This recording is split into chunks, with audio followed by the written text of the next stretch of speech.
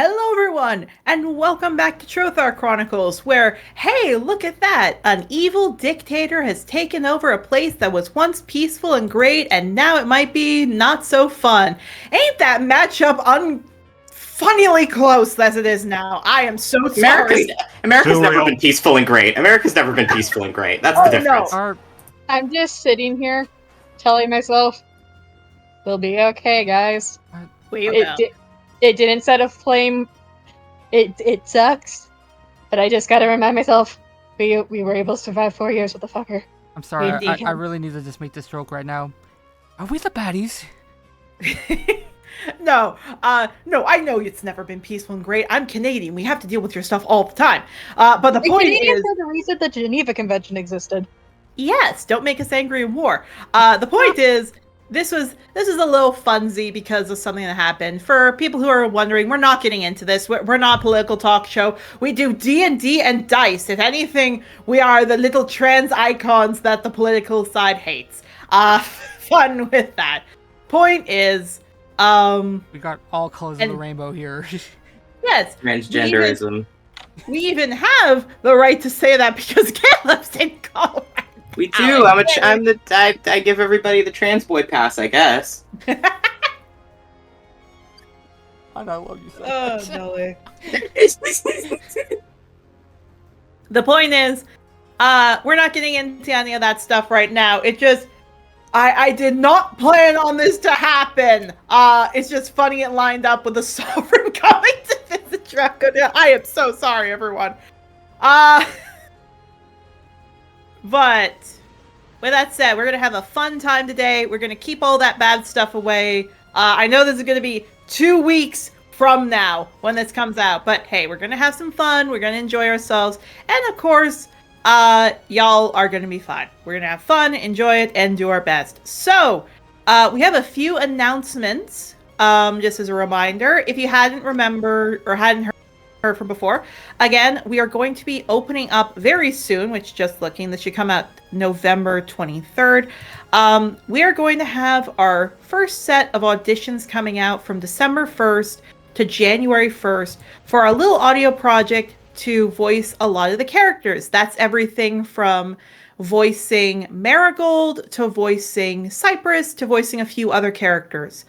If you want to get on the action of voicing those characters for the little audio stuff to help with some lore building, perfectly fine. I'll be getting to that.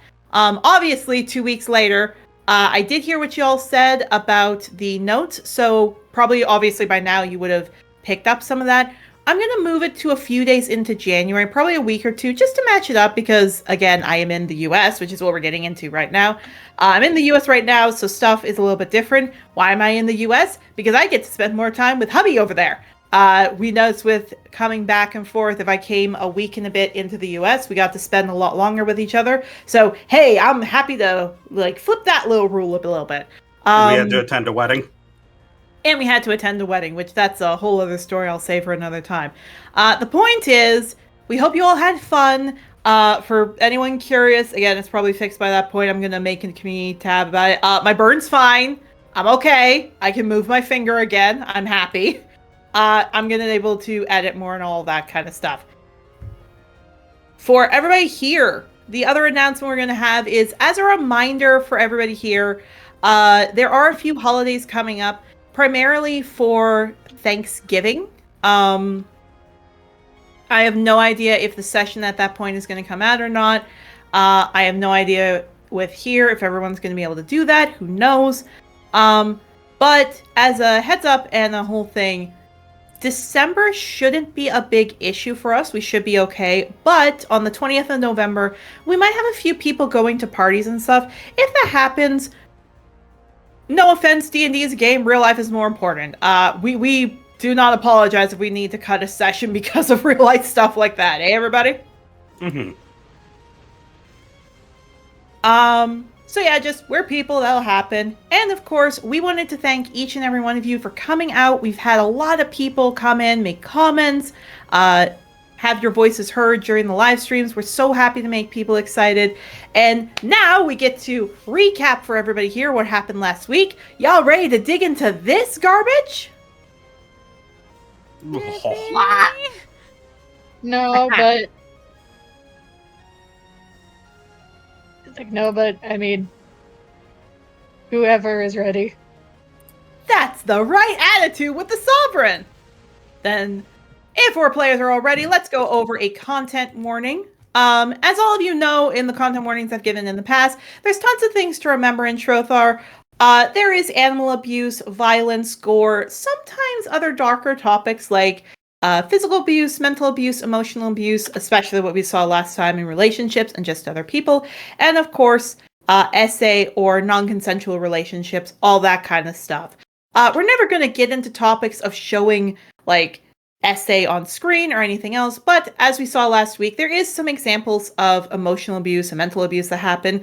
This is still going to be a thing because, fun fact, anytime you hear the word sovereign, you should hear the word run. It is not a fun guy. Not a fun guy. Totally not a good guy.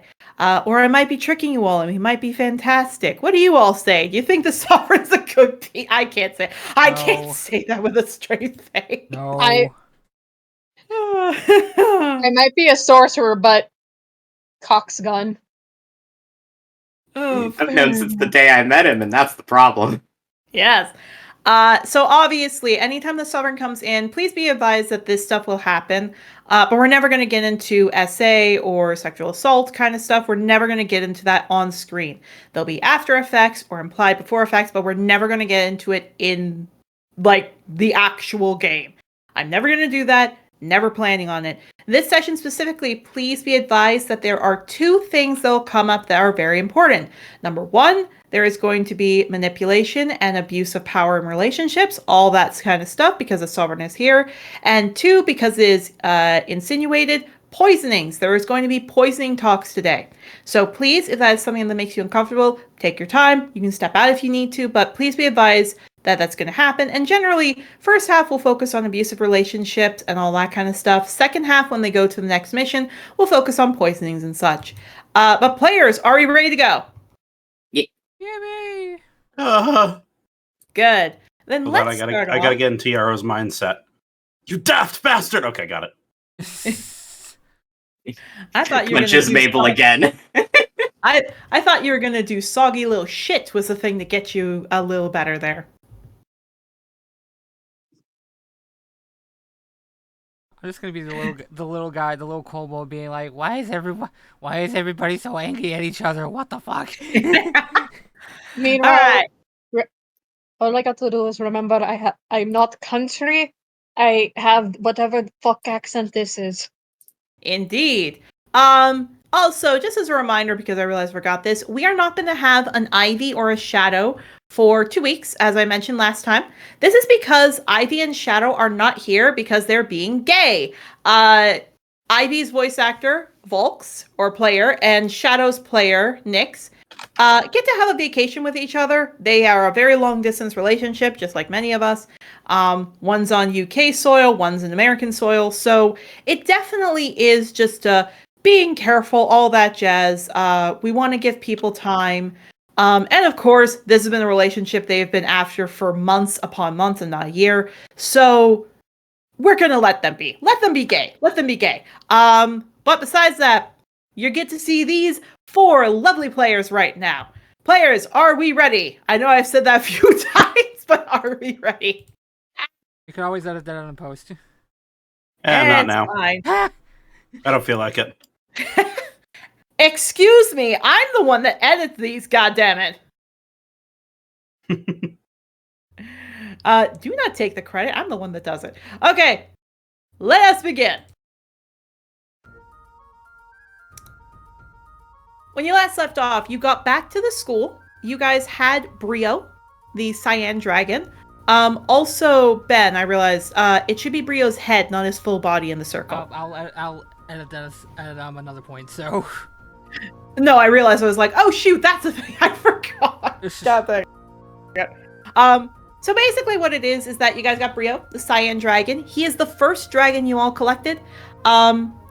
He's a little grumpy emo man. He's a little grumpy emo kid. He's gonna be in his own little pen. You guys prepared, and we kind of skipped over the next few days. Primarily because you had to get used to, like, what was coming. You also got to do a few things, like, in the interim of all that kind of stuff, of Code Gold, the Sovereign coming. Nothing too big. Some of you got to talk to shopkeepers, some of you got your own jobs, some of you got other things, some of you got to meet new people, but the point is, you're good. Now, the main thing is that everyone seemed calm, everyone seemed alright, and then the Sovereign came. And it was very clear that despite the fact the Sovereign seems nice and calm to everyone else, he has a darker side. And one of you, i.e. Mabel, might have seen why he pushed so much to have a daughter such as Marigold to showcase off. You know, fun times. His manipulations run deep. He then brought in our players to have a fun little time insinuating that bad things would happen if they disrespect him, go against his word, anything of that. And people were not happy. Afterwards, Mabel made a comment, and Yarrow decided to bend it like Beckett and kick him, or more specifically, punch him in the mouth with a hoof. And a charisma save needed to be rolled. Ain't that a kick in the teeth? Literally. Ain't that a kick in the... Yeah, just gets punched. Mabel, why are you blushing? He doesn't know how to handle anything. Okay. Really. But the point is, after this, all of you were left to go different ways. Ivy, I will say, instead of being a cardboard cutout for the 2 weeks, Ivy has disappeared. Same as Shadow. You guys know that they'll be following you, little cardboard cutouts, but right now the cardboard cutout has floated elsewhere for both of them. What I will say is, the thing is, now that the Sovereign is here, classes aren't canceled anymore, or like they're not going to go very quick. Basically, what would happen is that now that you guys have prepped the school and it's as good as you can get it, now you guys are basically just going to have to be in the school with your classes. So there's kids have to get dropped off at daycare. You guys still have classwork to do. Breakfast is needed. There's still about an hour before breakfast is available. So I did hear Rustling wanted to go to Hollyhock specifically. Does anyone else want to go to Hollyhock to drop off kids? Oh, me, for sure. 100%. Yeah, if they're willing to take everyone. At the very least, Marigold and Ghost. Indeed. Okay. So, Octavio, do you want to follow the others, or do you want to go just wait for breakfast? He's just gonna wait for breakfast. Okay, so Octavio, you're in the cafeteria. Yep. Yarrow, Rustling, Mabel, you're gonna head all the way over, all the way to the library. So, it's a very quick trot across to the library. Can I also take Clover? That's the funny thing. As you guys are passing to the library, Cadence probably teleport ahead of you, but she's leading Clover back in the direction of the Sovereign. Nope. Yeah, you guys hear Cadence go, now, as you know, since your papers are signed to him, we have to make sure everything's all right and you're following the... Oh, hello, Maple! It's so nice to see you! Glares at her. Just looks... It's not very nice to see you. Now, what did the Sovereign talk about being polite? I wasn't polite back at the castle either, and doesn't he have less rain here? Perhaps. Anyway, come along, Clover. No. That was a direct order from him. I don't give a fuck. Yeah, Clover puts your hand. Mabel, it's okay. No, I specifically made a whole deal with him so that he wouldn't talk with you. Here's the funny thing, Mabel. When she says it's okay, your tail glows. Which Yeah, looks at that. Look, Clover looks confused at that. When did your tail start glowing? This morning, apparently. It blinks. Cadence, shushes your hand. Oh, calm down. He just wants to go over her agreement of being his property. I really don't care. You don't get a say. He's going to be upset if you're late. Do you want her to face him when he's angry? No, I specifically made a whole deal with him so that he wouldn't talk to her. On Sovereign's Keep. That is not what that said. You made the deal on Sovereign's Keep. I made it here. Is her tail is Mabel's tail glowing when she says that? Somewhat. It's glowing a little bit. Yeah, she chuckles. Did you specifically say on Angador Island? You didn't say on Sovereign's Keep. This is a two-way street, bitch. Yeah, Clover's ducking her head a little bit before you hear from the door, now what is going on out here? Mabel's just smiling and just goes, well, I'm trying to figure out why the hell the deal's going back. What deal? The one where I give you Ivy's fur so you don't talk to Clover. Did you say on Angador Island? Did you say on Sovereign's Keep? What did we just talk about you being fussy, my dear? And you shouldn't have gotten engaged to me, bitch. He just smiles. He doesn't say anything. Fine, we'll do this out here. Clover? Yeah, she steps forward. You understand that you are under my ownership, which all of you see her papers, and sure enough, there is a magic little ink that appears that looks like it was signed with Mabel, then there is a scratch mark, and it's signed with Sovereign. She nods. He pulls it back up. You understand that I am letting you stay here, because I think Mabel needs some help. Are we clear? She nods. By the way, unlike Clover that's usually been, like, happy and wagging her tail is tucked, head is down, hands are folded in. She is very much knows her place at this point. And he smiles. And what last name did you tell everyone? Scratch. That's right. Your name is Scratch, and it's going to stay that way, right? Yes. Good. He pats her head. There is a flinch. Yeah, he's growling. But you know, my dear, there's a better school I can take you to at Sovereign's Keep. One for your status. It must be very hard. I'm fine. Did I say you could speak? She starts trembling. Amabellis, I don't really think this is best if the help is causing this much issue. I really don't know what to say to that, but we're not leaving. Well, you're not leaving. And he does take Clover's hand, but she could. Oh, fuck no. Now, this kid starts to come as he goes, what an interesting point you have, Amabellis. Remember the deal we made, Clover? And he turns. I expect you to keep it up. He turns, Clover shaking. He goes down to Marigold. I'll see you tonight, little Mary.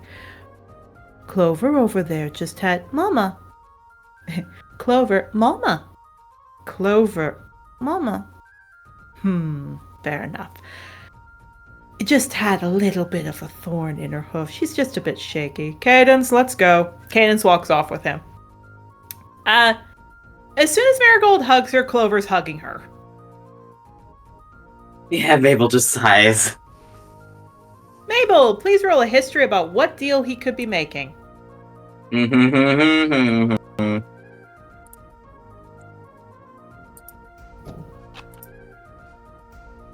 Nothing good. Nothing. 24. You have no recollection of what deal he made, so that means Clover made a deal behind your back. Mabel gives Clover a look of like, we're talking about this later. Yeah, she puts her ears down, she sighs, she looks to She nuzzles Marigold, she picks up her other kids.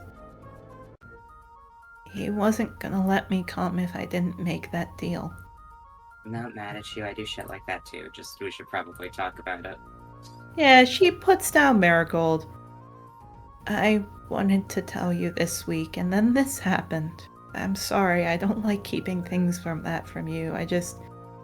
I wanted to tell you the night we got here, like on our first day after that, and then kind of gestures to the dining hall area like that happened. He nods. You look so panicked and you talked about it being too much. I didn't want to be the cause of more stress on you. I'd rather know what's going on, honestly. Yeah, she dips her ears, hugs. Sorry. It's okay. He came to me the night when you were distracted, because she's trying not to say it with the kids, with Zagreus. Apparently, slaves aren't allowed to go to school without a signed form from their handlers. He wanted something, again, looking at the kids, else, and I said that I know I could do it. So he said someone uneducated couldn't last long, and he said it'd be a funny thing to see how long I'd last. So the deal was, is if I can get a 70 average, he'll let me stay. Okay, well that's achievable.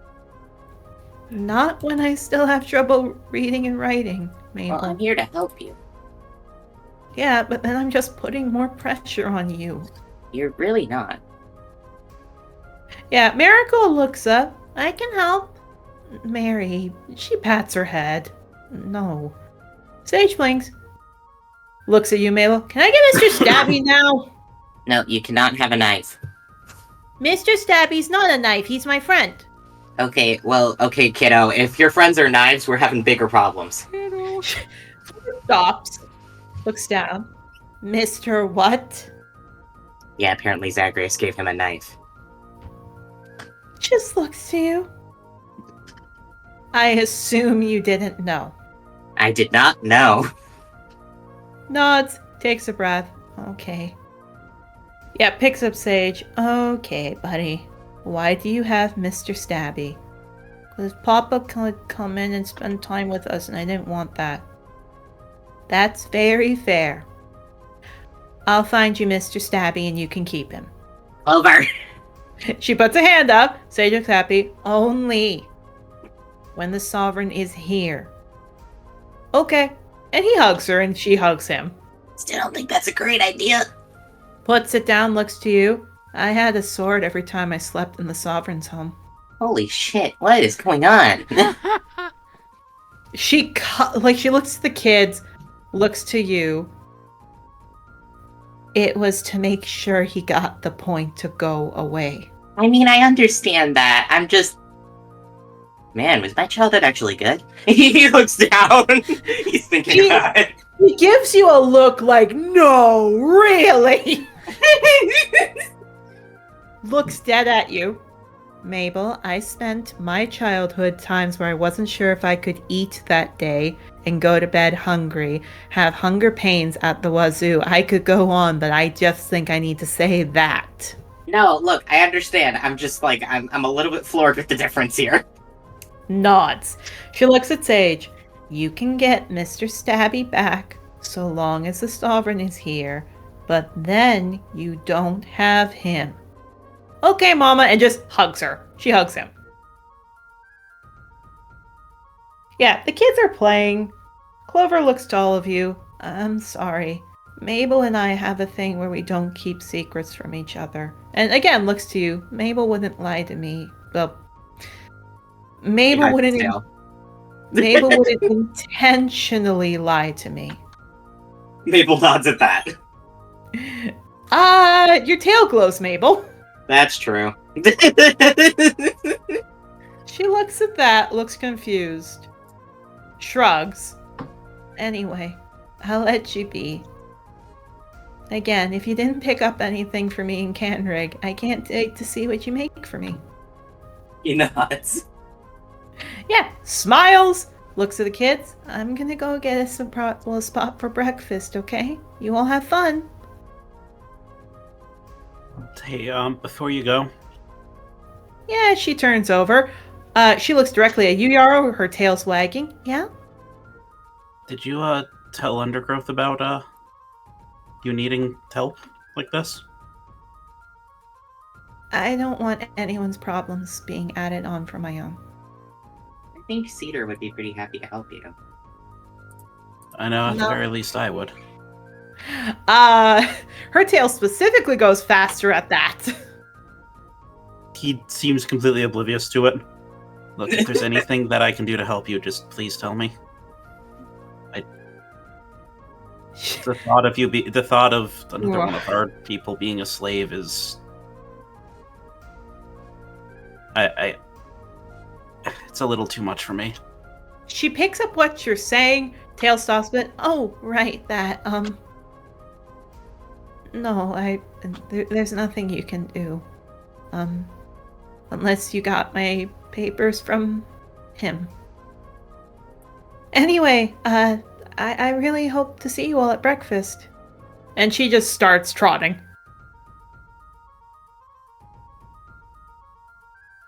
Okay.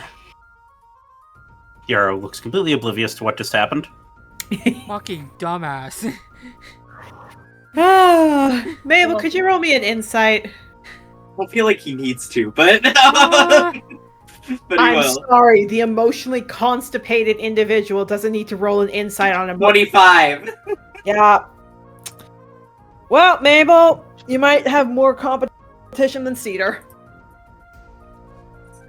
Yarrow getting this couple to both get a crush on him, but he's like, I'd date Clover, not that one though. It's literally that scene from Lilo and Stitch. I'd be interested in dating anyone. Looks at Mabel, except that one! Extremely fair. He's fucked up. Oh, golly. But no, My son with every problem. would you like to go on a walk to the library, everybody, again, to go drop off your kids? Yes, Yeah. please. Protect the children. Okay. So you all walk, and you go to the library again. You pass everything, you get there, you pass the kittens, and as soon, like the cats who are helping out with everything, and as soon as you get there, you follow the directions that they tell you to get to, like, the biography section, and you go back, and you find the path, and you get to the point, and you knock, and there's a pause, and then suddenly from above you, you all hear, "Hi." Holding in the rage.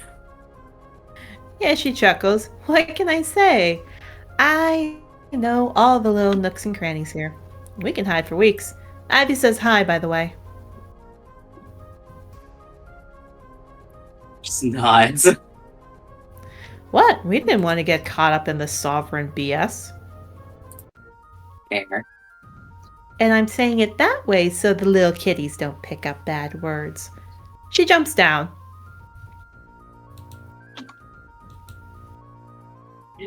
Just nods. Just gonna leave my kids here. Doubt that. Okay. I will say this. She looks at all of your kids. Daria Rustling is hiding behind you. Little one a little scared of newbies? The fact that she was also just threatened to be. Well, yeah, I just didn't want to bring up that stuff, but look, I think it's great that you're trying to teach your kids not to be violent. You know what they say, kids pick up everything.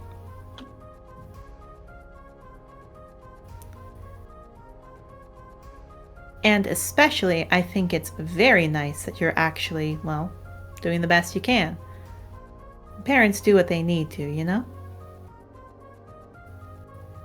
Yeah, she nods.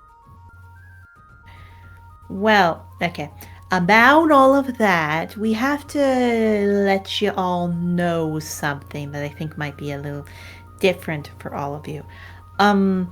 We have a lot more people than we expect who wanted to hide up here. That's fair. We have like 50 people hiding between the walls.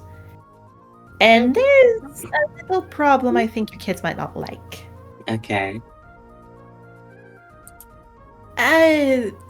First off, it's crowded, so I don't think your kids want to be crowded. Okay. And two, she kind of looks at Cypress. He doesn't like to be touched, right? Honestly, Cypress is not the one I'm worried about. If I have to leave only 2 of them, then glances at Marigold and Ghost. There. Why those two? Not your business. Well, he had an interest in her. Here's what I'm willing to offer. I can give you free baby protection. There's a but. I can sense it. No, I'm serious. I will walk around with your kids and make sure there's no problems. Look, Insight. relents. He's like, Look, I wanted to get to know them after all. Ivy told me so much about them. I've been meaning to try and hone myself in. Normally I charge this. I am just being perfectly honest. And I wanted to do something nice. We have had way more people than I was expecting. And she kind of like puts an arm over you, Mabel. You know what it is. We have kids scared when their moms aren't here or their dads aren't here. And in a situation like this for New Age races, anyone would be scared, you know? All I'm getting at is that we had our spots fill up really quick. If you brought them 2 days ago, maybe, but not right now.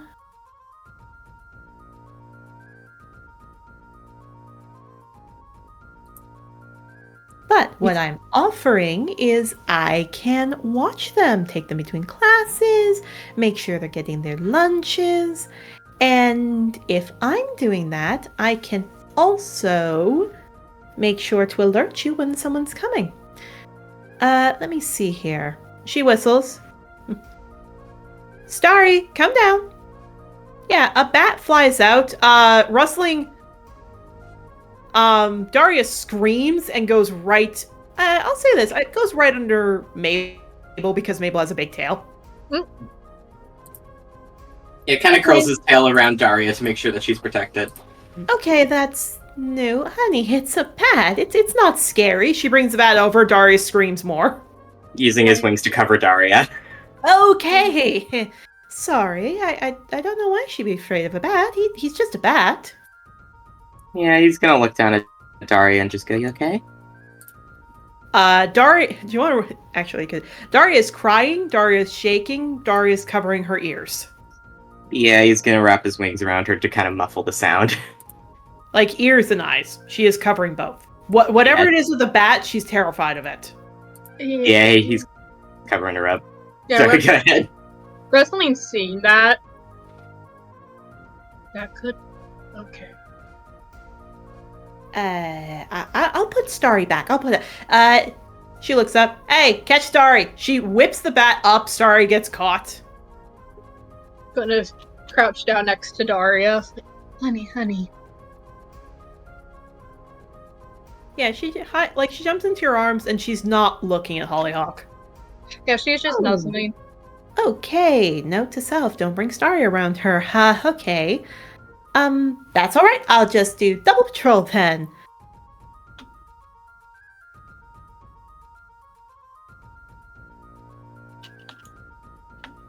I feel so bad for Hollyhock. She's trying her best. Yeah, but for what purpose? Yeah, that is a question. She's trying her best. She's doing the best she can. She was just trying to introduce the bat, and well, Daria ran away like Gotham seeing a bat. Okay. So she looks. Anywho, I know we haven't had the best time with each other, but seriously, I thought, if I'm being candor, I thought you all would be gone. I didn't think you guys were going to actually spend time with Ivy. But I can't well, change the fact that Ivy sees you as friends.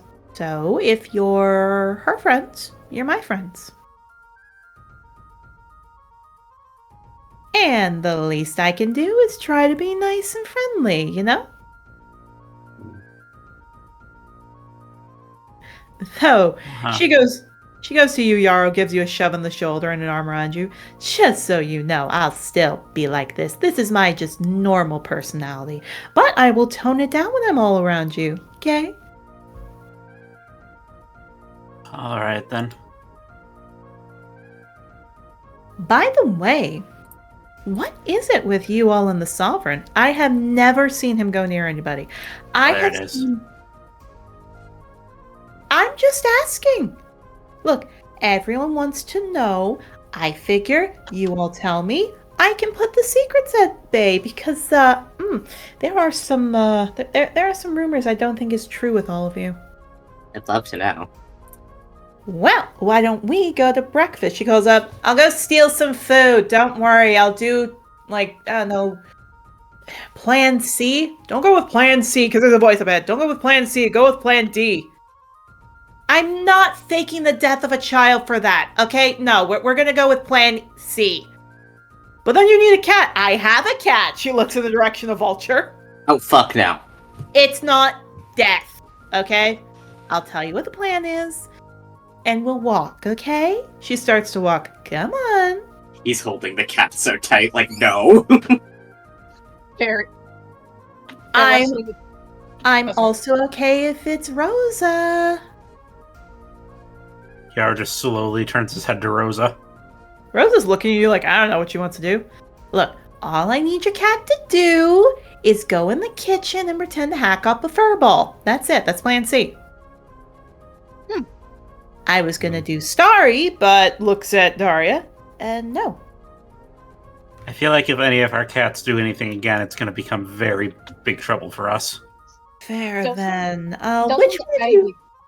Oh, sorry? Didn't Ivy get a little golden bobcat? Oh, I'm not doing that to Ivy's kid, and it's a baby. Your cats, on the other hand, have a criminal record. Vulture's a baby. She stops. Vulture's not a baby. He's a baby emotionally. Oh, fair enough. I get it. Mothers are always protective of their children. They do whatever they can. You never want to see them apart. He does frown at that wording, like, mm. You gotta word like that. It's very much a, like, don't refer to me as a mother. Like, a deep, genuine discomfort. Yes, stop. I realize my problem. It's a phrase. Fathers are very protective of their children. Fair? It's fine. Sorry. Anyway, okay, if plan C's out of the mix, she looks at all of you. Okay, Rustling's belly is not big enough for that. Okay, She looks down. Plan A's out of the mix. Plan B. She looks at you, Yarrow. You could work for plan B. How'd you like to help me get food to my group and then I can watch your kids better, huh? What does this entail me doing? Very simple. She pulls out porcupine quill. That doesn't explain anything. It will make sense when we get there. I just need you to act a little rabid for 2 minutes. She keeps walking. Anyway, Ivy told me a lot about all of you. I am happy to know some things. And I guess I should tell you all about my life. What do you want to know when we walk? She puts her tail down. Cypress starts looking at the fluffy stuff as she shakes it. She looks at Marigold, does the same thing. So, what do y'all want to know?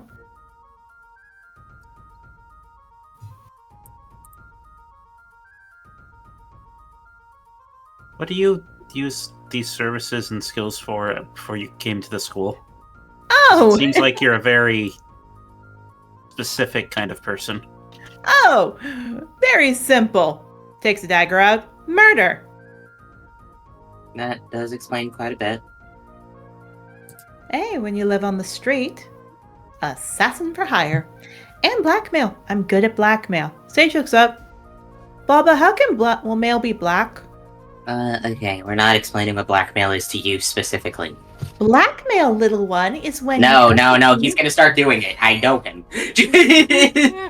Aw, maybe he can work with me one day. Nope. Do I get to have a knife? Yes. Baba, I know I want to do when I grow up. Okay, no, if you work with her, I'm not finishing that sentence. That might actually get genuinely serious. I was about to say racist. I was not gonna say racist stuff. He's holding him, just going, "You're not working with her." A little rogue in the make. Okay, rogue is fine. Working with her is not fine. I'm not a rogue. I'm not a rogue.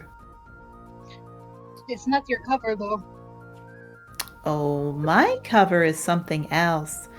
A devout Agnes follower of the clerics. Turns around. Huh? I see. What can I say? No one's gonna talk to that loony celestial. Maple looks a little insulted, but he doesn't say anything. Look, considering what Ivy's told me about her, I can insult that celestial all I want. It's not really nice. Oh, abandoning people is not nice. So I can insult her. Sure it isn't. Every celestial is bad. That's why I don't believe in them. And she opens the door. Maple looks at the sky and then sighs. Oh, That's very simple. Looks up. Ulysses eats shit. Keeps going. Okay. It's honestly a valid response there. Look, she turns to all of you walking backwards. I don't care about the Celestials. If I don't think about them and don't believe them, then they have no power over me. And keeps walking. Me and Ivy used to do the same thing on our street corners. I was wondering about that. How did you both meet? Oh, simple. I met her group, she met my group, I've lost everyone except my siblings. We joined forces. Oh, no one cares about that story. I kinda do. Oh, well then. If I get to talk more about myself, I'll take it. Keeps walking. Octavio, by this point, I'll say you made it to the dining area and you met up with them. Yes. Okay, Ollie, what are you doing here? Oh, I am being hired on as a worker. Which, by the way, let's see here. She takes your hand, Yarrow. Come here. I really would like to be told what we're doing. No worries, just hold your breath for a second, bend down, puts your head down. Mabel, what the fuck is going on? Seriously, what are you doing? I don't like it at all. 1E and a 2E and plan B. Yarrow, I need you to roll me a wisdom save. At disadvantage. Why are you doing this to my character? What has he ever done? We need He's 11. soggy. He's soggy. What has he ever done? Cutting back to him punching Mabel in the face. Yeah. When will you learn? When will you learn? That wasn't a sin, though. That was deserved. It was deserved. 13. That was not enough, Yarrow. Let's just say you go into rampage mode as you get stabbed with a porcupine needle in a tender place for men, if we will. Except he doesn't really have that kind of mode. You do He's kinda now. yelping and jumping. Yeah, you yelp, you jump, you're trying to get it off. Except because of your yelping and jumping, it's smacking into other people. It's making a big ruckus. Some of the professors turn over. Holly does a shush motion, disappears, and you see her in the other area grabbing the food off the professor's plates, fiddles with a dial on her neck, and then comes right back. And Yarrow, you come back, and Holly rips the needle out. Why? Hey, you're a big guy. Thank you. She dumps the food into like a satchel. That'll work. The other professors, like Jocelyn, Shepard, all of them are looking around to figure out where their food went. Huh. Anyway, let's see. She looks to you, Rustling. You wanted to know my group or Ivy's group? Honestly, both, considering you. Like, I guess your group first, considering your offer, and I don't want to. To kind of describe, like, Nuzzly and Daria, I don't want to inquire about Ivy when she isn't here to give her consent. Fair enough, then. Let's see, my group. She starts to walk with you all, and there is a line up for stuff that people are starting to go through, that people can... It's a small one, so people can go through. She watches to all of you. Anyway, so my group, she taps the shoulder of Minotaur. He looks around to her, she dodges around, and you see her take 2 gold from it as she puts it away. My group, let's see here, was originally my mom, my dad, my grandparents, my uncles, my cousins, and my brothers and sister and I. She grabs some food. She looks at a kobold who's trying to get a drink. She hands it over to him. He smiles. Her tail takes his coin purse. Anyway, so when I was around, all my family died. She smiles, picks up the coin purse of a lady, somehow grabs a gold piece from it, grabs some additional food, looks to all of you. Anyway, so they all got killed.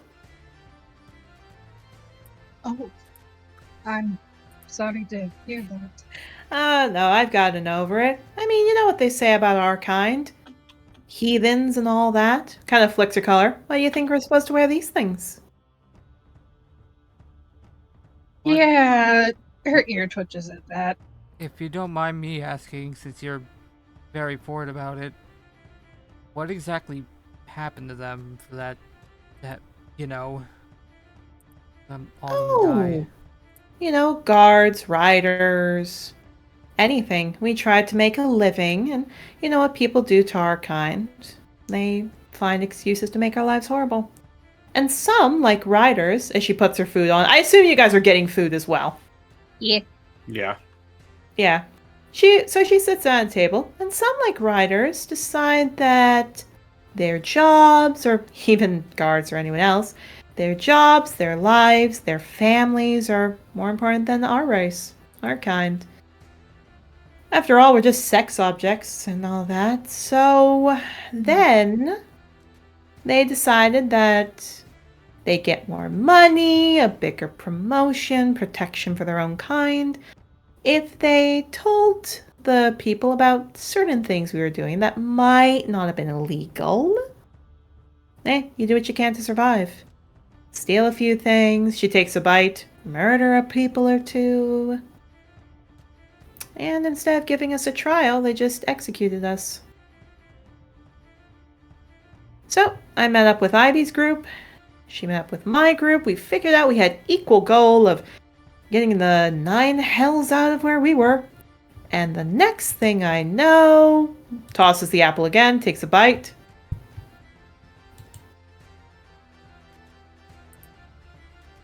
We're here.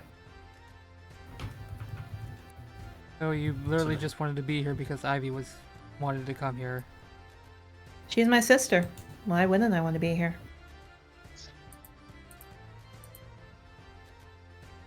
Anyway, every New Age race has their whole things. My mother didn't want us to be sex objects. I mean, you know what they say about fairy, dancing in the moonlight, all that. I do. Oh yeah, fairies are always used for sex stuff.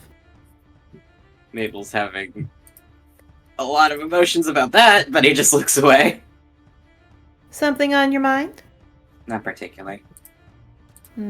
What's his tail doing? It's glowing, but... Yeah. Ah. So let's see. Let me try something here. She holds this up. What's this? It's an apple, Mabel. What is it? I don't want to play this game with you. I'm curious. What is this? An apple.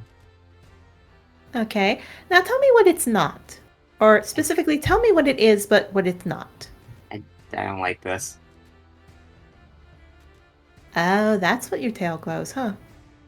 That just came out today? He's growling at her. Look. Ivy's told me stuff. You all been getting powers, right? He's glaring. That's correct. Look, I'm not gonna say anything about it. I think it's cool. She taps her forehead. I'm not one of you demigods. I have no idea. I was born with a flawless body, and that's all I got. Oh well, good for you. Frankly, Me sitting here. That's someone. Frankly, I wish I was born without this shit. That's like someone else in the background is just hearing Hollyhock to say that specifically. This goes, oh, good for you. Well, take it from one girl to a guy who has no interest in that, despite how much I flirt. I can help you out. I've actually got something I think you'll like. Wait, were you implying that you were hitting on me? I don't know what that means. She pinches the bridge for her nose. No. First off, I'm not interested in men. Thank God. Second, Fucking visceral. Thank God. wow, you're quite honest, aren't you? I have no other mode. I literally cannot lie. This lizard can't lie. Laura like it? I guess. Well, then I do have something I think you'll like. You know, my brothers and sister and I kind of do our homework fast, maybe take a little note at the answers. That clever girl doesn't know how to read or write, does she? I don't think she wants to cheat. Oh, come on. Do whatever you need to, right? I'm not. It doesn't matter if it hurts everyone, it helps her, right? I don't feel great about breaking academic integrity. And you're okay letting her get taken to detention for failing tests and then Well, I'm saying that I think it can just help her do her homework and like get better at it. It'll be fine. Okay, if you're sure. No offense. Someone who's not taught this kind of stuff, it'll take her the entire year just to get used to it. That is kind of a fair point. See? Rustling agrees with me. Takes a bite. It's more so I'm speaking from experience. Well, but she has help. We just have to figure out how to get her to accept it. Yeah, you really want her to accept it though? What? You do realize what it is. It's looking like you give her help and then she gives you time in the covers. We don't even do that much. That's not what the rumors say. I She really bites don't care the what apple. people say about me. Well, the rumors are that she just got brought down because you need time to bang it out. Yeah, and no matter what I say, that's not going to go away. I don't really care. That's not what's going on. Nope. But what is clear is you all went to Canrig, huh? Sure. Yeah, that's correct. Fair.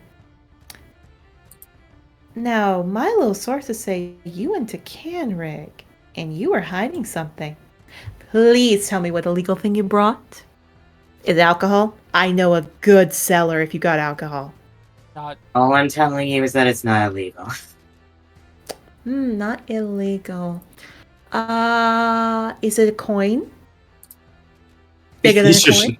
He's just shutting the fuck up. He knows he's not good at lying. It's not. It's not Hmm. anything you have to worry about, Holly. Is it a toy? Holly. I'm just asking. Or could it be a tiny ring you've got in your pocket? He's just not answering or anything. He's just completely stonewalling. I saw it when you were in the room. Got a keen eye and all that. Anyway, my point is, as she takes a bite, looks to all of you, I can get you guys information and everything. If someone's missing, if you need help figuring something out, you need a teacher or cheat sheets so Clover doesn't fail. Maybe location about someone who you're missing. Looks directly at you, Rustling. Maybe something for your Selkie daughter? Yeah, that has her ear twitching. Looking down, I imagine Daria's probably cried herself to sleep. Oh, she's still shivering.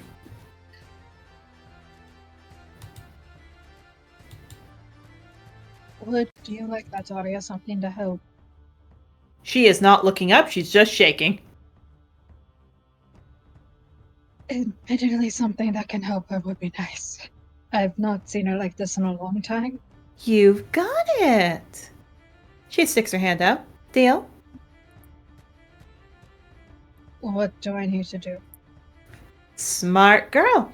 Very simple. All I need from you is a shirt. Shirt? Just one of your shirts. I've got a client who's got a little kid who has a little spell. I need one of your shirts. Is the tail glowing at that? Kind of. Half glowing. Okay, it's not for a kid. One of the students needs it, and I'm trying to help them out. Tail doesn't glow. Okay. Do they have the preference of textures or? No, just one of yours. I don't want to spend money in the shops. Okay. Meet me at the room after classes. Of course. Well, if you all don't mind, I'm going to go before the Sovereign sees and get what I need. Oh, and Rustling. I'm really sorry about what happened to your kid. I hope she gets better. Oh, thank you.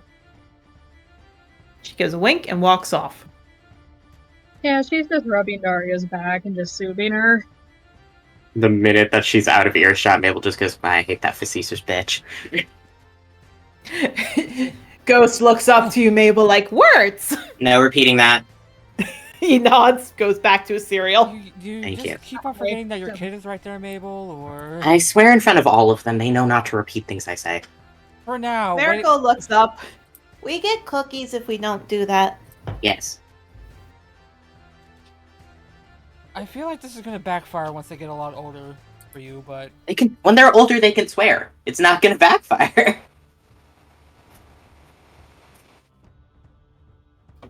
Also, frankly, I just think that kids should know things. So... They learn the hard way. I don't like keeping my kids in the dark. It's a personal preference. That's fair. Mm-hmm. I mean, from a experience, I can understand why she might be that way. She kind of just is soothing Daria, and I feel like her tail is also just kind of pulling her other two boyos closer. Yeah. I just want to make sure my kids are okay. Yeah, Octavio just looks over at Mabel. It's like, so what do you think about the deal to help out Clover with that? I'm not doing that. I'm just gonna help Clover. I get that, but take it from someone who's had experience. That stuff is not easy, especially when it's not native. It's a good last resort, but I don't think it's a good idea. Fair enough. On the note of Clover, you actually see her entering into the library. Or not library, like the cafeteria. She yawns a bit, she keeps going. She looks at all of you, she smiles, she waves, and she goes to get some food. Yeah, waves at her. Who also comes in is the Sovereign. With Yeah. Headmaster Candlelight and Professor Sod. Okay, so Or Professor Sod is up there. Headmaster Candlelight hadn't come in yet, so he's talking with the Sovereign. Ignoring him. well, let's make sure we get Jesse food and all of them. Oh, don't worry. Oh, sorry, I didn't hear that, Danny. Could you repeat that? Let's just eat our food and then get out. Yeah. Oh, don't you all worry. The Sovereign's coming right towards all of you. Oh, goody! Oh god, here we go. Candlelight smiles as he looks down to all of you. I've been talking with our Sovereign. I didn't know you all did such a good job today. Mm-hmm. I also heard talk that Clover had a talk with him too.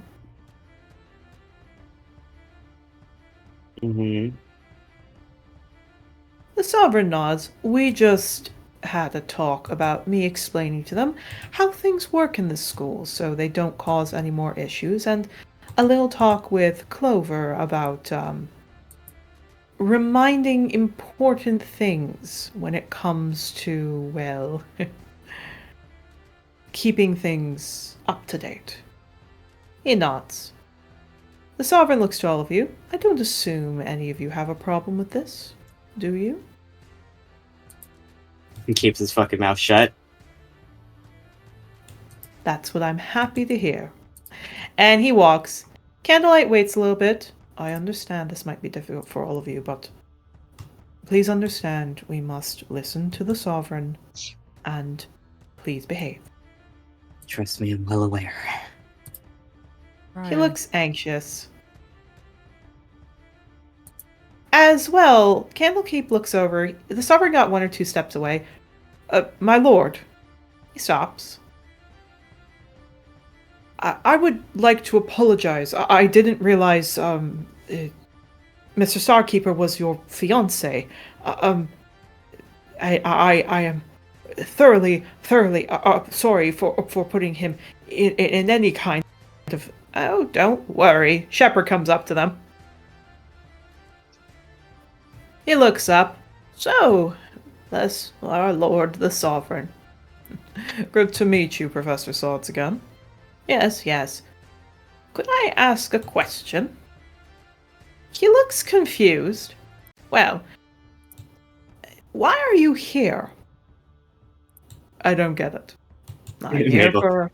Mabel's drinking juice and smirking as he's listening to this. Octave was just like, okay, here we go. Get his ass, get his ass! Oh no. Shouldn't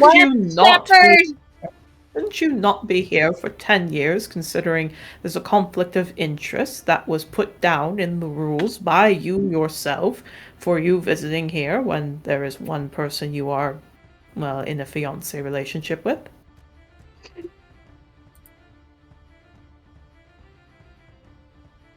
Rules can be bent every now and then, Shepherd. I just wanted to make sure my fiancé, who we have made nothing public at this point, so I don't think it's a conflict of, does that mean we can get rid of the conflict rule? We'll call her rules if we can bend rules every now and then. Oh. Sovereign immediately turns, starts talking as Shepherd slowly leading him away. Octavio's turning around. He's just eyes straight forward, just eating his food. He's like, oh boy, this is happening now. Look, the Sovereign Teach me is... your ways. The Sovereign is actively looking a little bit more upset. Mabel, you actually hear him sounding a bit more angry. Candlelight is looking anxious. Shepherd is like, I have lived a good life. I do not fear death. Try me, honey. Just try me. Mabel's like, I wish I was you. Shepherd, please. We need to protect Shepherd at all costs. Why aren't you my dad? Please be my dad. I don't have one. I mean, you do, but... And that's the I don't problem. know dads. What does it mean to have a dad? Mabel. That's an well. excellent question. Rustling wonders as well. No, I can't even say Mabel has that, because Mabel has a kind of okay relationship with his dad. But anyway. As you all are still eating food and maybe not finished it fully, You actually see Jocelyn come up behind you, Octavio, taps your shoulder. You all, come on, now. He's distracted. Yeah, don't have to tell me twice. Yeah, let's go. Yeah. Fine. Clover looks extra tired as she's eating with the others, but she does smile a bit at them. She does not seem to notice you all are gone. No one does, as Jocelyn leads you out. I'm going to change the music to something a little quieter.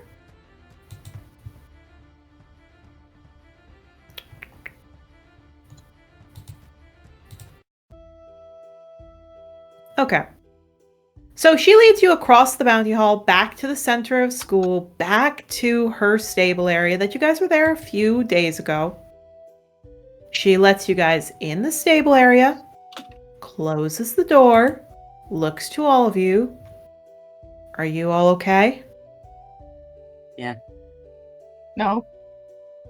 See, that's the right answer. Mabel, don't lie. I will say, your tail glows, Mabel. I was gonna say his tail is glowing for sure, 100%. I was about to say, I feel like we don't even need to say it at that point. Just point at Mabel's tail. Look, bad things happen. I am really sorry about that, and I'm not saying it's right.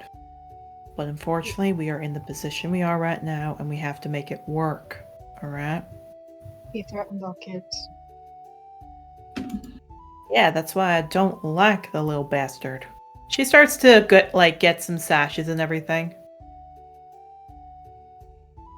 You ask anyone else on this island and other places, they'll tell you he's a great guy. For me, I just think he's stupid. Unfortunately, he's intelligent, and that's the problem. Yeah, Octavio's just looking at the He's ground. not intelligent, he's an idiot. Octavio's like looking at the ground with a very guilty look on his face as everyone else is talking. Yeah, she starts to pick stuff up. Look, I don't know what he is, but he's our Lord and Savior, as they sometimes call it. And the whole thing that he led us through the darkness to the light, and he keeps us safe. But let's just say it was someone I'm not gonna finish that, someone I really care about. Insight. It's a low DC, go ahead. Mabel doesn't even insight, he just looks at his tail. yeah, it's more than like. It is far more than like. I just love how we can look at the tail. Oh, come on, Octavio. There's a tail. But it... Octavio, you're just guilty. Can I get that lucky thing that I had during the one battle, or No. why not? I mean, did he have advantage because glowing tail? No. Sorry about that. No, Octavia, you can guess it's something more. Everyone else who rolled, yeah, she definitely has a crush. Way more than just like it. It's definitely, she's talking about honeysuckle. Anyway,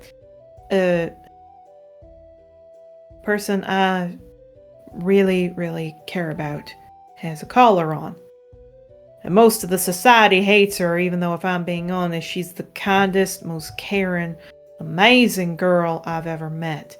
And the fact that collars are still on them for any reason other than their, does air quotes, safety, baffles me. Because it's not safe, it just controls them in a way. No, trust me, I've had arguments with him about that. Wait, controls? Fun fact you don't know about the collars. Takes a sash.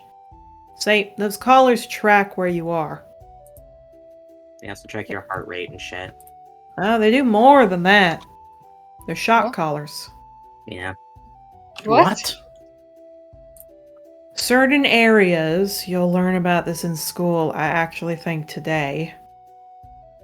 Certain areas are designed only for New Age and only for Ancient Era species. It's designed so that if an Ancient Era steps into a specifically good place for a New Age, that species will get teleported straight into a wall. And it's supposed to be a small little thing. I've seen that thing though, it just teleports them 5 feet back. But a New Age who goes into an Ancient Era only place, those collars send an electric spark up at them.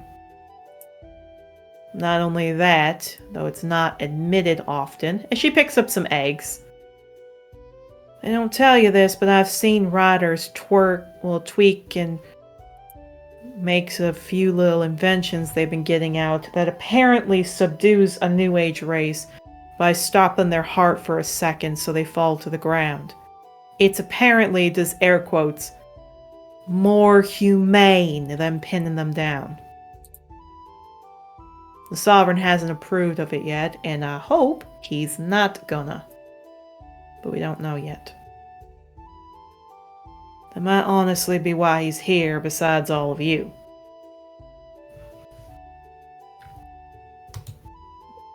Terrible. It is terrible. Just as how the term Code Gold was made, and it's terrible. Gold. That's what everyone was saying. Code Gold. See, short summary is it. Basically, when Angador went into an independent state, the Sovereign made it a big thing that it was independent, but it's not really. The Sovereign owns half the land. Alder owns the other half of the land. Guess what section of the land he owns? The school. The school, all the way up to Frostpoint. Might not look it, but there's a large population in the northern mountains and at the school. He can't actively make laws and anything else. Angador was set up that way, but it meant once a year he can call a Code Gold, and we have to dote on him like he's Ulysses himself. So we cancel classes, we clean the area up, and we desperately scramble to get it around.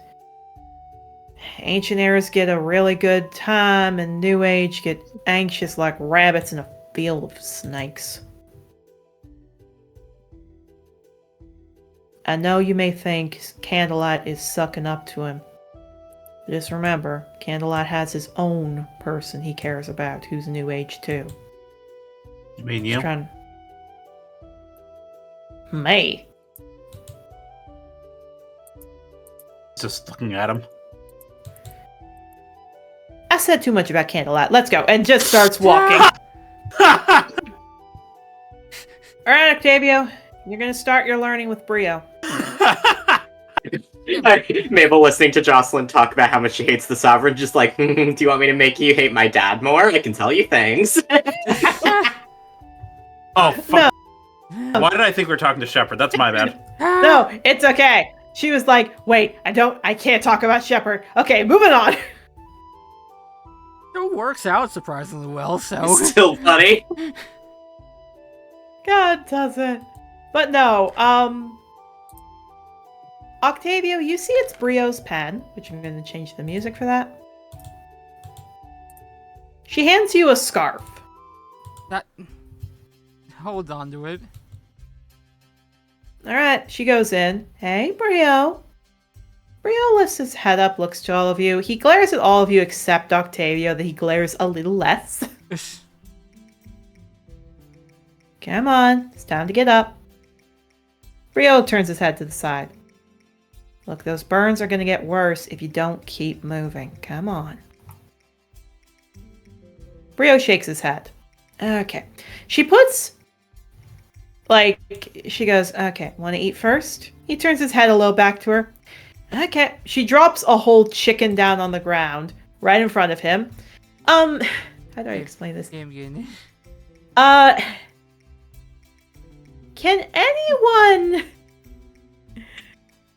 Can anyone roll me a nature? Yeah, sure. I can do that. Oh. Just one of us or all of us? All of you. Just seeing if you guys are prepared for what's about to happen. That is the wrong modifier. Fair enough. What'd you get? With the correct modifier, that is that's an 11. 11. Okay, everyone except Rustling and Yarrow. So Octavio and Mabel, you're like, wait, what is that special thing with Cyan? Oh, no. Rustling Yarrow, you're like, okay, he's just gonna eat a chicken. for above player knowledge, does anyone know how a Tasmanian devil eats? Oh dear lord. Oh no. Anyone seen that? Okay. Yeah. Oh lord. So she drops the chicken, and he doesn't go like to the side where the belly is or the back. He goes right up the sensitive parts at the back end, if we will. Oh. Oh. Okay. Honestly, Mabel's just watching this with fascination of a. Honestly, Mabel's just watching this with the fascination of a biology major. Yeah. So she chuckles. I was hoping more of you would get freaked out, but fair enough. Now, cyan dragons are, they're not the strongest. So basically what it is that these guys aren't fighters, they're scouts. They go for the softest bits of the prey, which just so happens, which Brio pulls out the intestines and starts eating the back end, like the stomach. Fair I enough. see. Fair enough. On that note, it's been less than a week.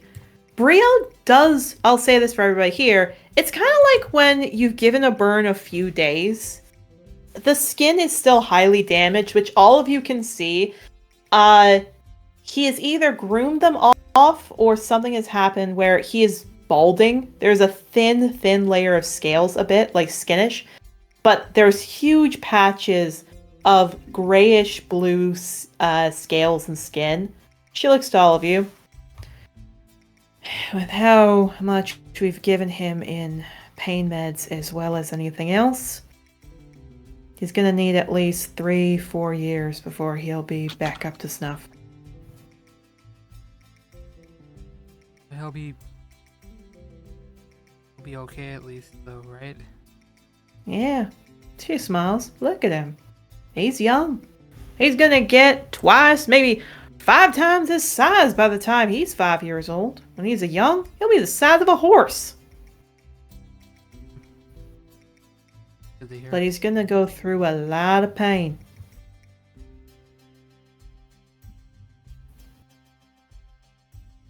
Yeah, she takes the chicken away. She looks, come on, Brio. You need to walk. Brio snorts there. Brio, it hurts. It's gonna hurt, but you got to move. No. Look, normally I'd let you sit down, but with what we're gonna need you to do, you got to move.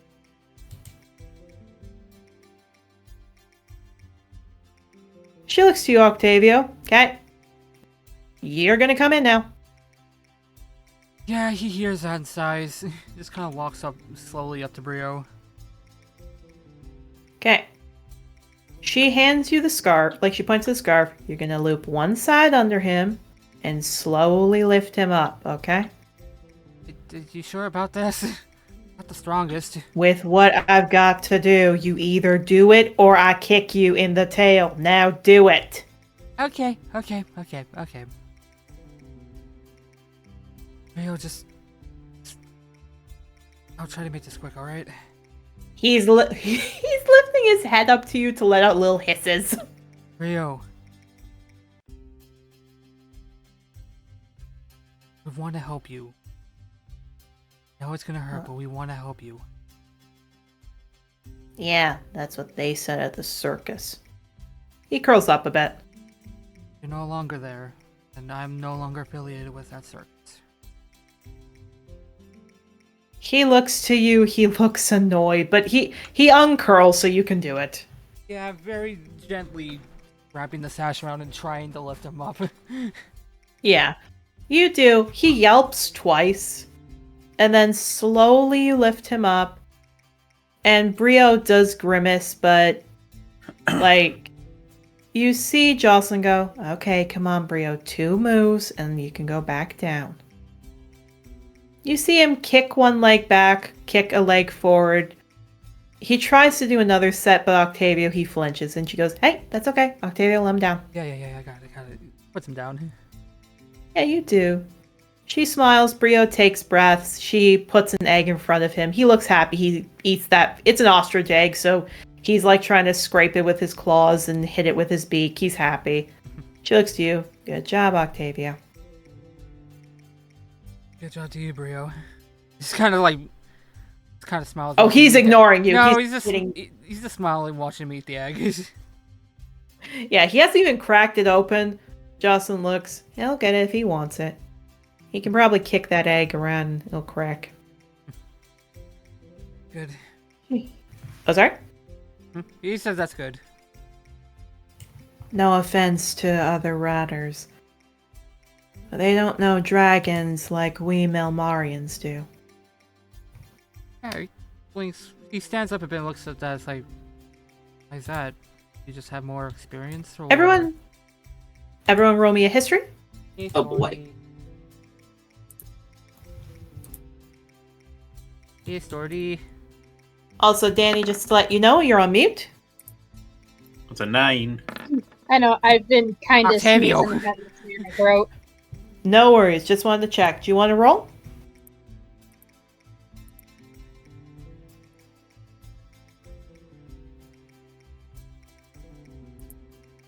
$18. 18. Okay, so 18. Rustling. And Mabel. You two know this. Specifically, Mabel, you had to learn this when you were in school. Rustling, you learned this on the seas. That's all I'm gonna say. Oh no. Oh no. Oh no. Staring at notes of my character. Oh no. Melmarians, or the Melmar people, are a city on the tip of Angador. It's the considered southeast section of Angador. The Melmarians are a different kind of people in a sense. Even humanoids are different because unlike them, somehow, some way, they are a group of people who are able to pick or have a higher sway in picking their own dragons than anyone else. This is primarily because there is a legend that goes that dragons who are born there are born at the same time as a human. And on the day that a Melmarian is born, a dragon is born, and that's usually their dragon. Some of the greatest and most, not greatest, if you will, evil kind of people have come from the city, to the point where dragons sometimes get leniency, and humans do too, about them picking their own people instead of the sovereign. Yeah, she chuckles. For the longest time, we were known as the best people to know dragons, and now we're known as the crazy group because of the Miss Dragon Rider being from there. None of you need to roll this. Every last one of you knows who the Miss Dragon Rider is.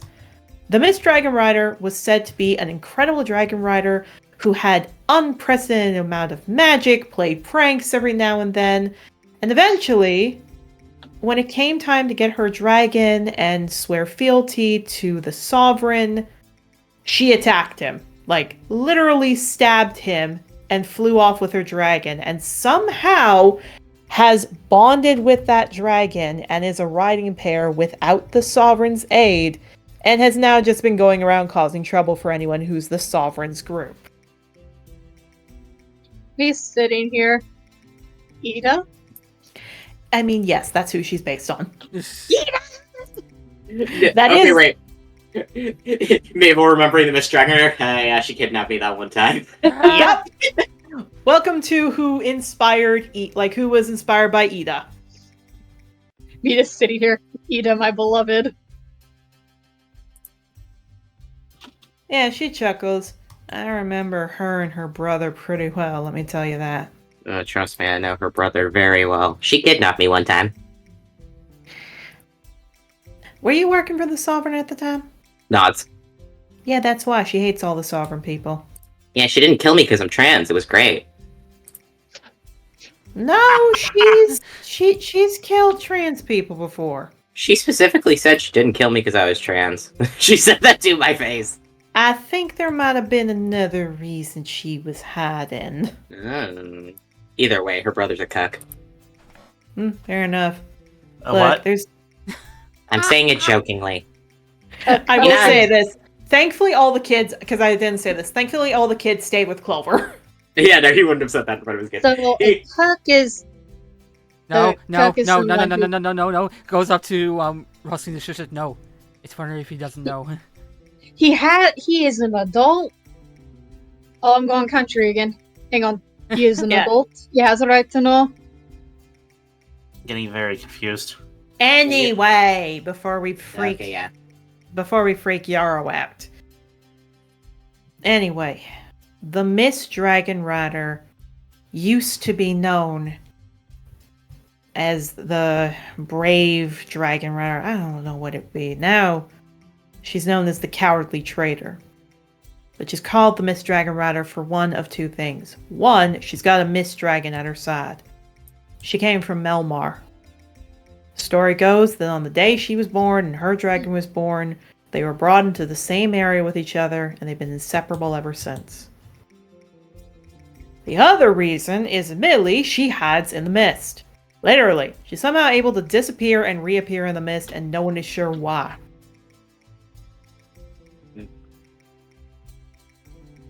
Probably a celestial aiding her. Who knows? Mabel's not saying shit. Anyway, the point is, she's a strong dragon rider, and if you ever see her, she gives a look to all of you, she's killed 10 sovereign workers in her time. You do not go near her. Are we clear? All right. Mm-hmm. She used to be my hero. Now her actions have just affected other people.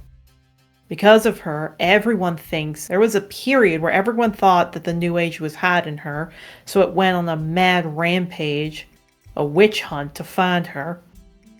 Then, riders started being hit left and right with accusations, and then everyone got issues. She rubs her face. It's not good. It is not good what happened. Alright? Right. Anyway, she looks to you, Octavio.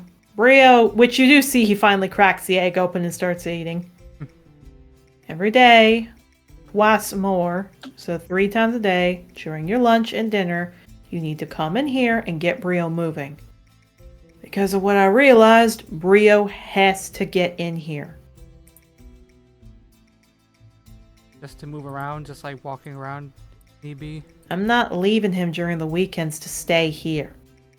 Well, also, like, on a medical standpoint, you kind of do need to keep moving if you have burn scars, because burns constrict, and the more you move, you stop them from constricting over time. Yep, that too. When he gets to 100 steps without pain, I'll know he's fine to not have to get intensive care, but for right now, he needs to move. Gotcha. Plus, I'm going to be looking for a Pecora, specifically sheep Pecora, to get their wool for a bit, for what I'll need for Brio. I can ask Clover. We're going to need just more than Clover. We need to get their wool to make bandages. After all, any kind of wool from a sheep Pecora not only helps you sleep, but helps heal over time. I've been meaning to looking find at a it. source of it. Oh, go ahead. I've been meaning to get some for my supplies too. Mabel, like, is my scarf the only reason I haven't died yet? But no. Pepe Sylvia, Pepe Sylvia. You're the Pokemon in the Mystery Dungeon movie that has the Pecha scarf on. I am! Hooray! Yay! That was Yeah, a poll. Fun Pokemon Mystery Dungeon reference. She does actually look over to your scarf. Yeah, this right here. See, this has magical properties in it that if you wear this and the Pecora is healthy, not anxious, not sick, not hurt, the magic goes into the wool and actually soothes aches, soothes pain, soothes burns. I want to wrap Rio in a few of those for his injuries. Okay, makes sense. She nods. Anyway, I gotta get ready for class as she grabs some notes. Rio throws another chicken. Go on. Well, go on and have fun. He keeps eating. Looks at the rest of you. Okay, back to class. Get your kids in with Miss Coal Duster, all right? Of course. Gotcha. She stops, and remember, you just gotta make it through the next few days. Then the Sovereign will leave, and you're fine, all right? No, trust me, I am aware. Why do I feel like it's going to be a very, very long 3 days? Oh, it probably is, but you gotta shut up and just do what he says. Are we clear? I make no promises. Thumbs up.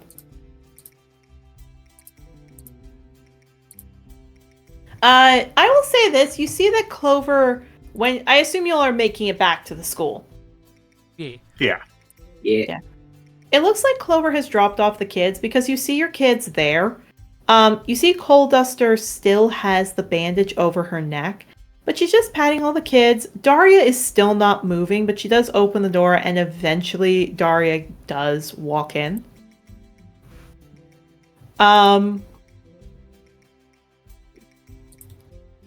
But you do see it's time to head to class, and the first class of the day, because it's Thursday, is history class! Yay for history!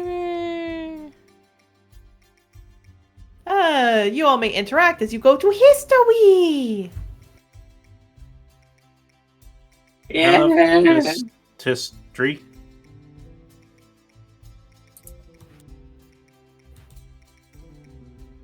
What did you say there, Yara? I said I love history. Indeed. Especially history written by the winners. That's Yeah. totally accurate, right? Yeah! Looks at the camera.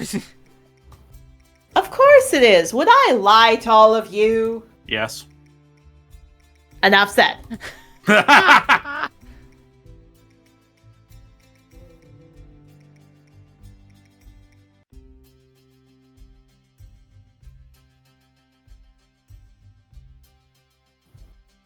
History class. History. Indeed. So, you all, I assume, don't talk too much. Take your time. When you guys enter into the classroom, let me move you all to Banyu's class.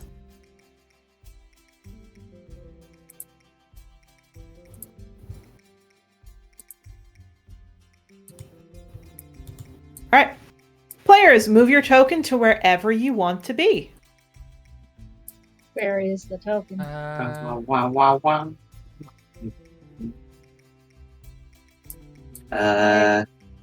I'm looking for. I'm where I want to be already. I'm where I want to be, so. Where is wrestling?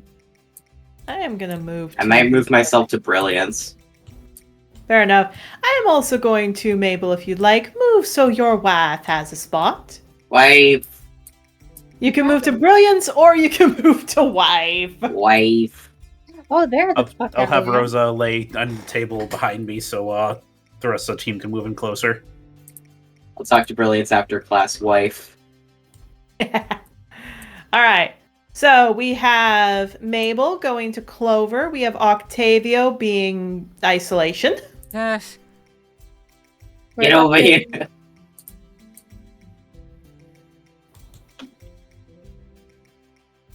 You know what? Brilliance is this one right here, right? Yeah, Brilliance is that one there. You know what? Fuck it. That's my friend. I can have more friends. Actually, wait, hang on. Where did you move to, Octavio? Next Here. to brilliance. That's not Brilliant. Oh. Which one? I believe last I checked, that's William. Sorry, there's like a lot of tokens here, so. Oh, no, I know. If you're looking for Brilliance, he is right here. Ah. This is William. He's close by anyway. Yeah. Oh, who? And Rustling, where do you want to sit by? So, I'm actually just going to move some of these around so you guys have some time. We're going to move you. We're going to move you just to give some space for everybody to move in. trying to figure out who. No, That's not where you have is good, to be honest. Huh? That spot where you have there is good. This one? Yeah, the seat in front there. This one? Like here? Yeah, right there. Okay. I also call the mental fatigue is catching up to me. Stay awake. I'm trying. I make no promises. I'm fighting for my life in this Chili's. It was a very exhausting day today. I know. Please stay awake. I will try my best, but to the audience, if I just go MIA, I probably conk the fuck out. Alright. Okay. So, all of you are there. Mabel. Clover. Actually, you know what? We're gonna roll. We're gonna roll to see. Because there's Mabel by Clover, Yarrow beside Thomas and Masai. I believe you're by Katrina. Rustling, and you're by Brilliance. Octavio, so we're gonna go in that order on the dice. First and foremost, it's Rustling! Okay. Let me just smack my face. Fair enough. I appreciate that. Again, I've tried my best. I'm fighting for my life in the Denny's. I know. Okay. So, yep, that's Katerina. So, Katerina looks to you, Rustling. She perks her head up. She looks you up now. Hey. I'm making sure this is the other demi-celestial. Yeah, this is a demi-celestial. Hey again, Katrina. Sorry, it's been a bit. No, it's okay. You okay? It's been an eventful past few days. Yeah, I heard. Well, let's see here. She starts to look at notes. Don't worry. I think we just have to worry about that. Which you see, Banyu is talking to the Sovereign. Yeah, he just showed up here. Oh, you've got to be. Yeah, no, she mutters under her breath, like, oh, you've got to be fucking kidding me. Also, for viewers, I don't have a token of the Sovereign, so we're going to use a little picture of a Corinne. Because that's the only thing I've got to represent it is a Corinne. Oh god. I love how Katrina says that. Rustling's immediate reaction under her breath is just like, oh, you've got to be fucking kidding me. Hi. Okay, so Katrina looks. That's alright. Look, I know it's a bit scary being New Age with him around, but it'll be okay, alright? Just take your breath. You'll be fine. Okay.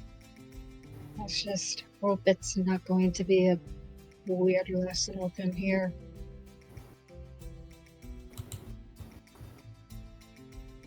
I do not know if I was picked up or not. No, we were. gotcha. Okay. So, at that point, Katrina looks. By the way, you figured out who you're from, connected-wise. We heard one of you got, well, I guess the phrase would be, claimed? Did you get claimed? No. Ivy did. Yeah, nods.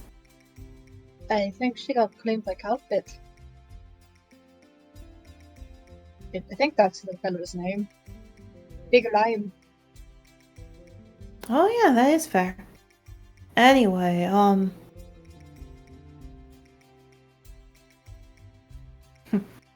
don't worry.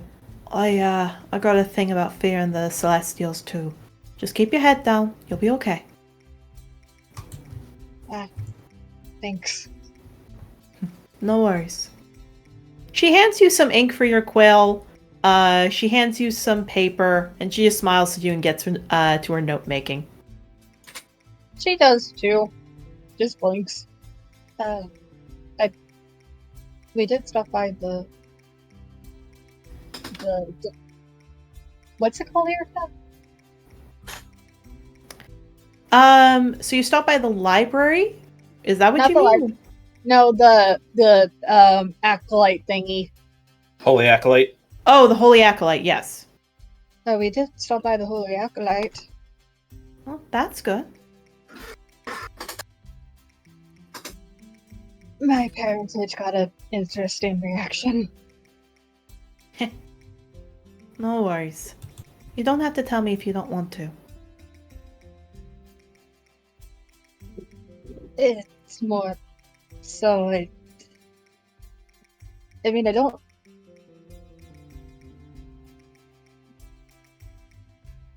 mean, I don't mind Daria. It's the other fella.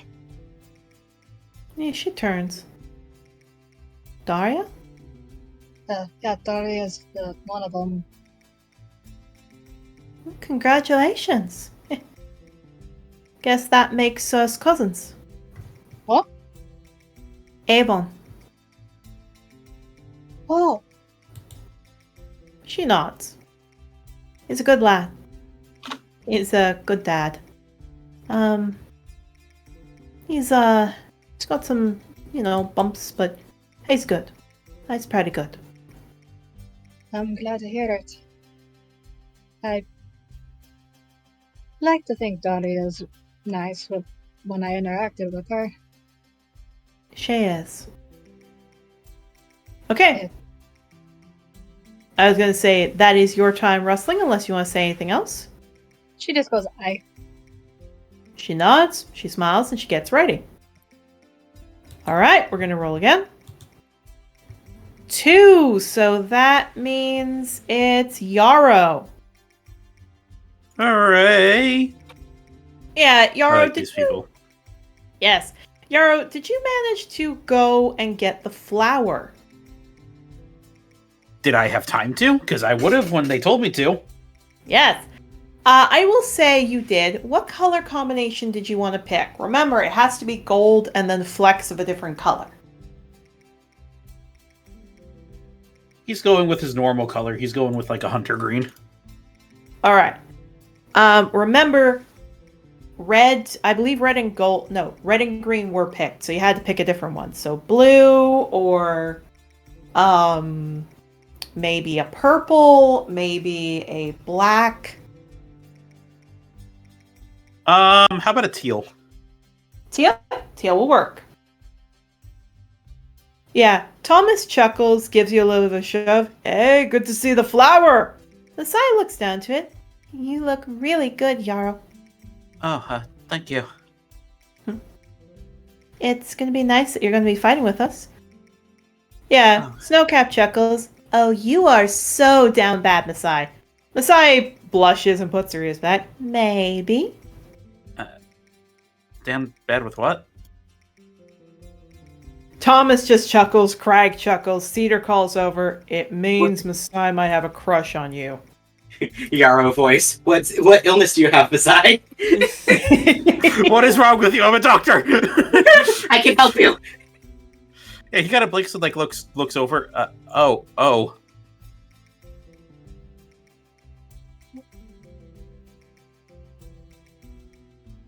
Kind of like looking at her and trying to like read her expression.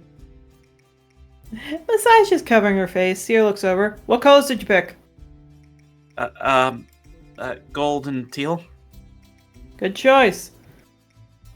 Yeah, you see Thomas goes, oh, he picked teal.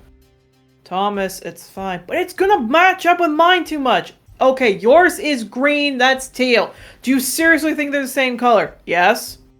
Okay, maybe we need to get you colorblind checked. Oh no, he's mean. Maybe we need to get you colorblind tested, Thomas. I do not! I can't even be mad at that. That was one of my favorite Adventure Time jokes. Ah. Oh, God. Yeah, he just chuckles. We're gonna have to get that checked. Anyway, that was meeting the Sovereign. Yeah, Craig looks over. Yeah, I didn't realize he had a new age kid. Has he gotten better? Is he nice? Yeah, Messiah looks over. Yeah, Jarl. What was he like? He kind of looks up. He kind of like looks up and sees a sovereign at the front of the class. I'm assuming pretty easily.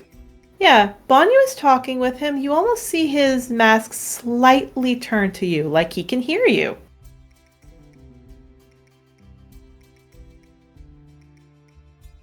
He's what you'd expect him to be.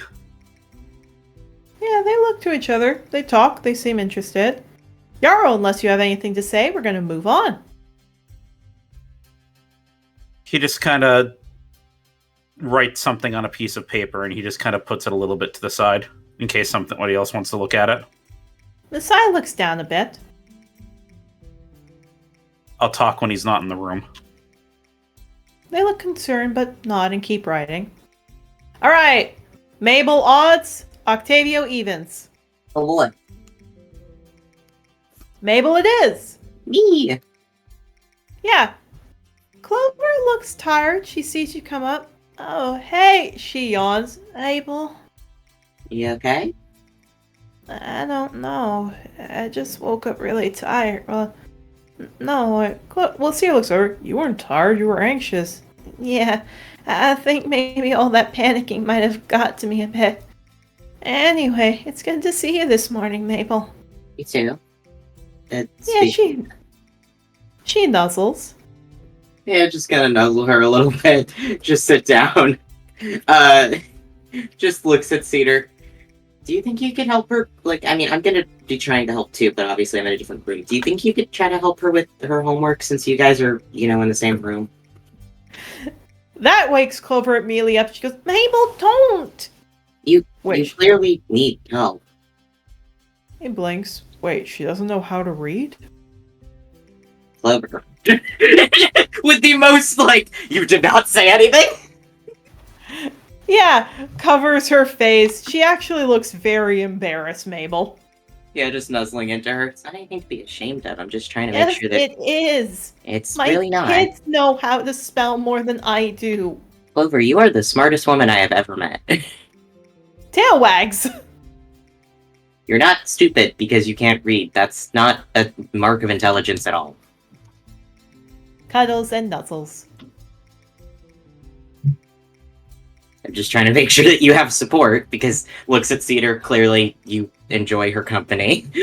So Yeah, blinks, looks at her, blinks at you. I think it's more than just enjoy her company. yeah, I know. It's more Clover than perks enjoy. it. Clover perks her head up, looks over, wags tail. It's more than enjoy. If I phrase it any other way, it sounds improper. He shrugs.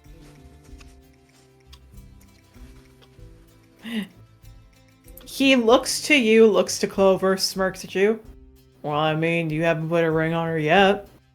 Yeah, blushing red in the face, she covers her hands in her hooves.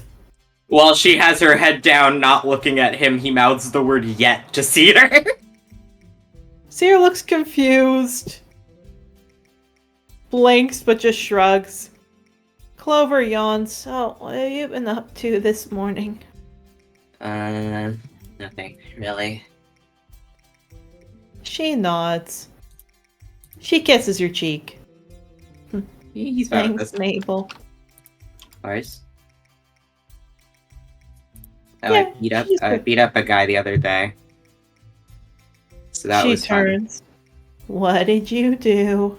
It was like a breeding season thing. He shrugs, I think.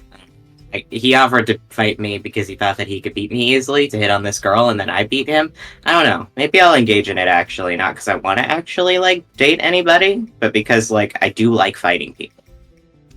Yeah, Sierra looks over. So, what are you gonna do about Clover, then? What do you mean? If you're just fighting half-dragons, and you don't claim who it is, everyone's thinking you're available.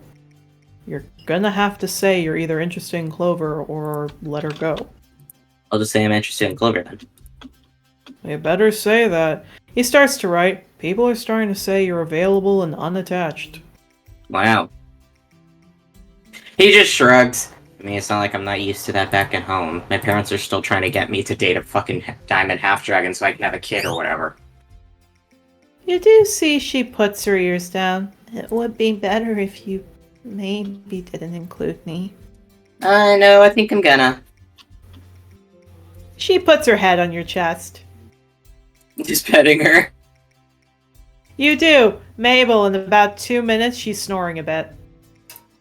He's just gonna let her take a nap. Yeah, Seer blinks. I don't get it. She was full of energy this morning. Yeah, I think I'm gonna look into things. This doesn't seem normal. This keeps happening. I don't know. She was fine. He kind of scratches the back of his head. After the whole parade thing, we went to the library and she was fine, and then I think she went to go get water, came back, we went off to lunch, she forgot something in her room, and then we didn't see her till we went to breakfast, and she forgot something in her room, and when she came back, she just looked tired. Yeah, this doesn't seem normal. Yeah, he nods and pets Clover's head. This is Maple! Magical in nature. Sorry? He said this seems magical in nature. He nods. Mabel, there is a slight blush on Cedar as he's petting her head. Mabel's gonna let him. Like, yeah, okay. He doesn't. It's very much like he literally does not give a fuck that Cedar's also into her. He thinks more people loving Clover is good. He's just doing the competitive shit in front of Clover because she asked him to. Jokingly, Cedar is into MILFs. Good for him. Jokingly? How is that joking? Wait, would that mean he's into a lot of the girls of the party? Yes. Oh. Well, kind of. He kind of just likes hoofed girls, if we will. He's a hoof guy. He's a hoof guy. He's a hoof guy. Wait, so then why does he like Yarrow? Take off the antlers, you sure look like a doe now, don't you? Yarrow and Tetsuya shaking hands. Femboy. Yarrow and Tetsuya shaking hands in femboy energy. Those hips don't lie, and if you turn around and take off the antlers, you sure look like a girl. I mean, technically, there is I don't know what it's called, but there is a mutation that causes female animals to take on male traits, so... Oh no, that's very fair. This is just something different. This is just Yarrow as a femboy. Yeah. Yeah. Yes. We love Yarrow, though. Indeed. Wait, is there something wrong with femboys? No. No, Cedar does look over to you. Seriously, though. Are you okay? We saw you went to the Sovereign. Oh, I'm engaged to him. Man, I'm sorry. It's fine. He shrugs. I mean, remember, genuine character moment, he fucking remembers the fucking thing Yarrow said and goes, I mean, it's not fine, but like, he shrugs. I'll live. That's my point. Wow. You actually been open. That's a first. Yeah, shut up. He shrugs. he He shrugs. chuckles. What made you change? Yarrow punched me in the face. Well, I guess he has another person he'll be fighting for during the running season. What's that mean? It means, and he takes you see he pulls out a slice of bread and he puts it in front of Clover. It means you probably are going to fall for the guy sooner or later. What? Besides, from what Clover's told me, he winks, I think a fox is more what you're into. That one he does recognize what he's saying and goes, shut up. Hey, there's no harm in being attracted to rustling. I'm not gonna talk to her about that, no offense. Why not? She seems like she's been through a lot. I don't think she needs that. Yeah, pushes it over. Well, won't know unless you try. And I'm not gonna. Oh, sorry? And I'm not gonna. Coward. Well, I'm aware of that. He eats drugs. Fair enough. Anyway, can you make sure she gets that? Mm. The bread. Yeah. She didn't eat anything at breakfast today. Oh my god. Okay, yeah. He shrugs. I don't know what happened. Just she went off to get something from her room, and when she came back, it was different. Yeah, no, I don't trust anything that's going on right now. This doesn't seem normal. Does she have narcolepsy or something? No. He shrugs. Well, let's listen to what class is. Octavio, your turn! I just want to say, I just realized something during that entire conversation with Mabel that I feel like I need to say out loud, even though I feel like we said it before. Okay. Mabel has extreme Goku autism when it comes to fighting. Yeah.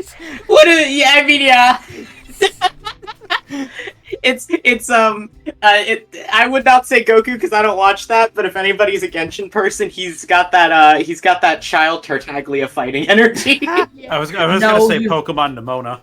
That's I was about to say, you're Nimona. Where was that picture for Halloween? Oh god, you're right. It literally is just like, okay, Mabel, this is an entire month of a bunch of dragonkin fighting each other so that they can date people. But I don't want to date people, I just want to fight. I just want to punch someone. I don't want a girlfriend, I want to punch things. Yeah, literally. Good. Octavio. Yeah. Now to you. So, you're saying beside brilliance, the difference is he is a 6'5", maybe 7 foot half dragon, and you're a little 3 foot guy. There's a little dude. guy. I'm just a little dude. Yeah, he writes stuff down, he stops, he looks down at you. You hang by Mabel, correct? Looks up. Yeah, I do actually. Can you give him this note? Hands you a note. He blinks, takes the note. Certainly something very important, or... Yes. I need to see him alone. And he keeps writing.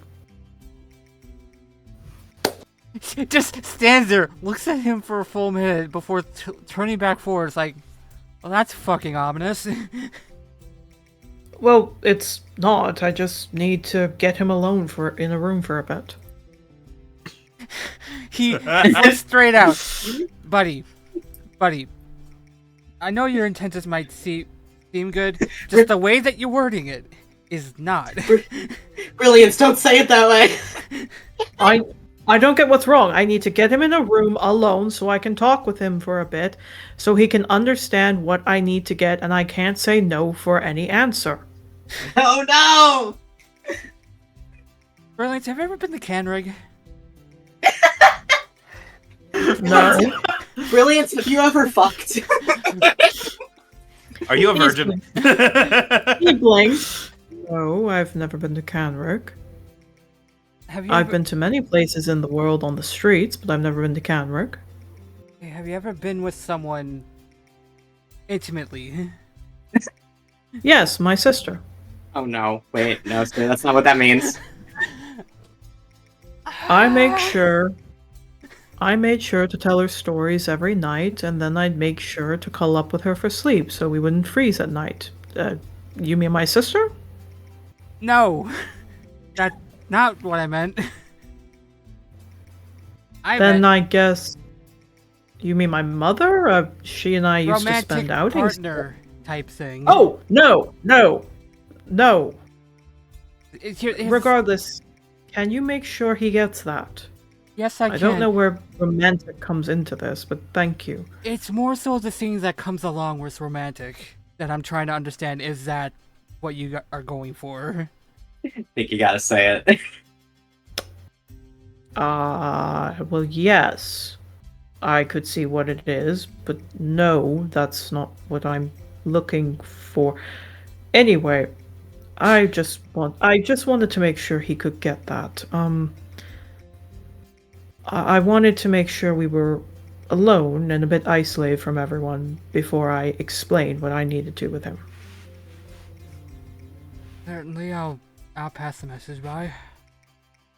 Anyway, I heard word on the wing beat that you took down a person. Oh, Captured. Back at Canrig. Are you strong? Not in the physical sense.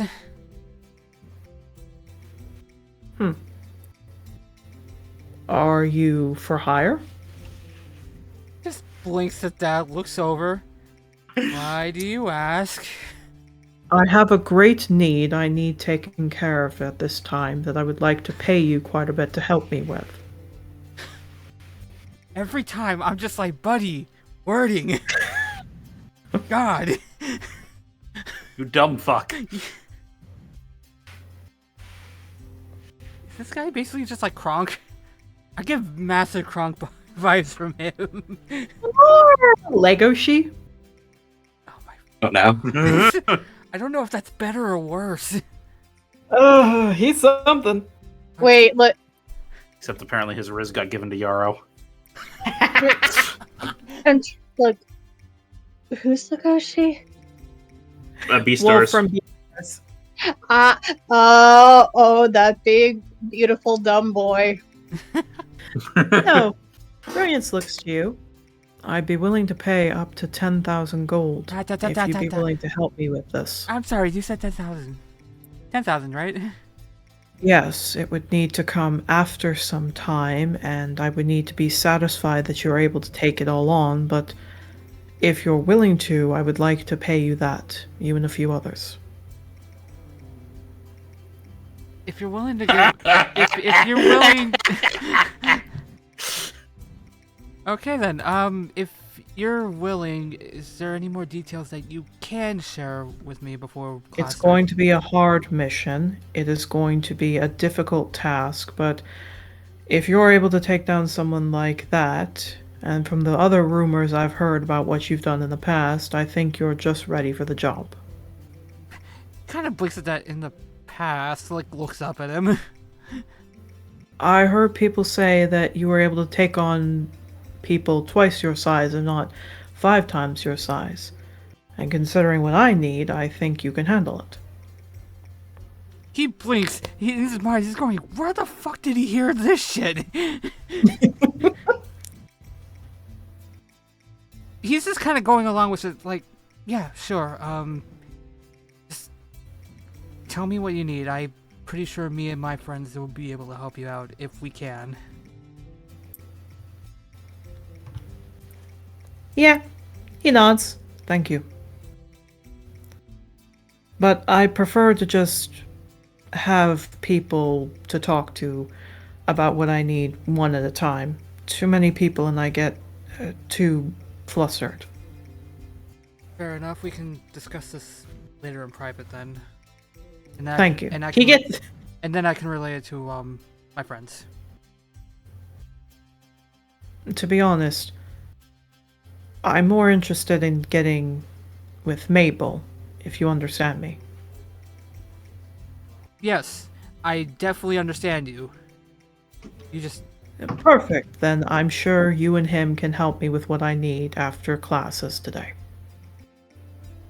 Certainly. He doesn't want to say wording, but at the same time, he's giving the look of, buddy. Buddy, come on. Nelly. No, he just smiles.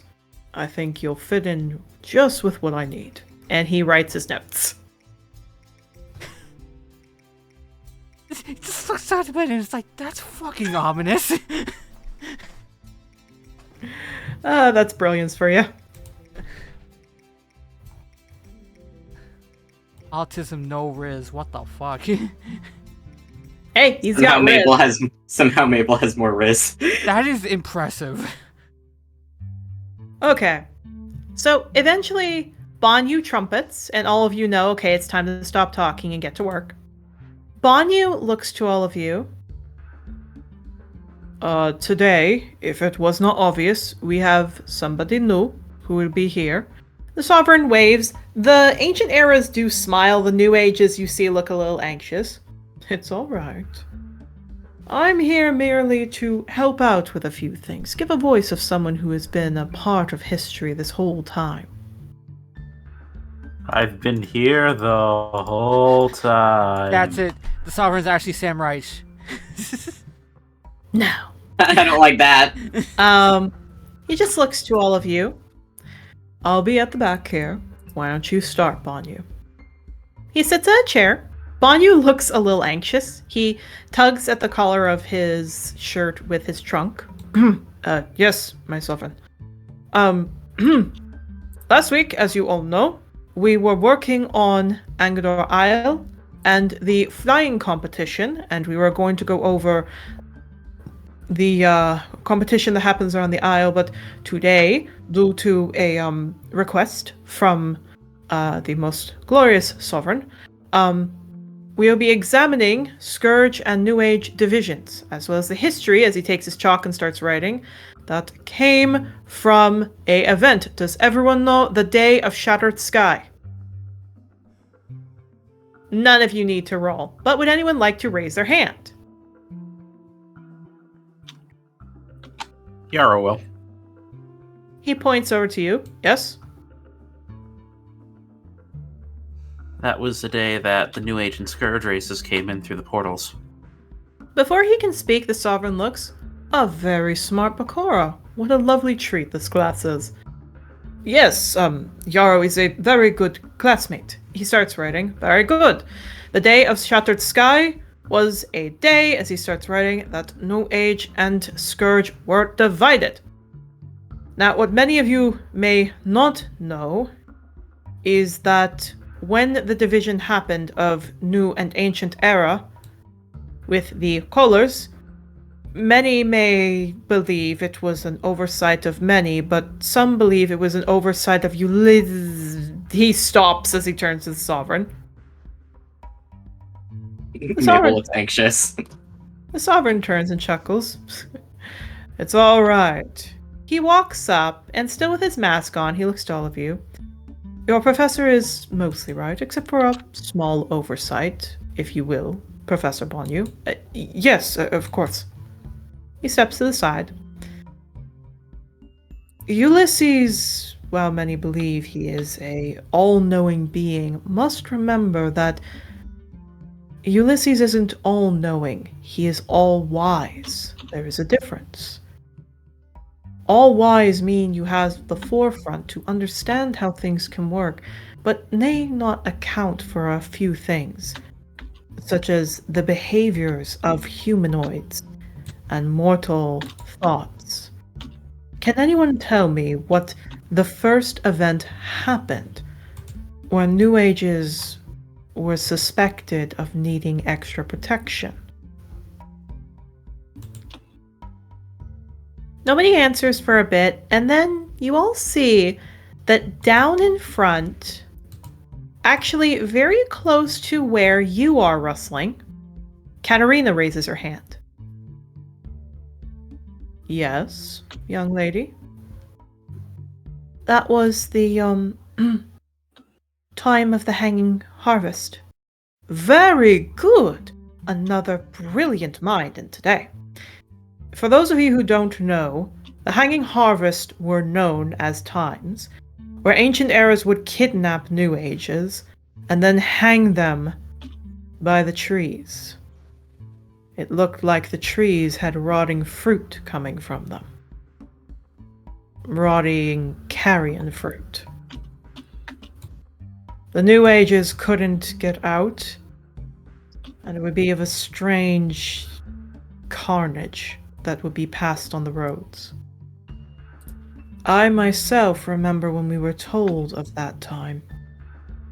I instructed with haste that those who had done this were put to an entire trial, but unfortunately at the time we had to let them all go. Does anyone know why? He looks over. Octavio, could you guess why we needed to let them all go? Yeah, he sits there and thinks for a minute. Can I roll something, or...? History. Because it was convenient for him. The same reason why Ulysses is all wise.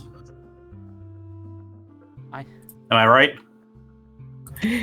Are you saying that is Yarrow? No. Does that sound like Yarrow's soggy ass voice? Does that sound like him? You blurted it out! Do I sound like I'm about to burst into tears? 7. 7. You think it's because it was convenient. He's smart enough not to know not to say that, though, I feel.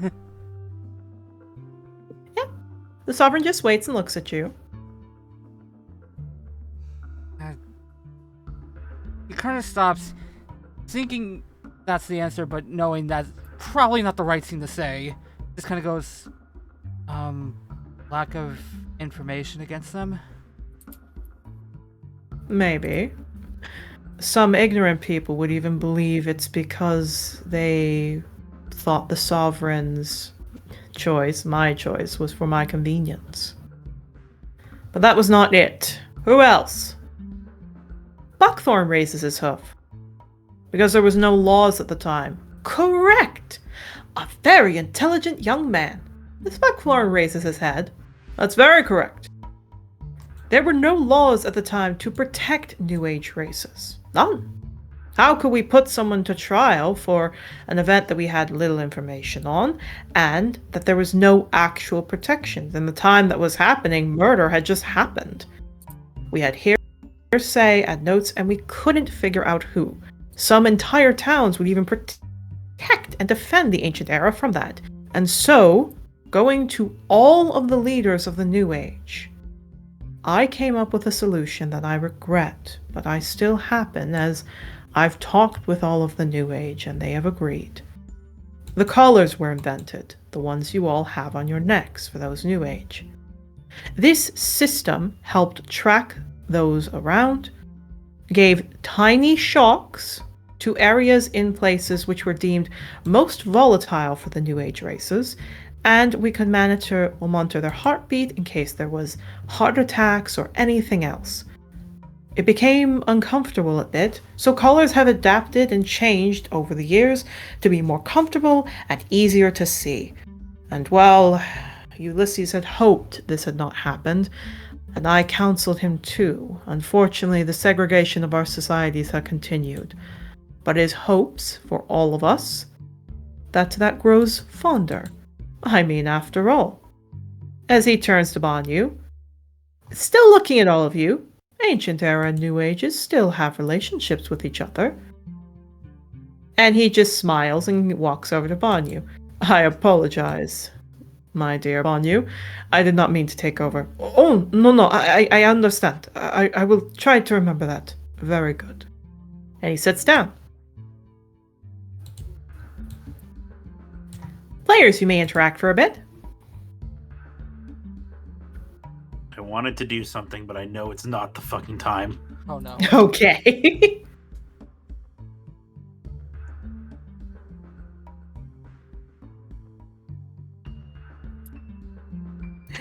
What I will say then.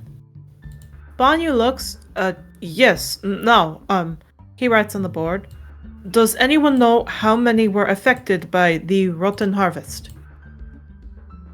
You see Sparkwing raised her hand. 2,500. Very good. He writes it down. These souls, unfortunately, were gathered up properly by Zagreus, but unfortunately this set a huge precedent for needing aid. And while the collars we had hoped would be removed in time, there have been other events in time that we are happy for them. New Ages who were kidnapped. These collars identify where they run. But at the same time, they are used by slavers, by people who wish to find their slaves. It is not something we agree with. It is not something any of us want. It is unfortunately the way things are right now. And most importantly, on the note of slavery, there was a second rule that came around that time that was important, and writes on the board. What exactly was that rule? There is a pause, a long pause. People seem to stop.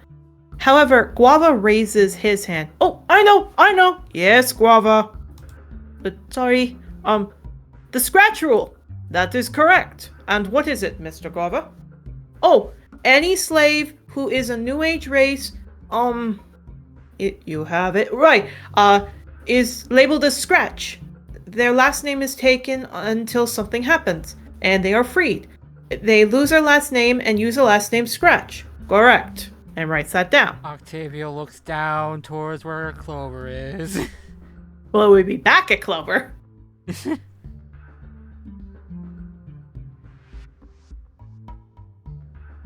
Yeah, writes that down. Anyone who has the last name Scratch, it is a sign of a slavery. Unfortunately, it is a thing that slavers can still push for if they believe that the slave might not be as recipient to the rules. They remind them that their last name is Scratch. And until they're free, they cannot take another name. Just as how slaves cannot usually marry unless they are marrying other slaves until they are freed. And he writes that on the board. These two events came from the same opening of the oppression and speciesism to New Age races. And we still work. Now, open your textbooks to page 50, and he keeps writing on the board. Mabel, Clover wakes up, and she gets to her book. Good. Petting her. She looks. Something wrong? No. Okay. And she gets to work. Mabel, in your head. Oh, I guess she does understand when I want her to follow the rules. Flipping him off. I will say this. He just You. I am so sorry, Mabel. In your head, you hear something that sounds like a purr. He fucking gags. Bonnie turns. That's a 20 psychic damage right there. Dear Yeah. God. I will say this is extremely common for them. You hear Banyu go, Mr. Starkeeper, is something wrong? No. Please do not disrupt class again. And he writes it on the board. Holding back the he started it. But the class goes on. It goes on to explain slavery rights. It goes on to explain the division of New Age and Ancient Era. It goes on to explain how the collars were formed. And when everyone's packing up, Clover nuzzles you and starts to walk off. Before you all can catch up with them, however, you suddenly see that the Sovereign is walking behind all of you. Oh, goody.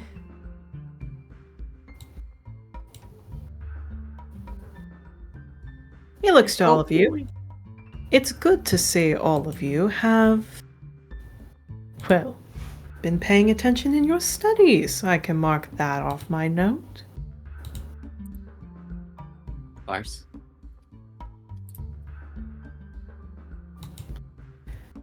I had to learn a lot about the way that my people were treated when I came out into the real world.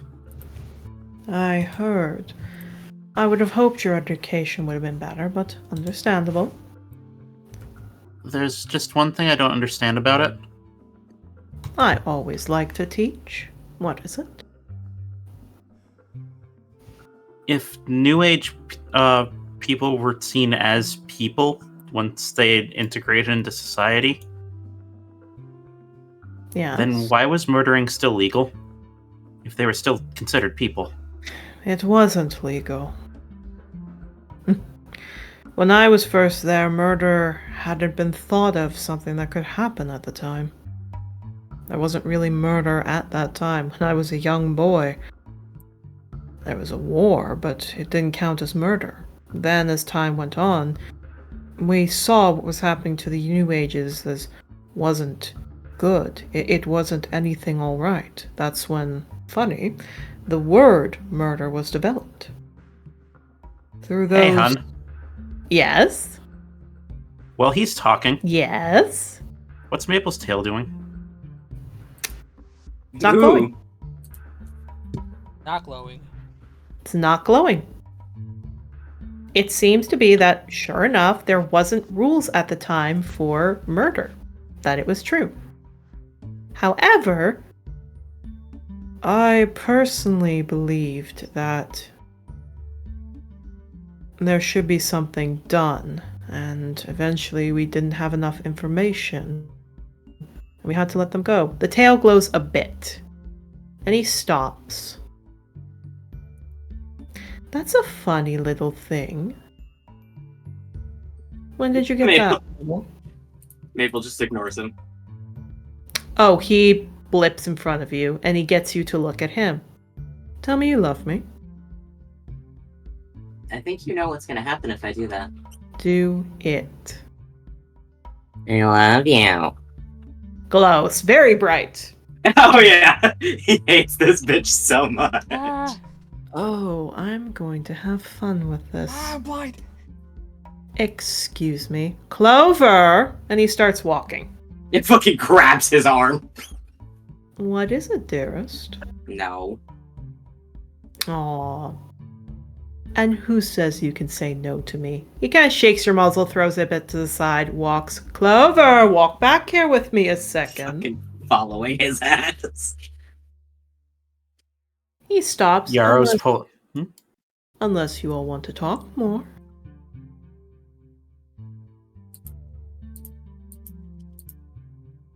What is Yarrow doing?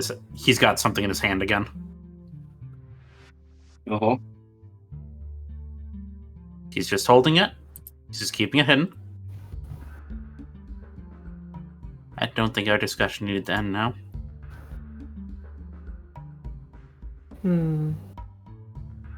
What's behind your back?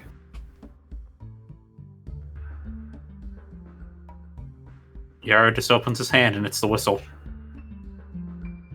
And what's that? It's a whistle. To do what?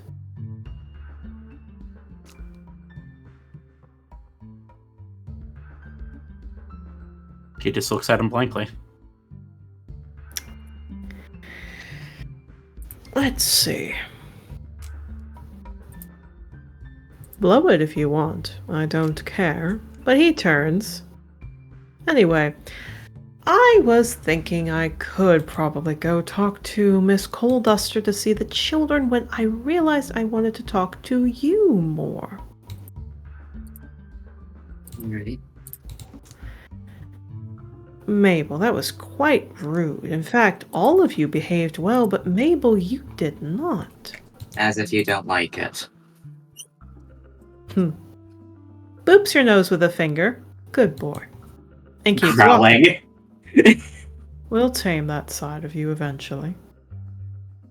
He's so mad, he's so angry. I will say, Tail did not glow when you said that. He's so fucking angry. Yeah. You walk in. Let me all move you to Brightheart's room. That I will say, instead of being all like open and free, Brightheart looks panicked and he is trying to, in a monkey suit, if we will, be very, very careful. Mabel looks so upset about all this. He's gonna go sit down. Oh wait. Give me the note from Brilliance, bitch. Looking at Octavio. Yeah, Octavio, like, as they're heading to class, just kind of goes up to Mabel, taps him on the side. It's like, before you go and try to yell at the Sovereign, here, I have a note for you, Brilliance. Oh, okay. Takes it. And, just so you know, apparently he has a job for us, or at least for me, but it can be for us. Good job. He says he's willing to pay, like, 10,000 gold. Huh. He doesn't look that surprised about that. He's just gonna look it out. You've talked to him before, right? Yeah, a few times. Do you know if he seems like the guy that would have that kind of money, or? I mean, he's a noble. Yeah, a noble who doesn't know. Let's just say he doesn't. For a noble, he doesn't have a way with words. Surprisingly enough. A lot of them don't. Yes. What do you mean? Let's just say there were so many sexual innuendos he was making, and he looked totally oblivious to it. Octavio, if you think that any noble has had sex ever, then you're wrong. Shell Flash.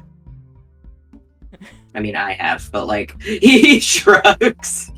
That sounds really fucking sad. I mean, they have. I'm joking, but like, a lot of them have sticks up their asses. Fair enough. He's gonna look at the note. It says, come alone, Don't be followed. Meet me in the library at lunch. We need to talk. I want to talk with just you alone. Wow, that's really ominous. All right. All right, players, you should be in Bright Heart's area. Please pick where you want to sit.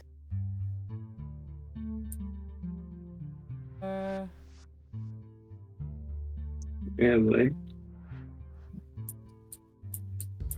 There I am. I guess I'll stay here because this is with Brilliance and the other ones. All right, I'm going to move Ivy over for a second. Mabel, if you want to move over. Is fine. Let me move myself. Give me a minute. Computer, I believe in you. There we go. Oh man, what half of Undergrowth do I want to sit with today? I was about to say, there is the section of Undergrowth that's at the front and the section that's at the back. Okay, you know what? I'm torturing him. I'll stay. Torturing him. I'll stay right here next to Yarrow. Fair enough. Yarrow into Polycule. What's he gonna do? Yeah, so I will say this. We're going to roll again. Also, Danny, just to check, are you here?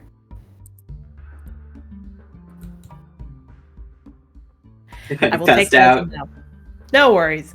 We'll see if that happens. Normally for viewers here, we normally record at 2 through to 6:30. Unfortunately, due to things that happened, we had to record later in the day today. So it looks like we might just have 3 players, but that is okay. We'll work with it. So 3, Octavio. Oh boy. I'll say, yeah, we'll go with Octavio first. Octavio, you are near nobody. I apologize. There's no real interaction, but what you get to see is Brightheart, like, trying to make things look a lot more put together than he normally is.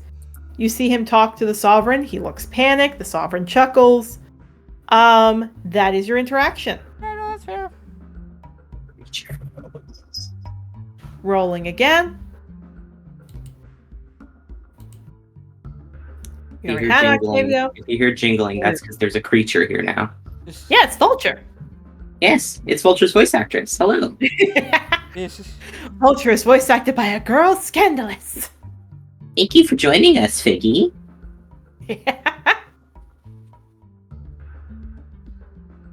All right. So Yarrow, he looks to you, like looks to Masai. She smiles. Hey, Yarrow. It's Hey. good to see you. Cedar chuckles. He's going to be our backup fighter. Oh, that's good. You prepared to fight for us? I guess. Again, I'm still not entirely sure what I'm doing. Oh, well, right now we're with your herd, so if you fail and don't keep us safe, then we have to join the herd of whatever group wins. Oh. He kind of, like, his eyes kind of wander towards a very specific group. Yeah, Seer looks to you. Yeah, that's why we're trying to get more. I've got a whole team of 6 guys. We've got 4 now. Just let me join. He seems like he's not particularly strong. Well, I mean, strong, but he doesn't seem like he's particularly smart. I think we could probably outwit him pretty easily. It's not that. It's the problem that they've got numbers on their side. At which point, he gets a shove. Masai shoves him. Relax. You wouldn't let us go down. Well, I'm not going to try to. Clover looks. You don't think Buckthorn would challenge you, right? Probably will. I don't want to join up with his herd.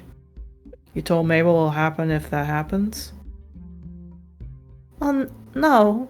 I mean, he's been with me for years. He probably knows about this stuff. And she starts writing the notes. Mabel's sweating. That is a question. Yarrow, how is it you've never been in the breeding season? Because I was with my mom, when I became a teenager. Shouldn't your mom have taught? He kind of pulls the Sphinx Totem out of his jacket, or out of his uniform. Oh, Clover nods. You think she'd know it? you'd think. Maybe the Celestials aren't so well known. Oh well. He smiles. Don't worry. Thankfully, or hopefully, you've had those horns. You've been eating lots of vegetables over the year. You've fought with them, and you've been able to strengthen them up. Otherwise, if they shatter and we lose, that'll be big trouble. And he keeps writing. He looks nervous. Yeah. Yeah. Octavio just kind of looks over at that, sees Jarl sweating, he's like, you guys gonna need backup for any of that, or? Are you a Pakora? No, but... You can't join then. The side nods. If another species other than Bakura joins, it's very disrespectful. So if they were, they'd have to change into a Bakura. Clover snaps her quill as you see her go bug-eyed.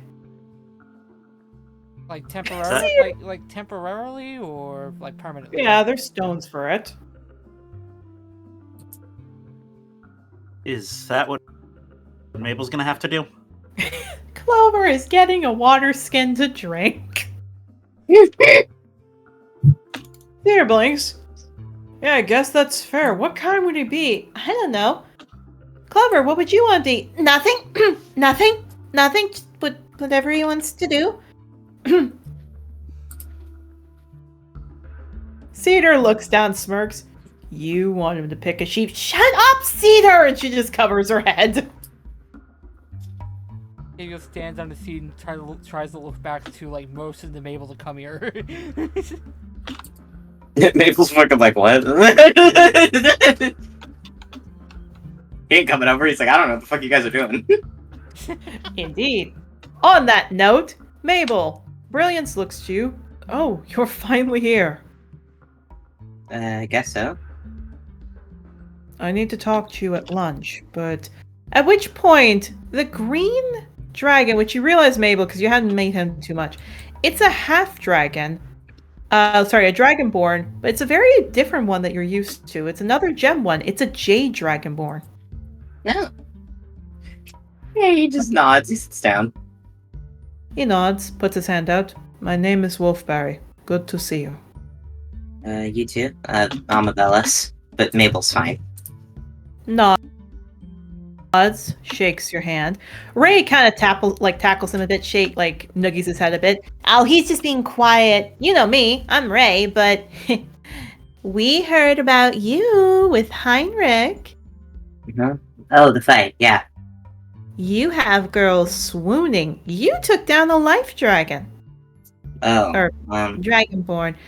You have no idea how many girls you've got wanting to meet you at lunch. Could you tell them not to? Oh, I can't tell them not to. Brilliance rubs her face. You kind of could, Ray. Oh, come on. He's never been in one of our breeding seasons, it looks like, considering how oblivious he is. He's got to meet them. No, I've been involved in them before. Yeah, she looks confused, so he doesn't. It'll be fun. She looks. Look. It's fun. I mean, you get to pick which girl you want to be with, unless you want multiple girls.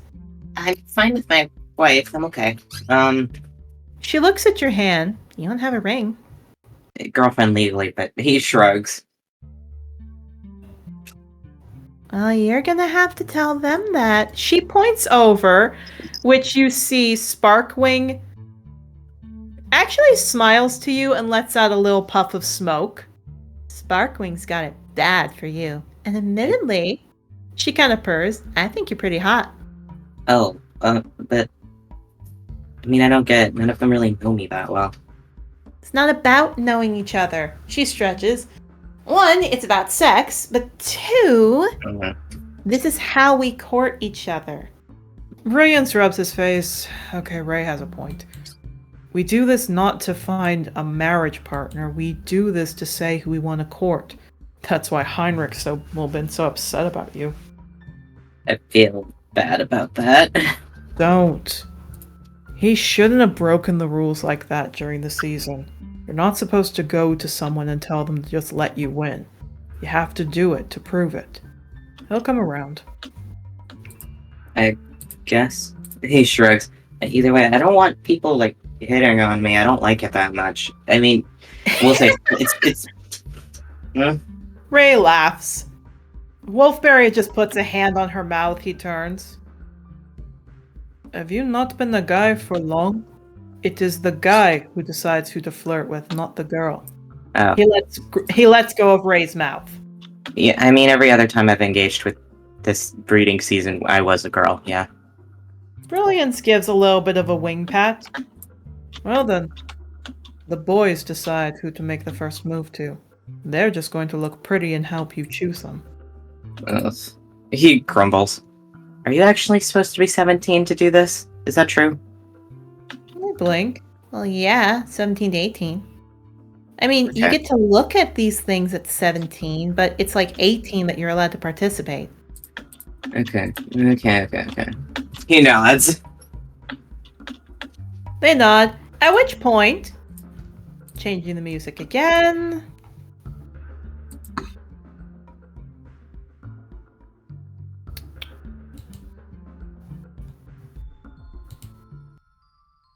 Brightheart gets to work. Suddenly he jumps when the Sovereign goes, "Hello, Brightheart." Or no, they were talking. He kind of jumps a bit when the Sovereign goes, "So, are we going to start?" He goes, "Yes, yes, we will. Starting, yes." Starting what? Starting class, right, starting class. He quickly, runs over. Good morning, students. We were going to practice, landscapes, but today we are changing it up a bit. All right.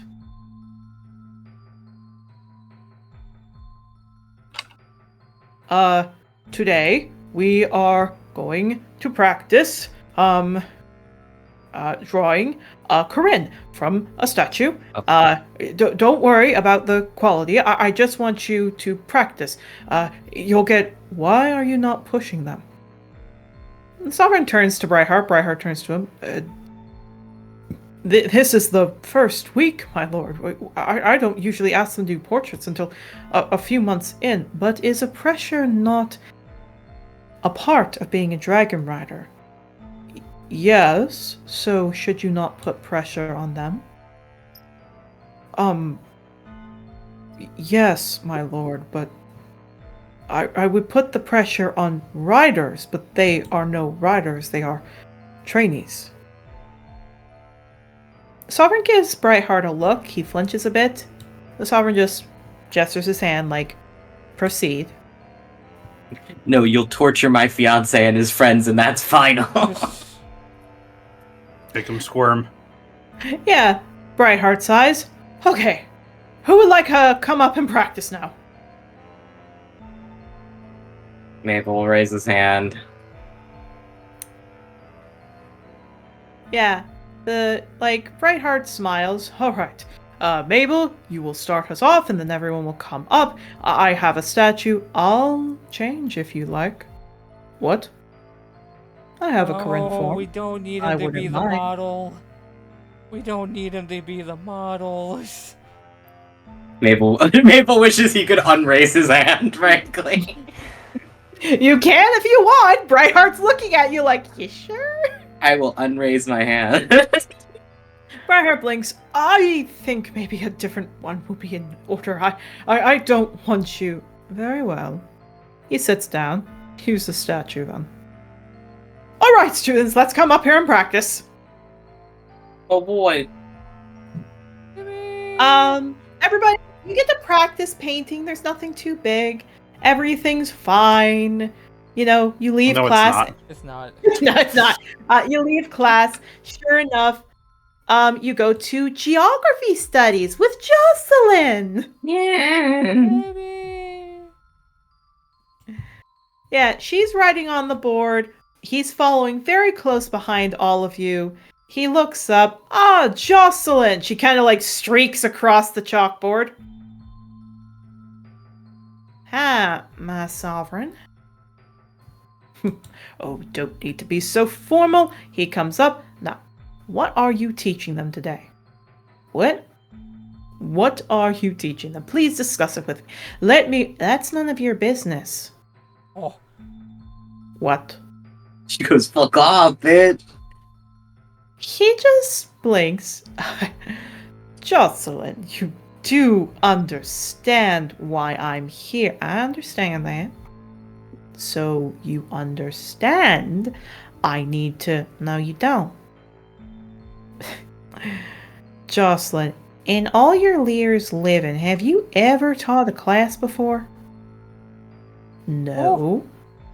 In all your years living, have you ever taught students before? No.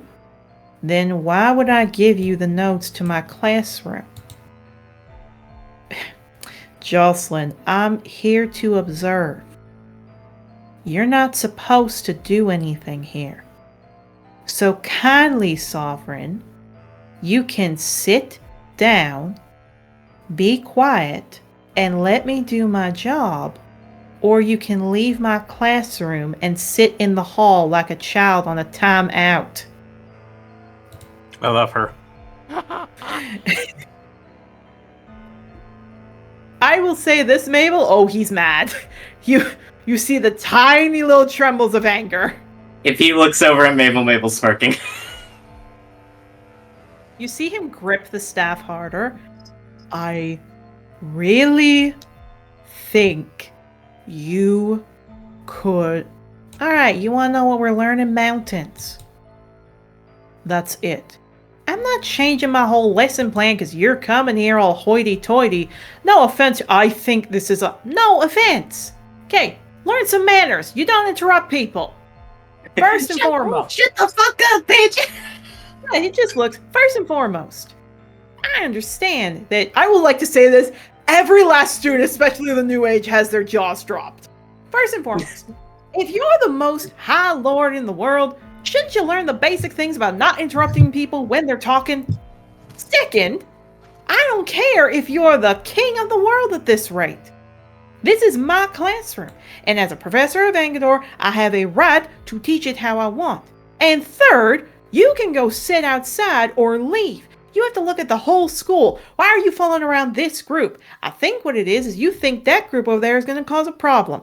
Or you're showing bias, which is against our rules. So get out of my classroom before I make you get out of there with bull. And I don't mean my dragon. Oh. I would like to say every New Age just looks like they're going to pass out.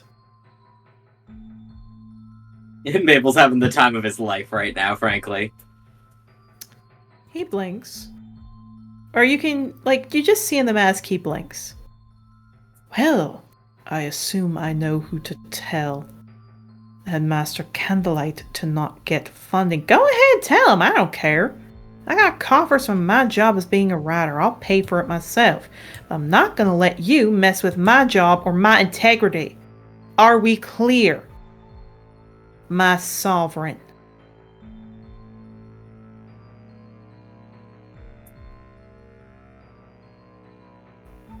There is a pause. Before suddenly the sovereign starts laughing and everyone looks confused.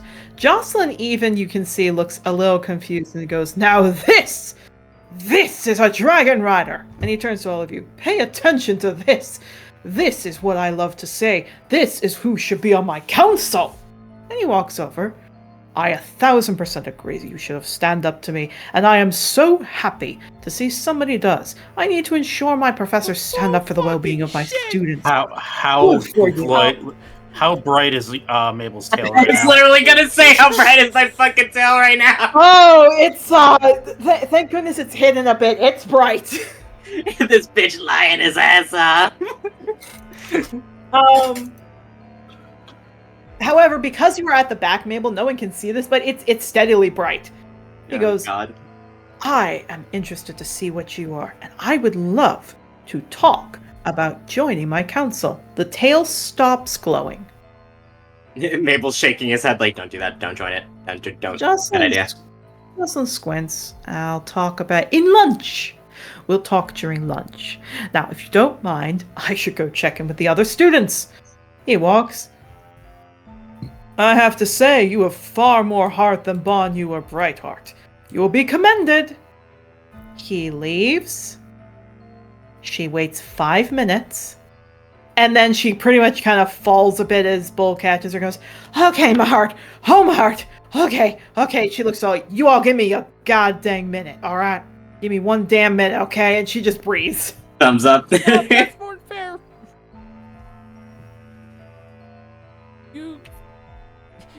Octavia's just kind of looking at that, just being like, impressed at Jocelyn, and then looking at the Sovereign being like, that's the worst acting job I've ever seen. Look, I don't care what it is. That man could have smoked me right there. Okay. She's just like patting her chest. Okay, Bull, can you do the lesson? I think I need to sit down. He blinks. I have your heart. I know how fast it. Just do the lesson, Bull. Fine. All right. Yarrow just. He picks up the chalk. It breaks. Jocelyn, don't. Fine, I'll do it. She walks over and just starts drawing a mountain. Yarrow just turns to Team Undergrowth. He is the most fake and manipulative man I've ever met in my life. Here's a funny thing. They nod. However, you hear some elves behind you. Can you believe how disrespectful Jocelyn was? He said it was good, though. You know what the Sovereign says. What he says goes. But really? He'd want that on his council? As they start walking. He wants that in his bed. Anyway.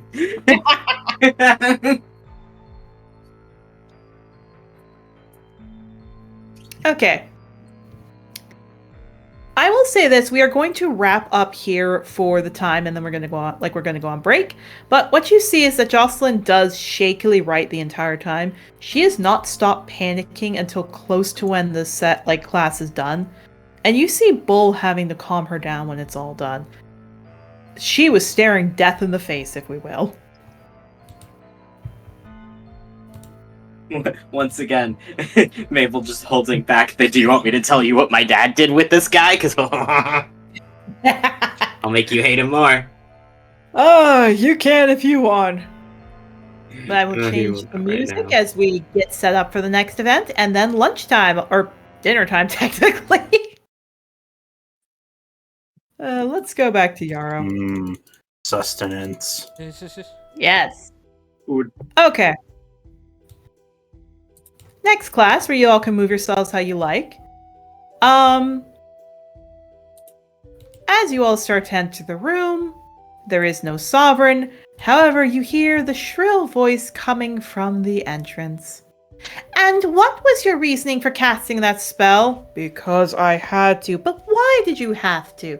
Because I had to sign up on something. You said that if another professor requests it, I have to do it. But you could have had self-thought. Yes, Miss Cadence Clearwater. Immediately sees that directly at Cadence, just goes, oh, so you're just a bitch to everybody. And we're cutting there for sustenance! Yay! I'll see you all soon. Bye-bye! And now for the ad break. Hey everyone, it's Churgo again. If I'm not sounding particularly good right now, yeah, my microphone's broken, and I gotta get a new one, so that's on top of other things I gotta pay for that's, Anyway, that's not what I'm here to talk about. Once again, I want to thank all of you for being here for the premiere, and for those of you that aren't, for coming and checking out the video later on the channel. It means a lot that you're showing up for these campaigns, despite all the delays with some of the parts of it, and the delays with the Wolf Tales videos, which, I promise, is coming out. Regardless, I just wanted to say really quickly that we are very, very happy to see also the fan art that's been coming out. I know usually we don't give the shoutouts to fan art until later episodes, because, well, that's the way it works when you have a pre-recorded campaign. But on behalf of Starling, I was told to give a quick shout-out to Spirit for an art piece that they made, as well as Multi-Fandom Studios for 2 videos that they released. It's been amazing to be able to see so much support for the series, even if it's only from a few people. So we thank you all very, very much for still showing up. I promise I'm going to try to get this fixed, and I promise this time we are definitely going to have the return of the Hawks next week. Vulcan's ready, I'm ready, we're doing it. We just needed 1 more week to get everything settled. But we'll see you all next week, and once again, continue to enjoy the rest of Trothar Chronicles, and thank you so much for tuning in for today's episode. And remember, through dragons we protect. All right, welcome back, everyone. I hope those ads were a fun little treat. Is everybody ready to keep having fun, seeing how the Sovereign messes with Sovereign's... Well, I was about to say Sovereign's Keep, that's the wrong place. Messing with Dracodale Academy. Yeah. I would like for it to end. Wouldn't everybody? Okay. So, Cadence is again talking. Welcome back, everybody. We had a fun time where Mabel said a swear word at Cadence. She's a bitch. She is. I don't have a token for her, so just imagine there's somebody here beside Professor Blackwell. Just pretend there is someone beside Bartholomew there. Oh god. Yeah, she looks to you, Mabel. Hey. I'm just going to ignore you. Now, Professor Blackfeather. She looks, what, Mabel? No, I didn't say anything. You that bothered by me laughing? That ignoring didn't last that long. Professor Blackwell, could you tell me what you revived? I've told you for the 10th time. I revived a cranium rat. And why did you do this? Because, as I've told you, if someone tells me to do it, I have to do it by your rules.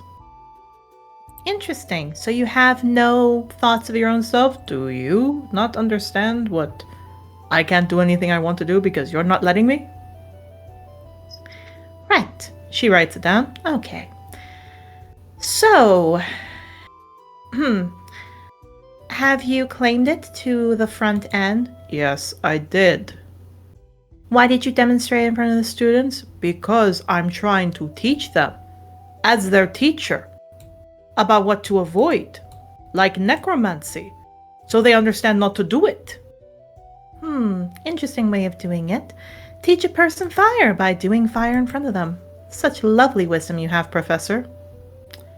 Yes, Miss Clearwater. Maple's just giggling. You see his claws dig hard into the wood of the table.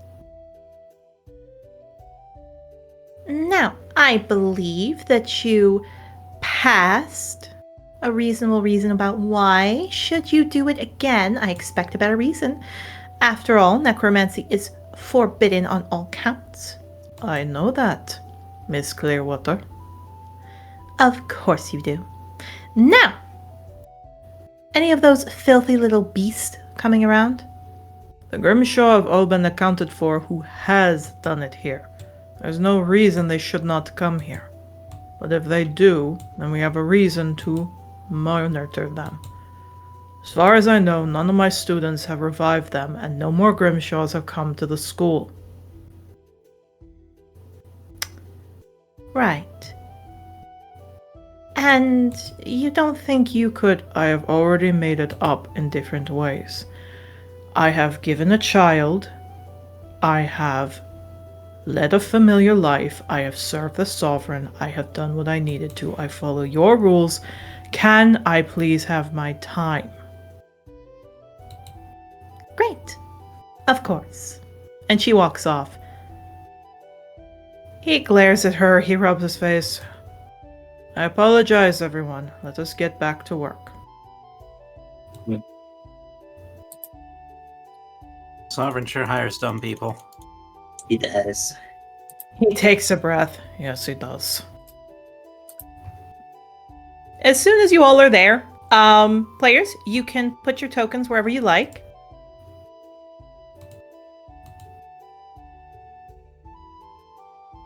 Oh boy. I'm gonna stay where I'm at. Gonna stay where you're at? Got it? I like undergrowth. They're also like me. They're also like... let me look for him.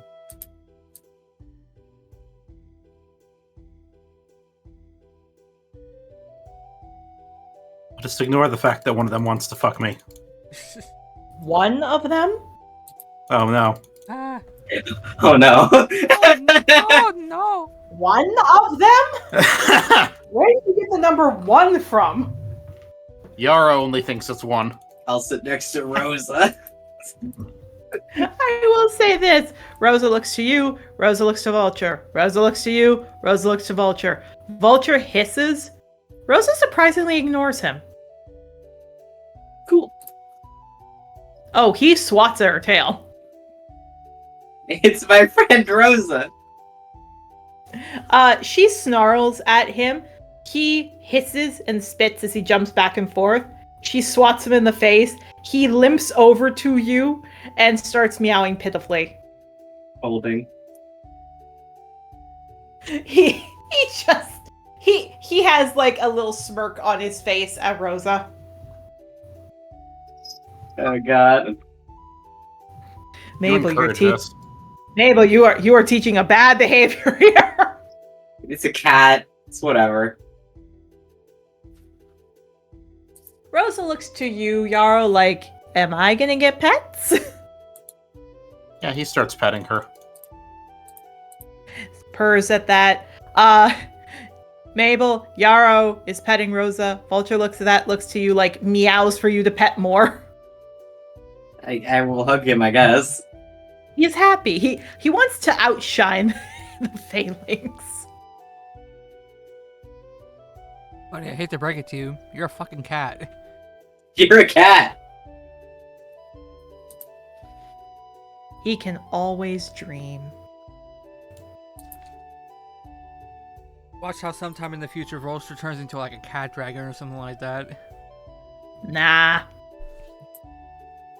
But no. Yarrow, I'll say you're next. Clover looks to you, Mabel looks to you, Yarrow. And she does wag her tail. Oh boy.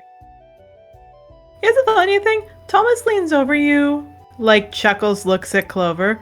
So Clover, you gonna tell— Shut up, Thomas! And she just covers her face.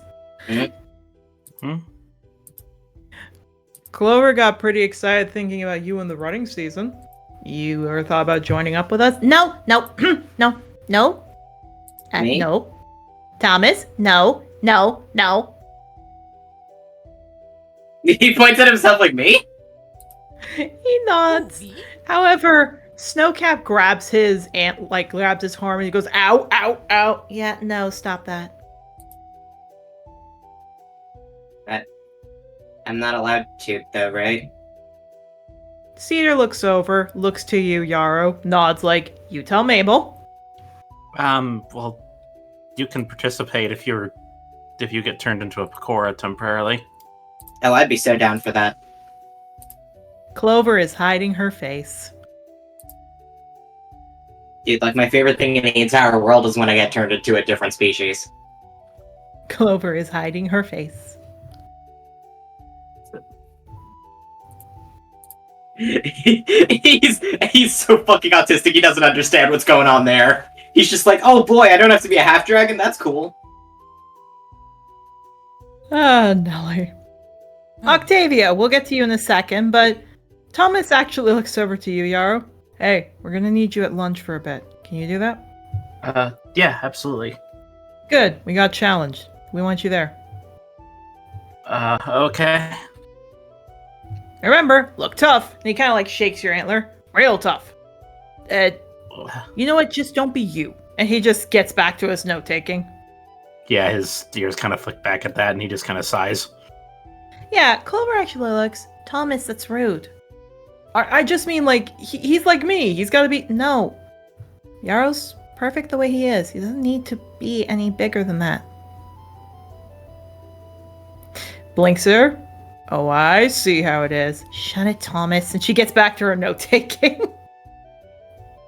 Are all these deers gay for each other? Yes. Yes, they are. Yeah. Everything with two hooves wants to fuck Yarrow. Yeah, who? I wonder why. Should we not bring up the Baxi in the one circus, or? That was a half dragon. Oh, half dragon. Also not hooves, but eh.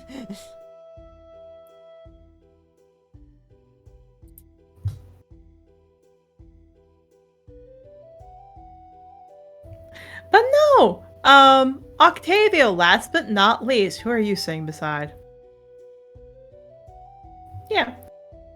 So, once again, you're beside the Minotaur. She looks you up and down. Hi. Hello? She moves her stuff away from you. Yeah, not surprised. What's the chaos of the recent classes? He just wants a little bit of silence, so he's fine with this.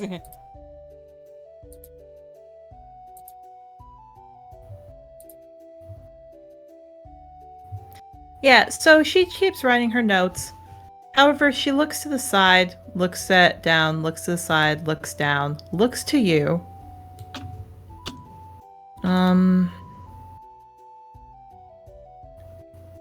I think you're good with your stuff. And she's just writing her notes, not looking up at you. She's just writing notes. Kind of blinks at that, looks up at Minotaur. Thank you. Kind of looks around. Is that directed at me? Or... Yeah, she looks up. That problem? No. It's just think you're good with your music. And she keeps writing. Soon, right? He blinks at that. Something else. Oh no. He blinks at that. It's like, thank you.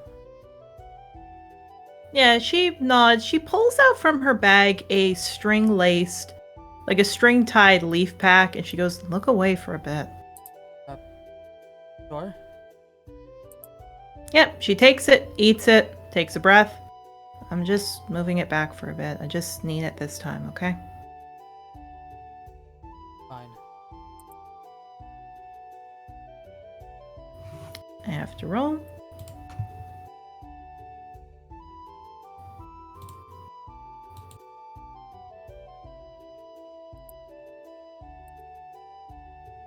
She looks you up and down. Why are you talking to me? A lovely person to get to know, at least. Boundaries and all that. She looks to you. You can make fun of me if you want. I want to make fun of you.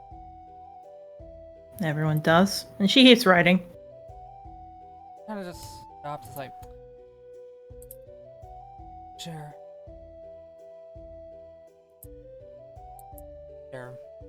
Wrong pace. Yeah, looks to you up and down. She looks to the right for a bit, kind of like she's staring out into space.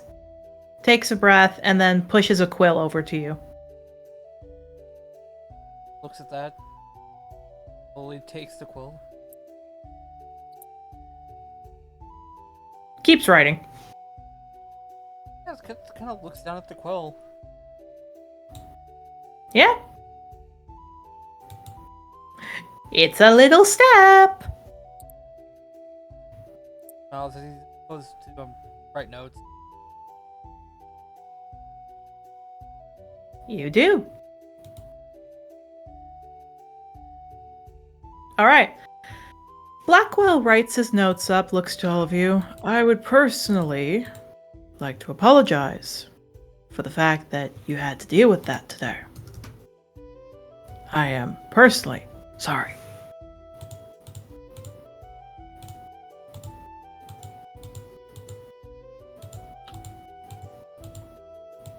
If I'm being quite honest, I would prefer not to do that, but I guess I don't have a choice because I'm this. And he rubs his face. I apologize again to everyone.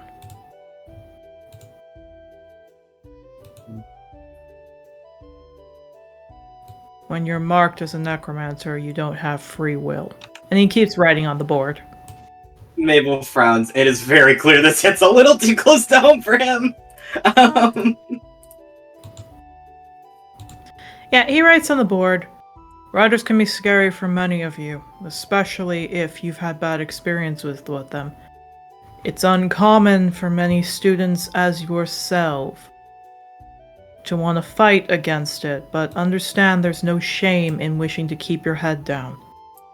I think it's quite understandable, especially when the Sovereign comes by. People do it. There's no shame in doing what he says.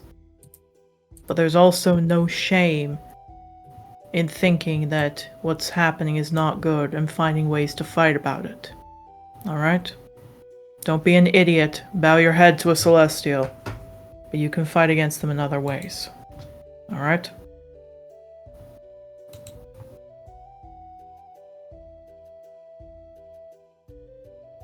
Nods. Writes on the board. Alright, who knows what the seasons are? Yara raises his hand. Good. Now tell me, Mr. Yarrow, what came first, the celestial seasons or the seasons? Do I actually know the answer to that? Roll me an intelligence. +3. Come on, dice roller. That's a 19. 19. Okay. Yeah. The seasons did not come, like, the season sisters did not come before the seasons. These things had always been here. Well, the natural seasons have always been there before the celestial seasons. They were a immutable part of the world's creation. He smiles to you. Very good, Yara. That's very good indeed. And he writes on the board. Yes. Everything existed before the Celestials came in. Death, the tide, life, grass. So the question is, if they existed before the Celestial, who knows why we still pray to the Celestials? This time Ray raises her hand and goes, oh. Yes, right? It's because, despite the fact that they were not there, they could still kill us if we don't pray to them. That's partially correct. A little bit too on the nose there, but okay. That's technically correct. Yeah, it's like, okay, that's technically correct, but That's a lot, though. A lot. not really. However, he points over to a Kenku. The Kakapo points over. Yes? It's because if we don't do that, yes, we would be hurt, but it's the thing that even though we know that they came before it, they are now in possession of it, and they can turn the tide? Pretty much the answer, yes. Despite the fact that we do indeed know that the Celestials now control it. By keeping them happy, we ensure things are preserved. But did you know science acts more in the world of Celestial than magic does? And he writes on the board, through the study of science, we can understand how the tide works, and how best to give Topsy his, well, offerings. By understanding the moon's cycles, we know when Luna is at rest, and when she is far more awake. And by understanding the methods of decomposition and burials, we can ensure that Zagreus is respected. After all, he kills any grave robbers on sight. So understanding the proper methods to examining a grave without hurting it is essential. Yara's head slowly turns to Mabel. Slowly turns back. It's like, what does that mean? Well, see, the way to get out of that is very simple. You have to have sex with a guy. Yeah.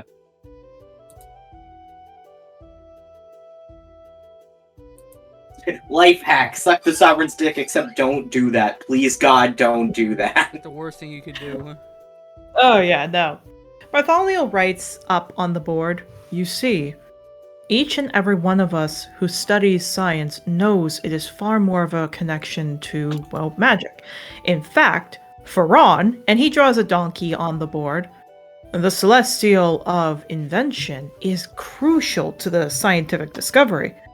Without him, we wouldn't, well, have science. In fact, Ferran oftentimes goes to artificers to help them with their work. It's how we understood much of the celestial world. And he smiles. Despite the fact science is not attached to magic, it is far more attached to the celestial, and one could say science is the true root of understanding the celestial world, while magic is the true root in defying it. A little bit of time to think about that, huh? And he keeps writing it. Magic does indeed defy the Celestials, as in some way, if you think about it, it goes against their method, but at the same time, it also teaches us about the Celestials. Like, for example, it teaches us that magic, in all its shapes or forms, somehow gives back. Enchantment magic sends more beauty into the world, chronomancy strengthens the bonds of time, except necromancy. As he kind of rubs the back of his head, to the best of our knowledge, necromancy gives nothing back to the world. It is destructive. There is nothing. Disagrees. He sighs. As a necromancer myself, I study it to better understand where it comes from. But even I've come to learn over the years, it takes, it doesn't destroy. Even revival, it takes away the choice a person has. You don't get to ask the dead if they want to be revived. Even if you do get that, you still have to push against their boundaries. We wish there was some way, any way, for this to be changed, but unfortunately, when Lorelei discovered it, she took it away with her about what the equivalent is. And he starts to draw a note. You see here, divination is the opposite of chronomancy. These two are linked. They give back what the other takes. Divination takes away the effect of time and understanding it, and chronomancy takes away the parts of the future, but by doing both, we bring it up. We don't know, as he writes on the board, necromancy's opposite, so we are in trouble. Without that note, necromancy just brings destruction. But if somehow we were to find it, and he draws a bubble, if somehow we could find what the opposite to necromancy is, then necromancy would have no problem. We could cast it without fear. We just don't know what Lorelei saw that day. And no way we have found it thus far without doing horrible scientific experiments. And he keeps writing on the board. Yo, Mom, what horrors did you peep? Yeah, literally. Mom, what the fuck did you see? Oh yeah, no, he writes. If necromancy did give us something else, it would be approved, but Lorelei has kept that close to her chest. And now, it just stands as a reminder of how destructive it can be. And again, he just keeps writing.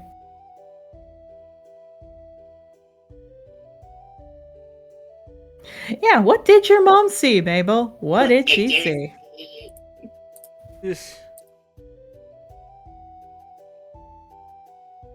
Who knows? Wait, no, she knows. I guess you gotta push her.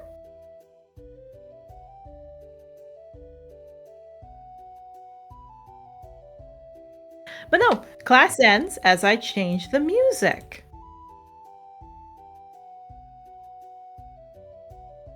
Yeah, Bartholomew basically finishes it up. He's all good. Everything's fine. Does anyone want to interact before we go to the lunch interactions? No, good. I want to go follow these deer and various other loved species. I want to go talk to fucking Brilliance, I guess.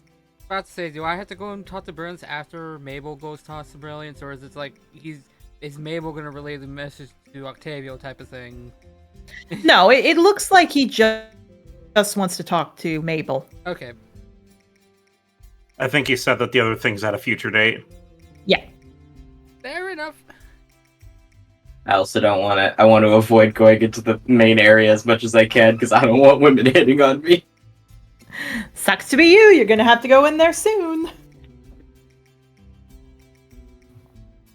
You don't want women hitting on you? Oh, boo-hoo.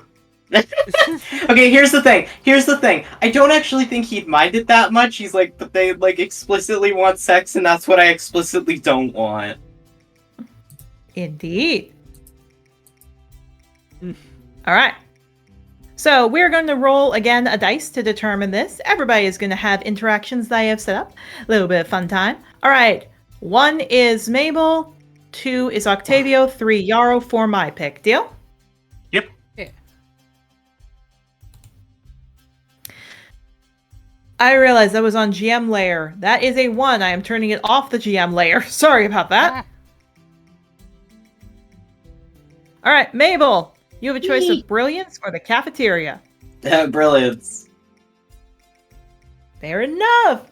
Brilliance is actually walking away from the cafeteria. He looks back to you, sees you're following, nods like good, good, and he just keeps walking. Just following him in silence with a look of where the fuck is this going? He goes right to the library, ignores the librarian, he takes the key, he opens a private room, he gestures for you to go inside. He's mildly anxious, but he's going. Good! You go in, he lets you in, he closes the door, and he locks it. Okay, now he's getting very anxious. The only thing that's keeping him calm is okay, no, but I'm a guy this time, it's fine. Is it though? Yeah, he's not picking this up. So he just smiles. I'm going to change Mabel to your music.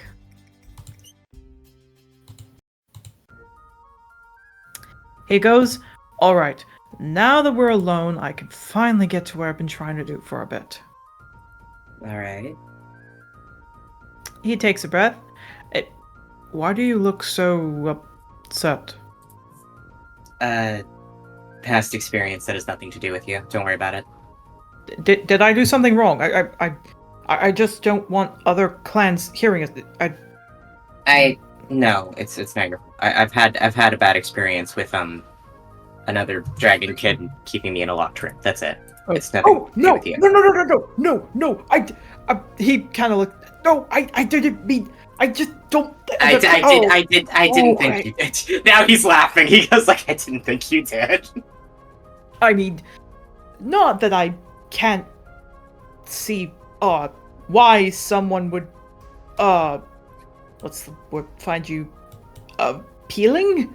You're physically correct. Your Honor. You don't need to. You don't need to. Your Honor. You're physically correct. Your Honor. Physically correct. Your Honor, he's a dumbass. Affectionate.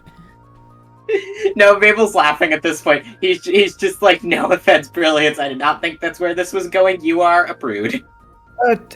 I'm not a prude. I just. Have you had sex ever? No. I just. Yeah. When you've been on the street, you don't exactly want to have sex in an alleyway. That's fair. And I was taught you don't do that to a woman. Or a man. Oh, okay. What did you want to talk about, though? You're a diamond half-dragon. The last time I checked. Ray has told me, specifically, that you are a diamond half-dragon from Sovereign's Keep, a separate kingdom from the rest of us. Yes. And that your family is the Star Keepers. Yes. And that your family has a lot of money. Yes. How would you like to fund a rebellion? Oh. He perks up at that. Wait, what are we rebelling against? I mean, I'm already on board, but I want to know People what. who killed my parents. Yeah, sure. He takes, he looks surprised. Really? Why wouldn't I? Different clans here? Why would I care? You don't know much about your own kind, do you? No, and I don't really want to. Fair enough. Okay. He takes a breath. Starting over. Okay. He takes a breath. Alright, let me try to explain this. You know how the Gem and the Metallic Riders, or the clans, bonded with each other, right? Do I? You do. It was taught to you. Yeah, he nods. Alright. I can't talk to Ray about this because she's part of what happened, and I can't talk to everyone else about this because it's out of our clan. He rubs his face. I need your help killing people. Okay. You are surprisingly calm with this. Okay. If things we're saying in here don't leave this room, then I've done that before, so it's fine. Oh, I don't just want them to not leave this room. I want it clear that, you cannot tell this to anyone. It's fine. Let me explain. I don't think you know this, but I am the prince of the metallic continent, Metalia. Oh. I am not a lord. I am not someone of high standing. I am the prince. I see. At least I should be. And he walks. Long ago, when I was young, he rubs his face. Ray... Here's a fun fact you may not know. Ray is the princess of Chroma. I know she doesn't act like it, but she's the princess of an entire continent. Just as I'm the prince of one. I see. Anyway. And he rubs his face.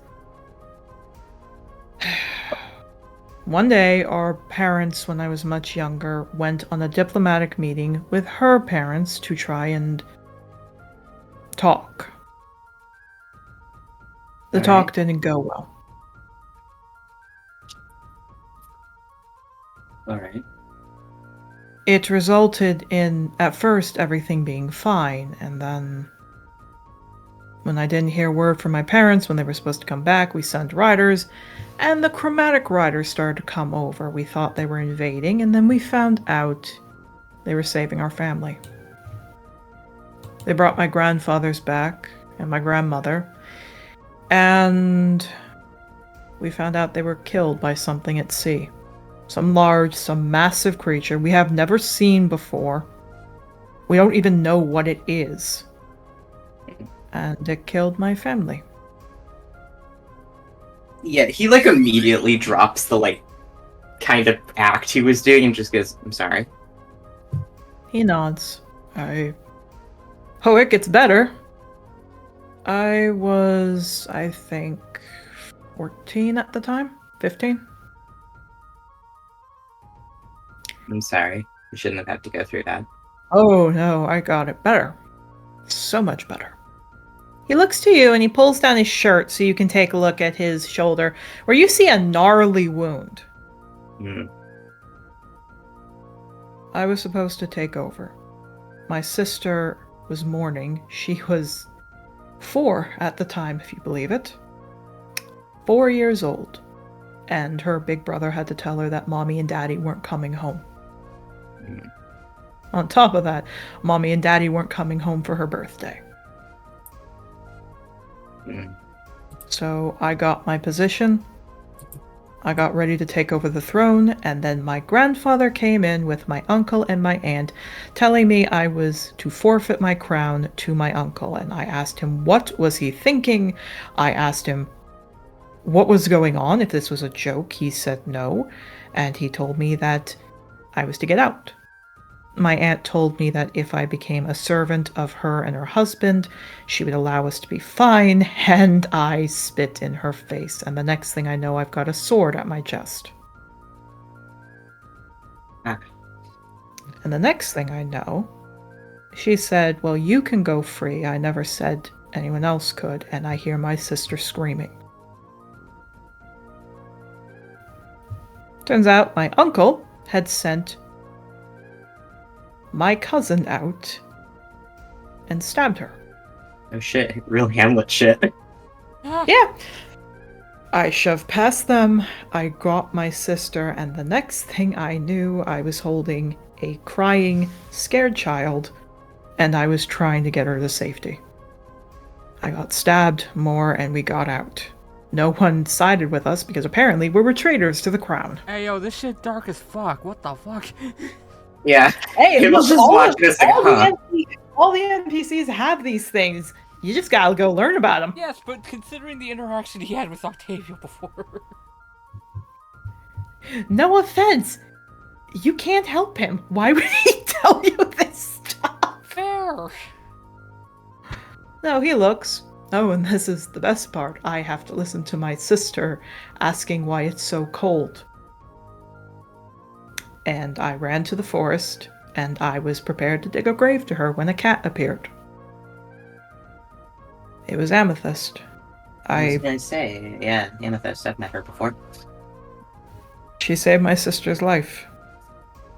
Without any charge, she saved my sister's life, and I wasn't a paladin or a cleric at the time. I was a prince. I wasn't taught to have classes, but I learned. And I prayed to her.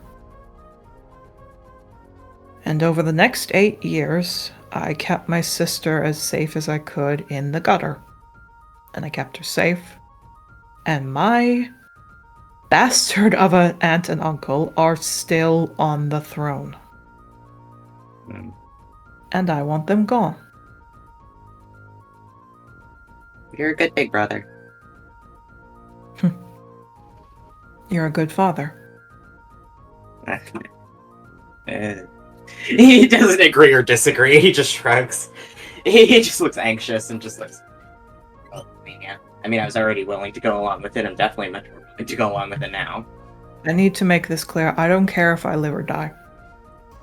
Well, I don't care if I am not able to get to the throne. I don't care if something happens to me. I don't care. But Shine does not deserve this. Shine does not deserve to eat potato scraps in a barrel. Okay, breathe. You see him snort and looks to you, and he takes a breath. She was 4. And they tried to kill her. I just want her back on the throne. I don't care about myself. I don't care if I'm dubbed as treason. I want her back on the throne. I at least want her in a place where I don't have to tell her if we're going to eat that night or not. That's why I worked for 3 years to get into this school. Okay, but like, I care if you live or die, so... Why do you care? You're my friend? I'm your friend. Look, but even if you weren't my friend, I mean, like, humanoid lives are inherently precious. And here I thought you were standoffish. I mean, I am. But he shrugs. Look, if it means anything, I don't like other dragonkin. You're probably one of the few, maybe... I could probably count on one hand dragonkin I've met in my entire life that I could tolerate. Yeah, cocks his head to the side. Why do you hate Dragonkin? If this isn't going to leave this room, he grumbles, because he's like, you opened up shit to me. He shrugs. My first boyfriend was abusive. He was a life half-dragon. That's it. I'm sorry. It's fine. I mean, it's not fine, but he shrugs. It's not like I'm never going to see him again. Well, how does that dictate the rest of us Dragonborn and half-dragon? It just imprinted badly on me. He used a lot of... I realize this might have just been a Sovereign's Keep thing, now that I'm talking about it out loud. He shrugs. Oh, right. Anytime I tried to talk to my parents about it, they just said that's how it works. Yeah, that's how the Sovereign Keep dragon and half-dragons are. That's not how we are. I guess. I'm trying to get over it. He shrugs. Admittedly, my experiences with other half-dragons and Dragonborn beyond that really only reinforced it, but I'm starting to realize that might have just been the people in Sovereign's Keep. Yeah, he cocks his head to the side. Why don't you come with us to the Species Center? Maybe? It's not good to be away from your own kind. I guess. It can set off everything from dysphoria to anxiety. Well, I've already always been dysphoric about myself. That's just part of it. No. Species dysphoria. Yeah, I know. That's always been a thing with me. Well then. He puts it, like, he opens the door and puts his hand out. Come with me. Fine. He takes his hand. Yeah, he smiles and he starts leading you off. I can show you the world. No, wow. No, he doesn't. He just stop and briefly and go, "Are you fine now?" That was kind of a lot. I've had to suppress this for 8 years. I'll be okay. Again, I don't care if I live or die, I just want Shine safe. Yeah, blinks at that, kind of squeezes his hand a little and goes, "Okay, but again, I care if you do. So I'm not going along with this unless it also includes the clause that you don't die." If I didn't know any better, I think you cared about me in a different friend Oh way. my fucking god. He's like, "What?" And he just leads you back to the cafeteria.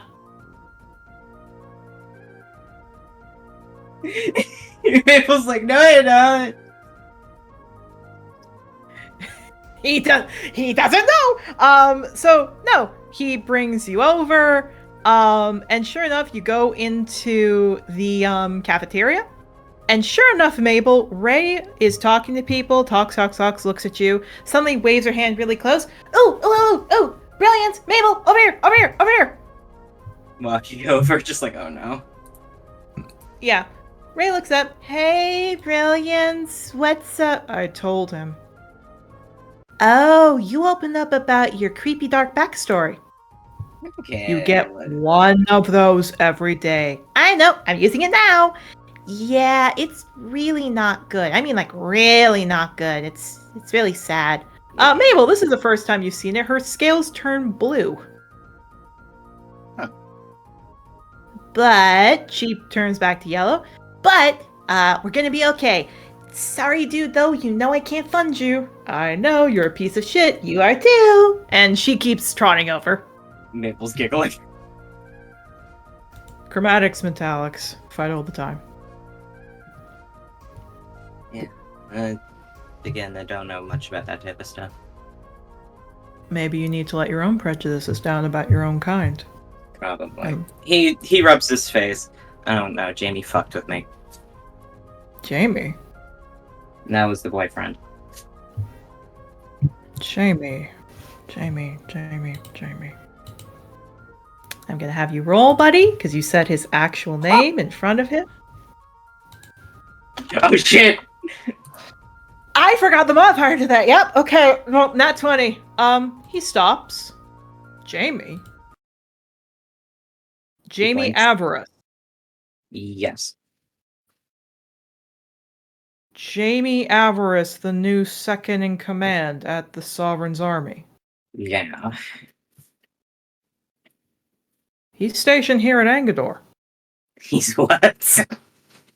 Last I heard, he's stationed over at Dawnford. He sighs. He rubs his face. Get away from him anywhere I go. I don't know if you care about this, but Brilliance actually turns around and hugs you. Well, I don't know what you were like before, but he smiles. He got friends now. I actually do appreciate that. I didn't have friends at all when I met him. Well then, he slaps your wing. How about we let go of that prejudice and get you introduced to your own flight? Takes your hand and walks off. What's a flight? Where have you never learned about stuff with your culture? He just sits you down. My parents would have had to talk to me as a kid for me to learn that. Ooh, my parents would have had to been alive. Yeah. The trauma bond. Okay, that one's not fair. Yeah, that's what he's like. He's like, "Come on, man." Yeah, so before he can sit down, all the girls swarm you, Mabel. Oh god. There's a forest half dragon that's batting her eyes at you. There's a storm dragon that's fluffing up her wings. There's a white dragonborn who's showing off her horn. There's a red dragonborn who's puffing out smoke at you. There's a crystal dragonborn who's a little quieter, looking you up and down, but showing off her scales. Sparkwing is doing batting eyes at you, and Ray is just giggling, but also smiling at you. Heinrich Brilliance, is like hide bait. Oh, no, he's looking at like, you're on your own. He's like, oh, he gives him the look of like, "Fuck you." He puts his hands up. We had a bonding moment. Heinrich is over at the side, looking annoyed as he keeps eating. Belclick goes, "You still upset about that?" "Yeah, Heinrich, give him a break." "Beginner's luck." "The only thing beginner about it is you're being a sore loser." People chuckle. Heinrich, smacks his head into the table. Maple feels bad. Belclick snorts. A real man wouldn't go up to another guy and ask him to lose. You want to impress or fight yourself? I can fight. Well then, don't mess it up next time. Look, he gives you a flap with his wings. That was cool, Mabel. Good on you. Alright. It's just the image of Heinrich getting up and being like, "Alright, Maple, fight again," and then he loses again. Oh no, that's He's the become fun. your mid boss. Oh no, that's the fun thing. Brilliance chuckles. If you want to prove it to her, just fight him now. Heinrich looks at you, looks at Brilliance, looks at you, looks at Brilliance, looks at you, looks at Brilliance. I'm not comfortable right now. And he just goes back to eating. Well, then you can't be mad at him, you chicken.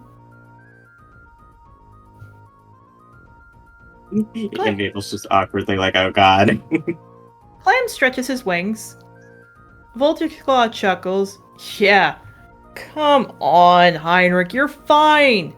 Clam looks over. If I'm being honest, I don't really get this.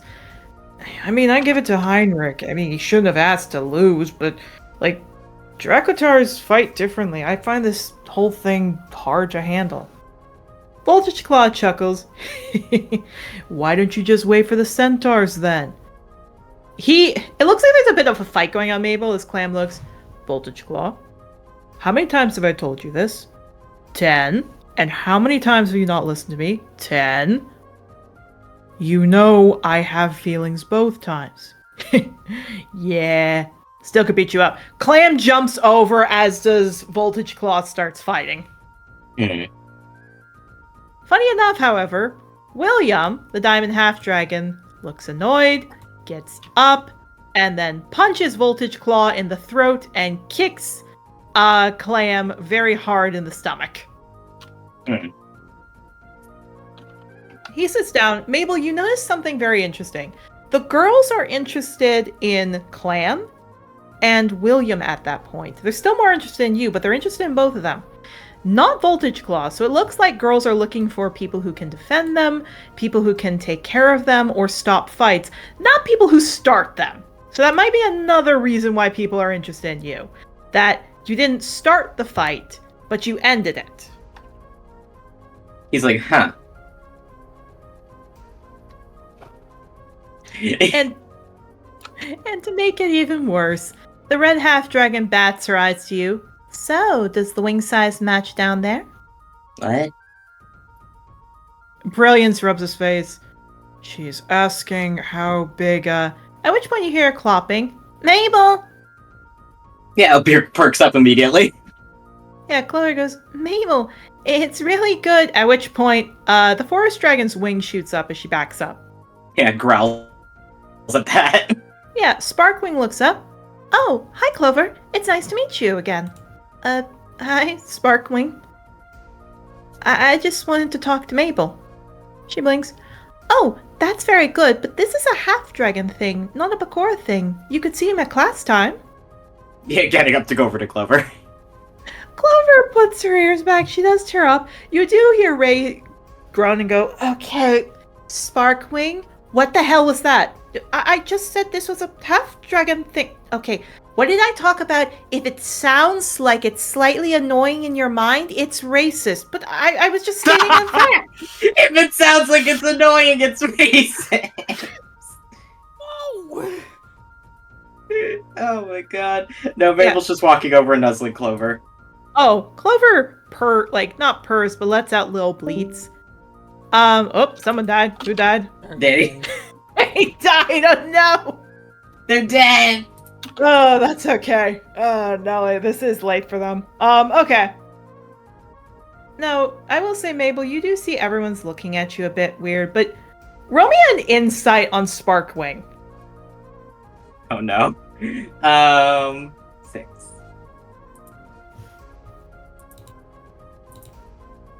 "20. She's not intentionally being racist. You know, some nobles have never been in situations where they've had to be with other kinds. So it's not malicious. She legit was just saying, this is a Bakura thing. This isn't this is a half-dragon thing, not a Bakura thing. Please give Mabel some time. Nothing malicious with it. It looks like it was not actively trying to hurt Clover. Yeah, he calms down at that. It just looks like things happen. Just looks like she's a dumbass. More that she has been in situations where, I guess the best way to put it is more been in situations that she's not used to.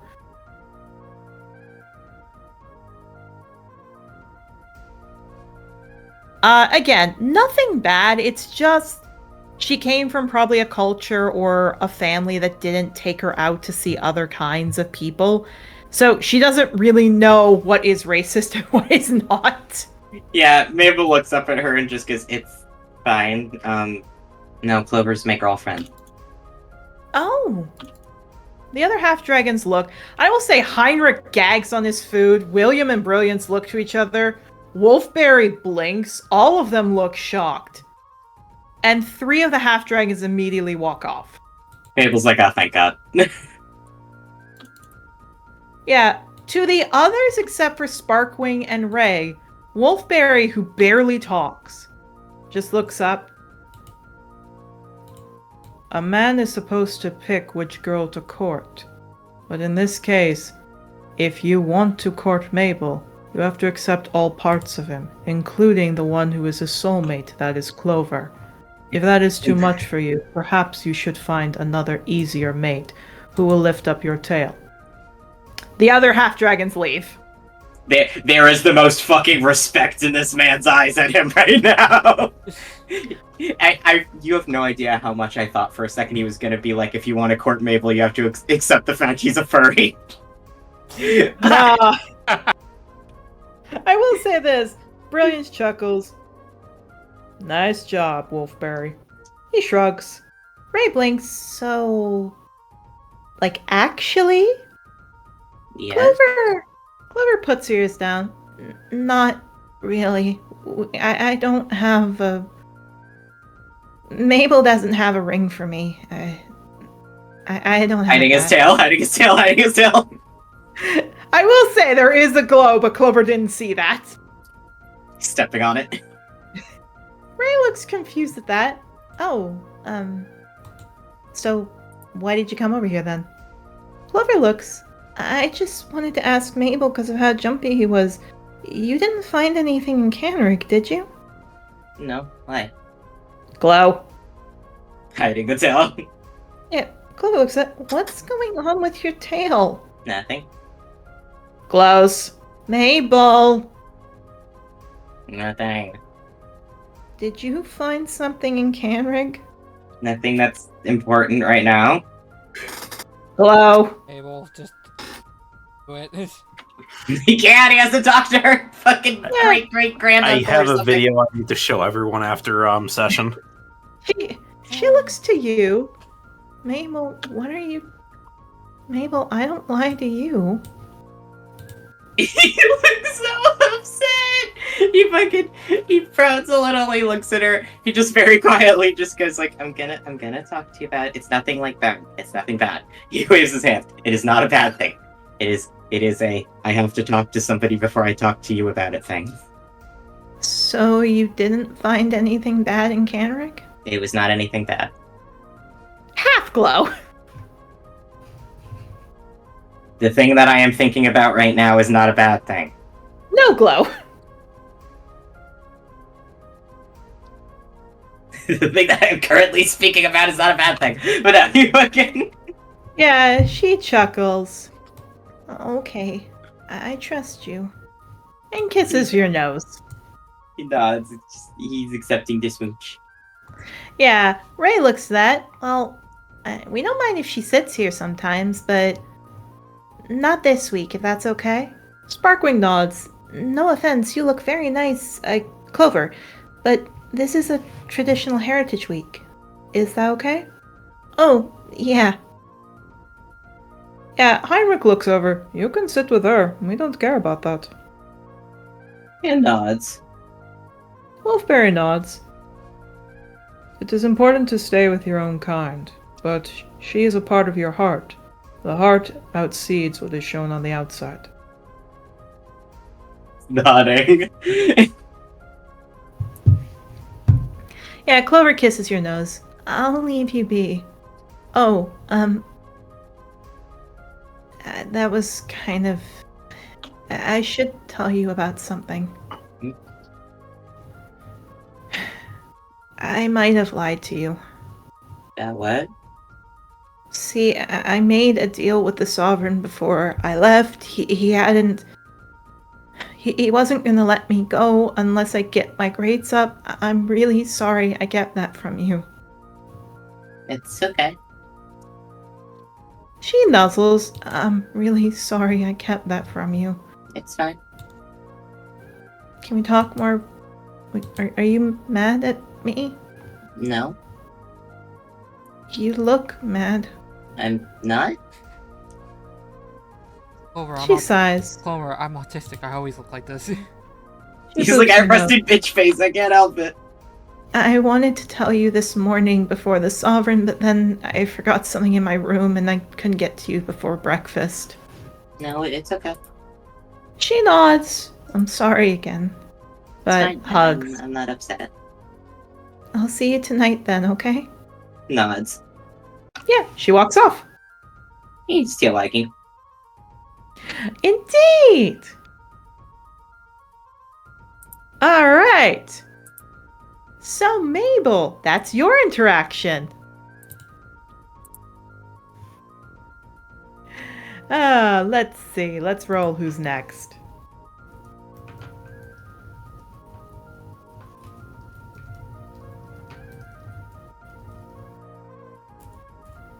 Is this when I get damned? Let's see.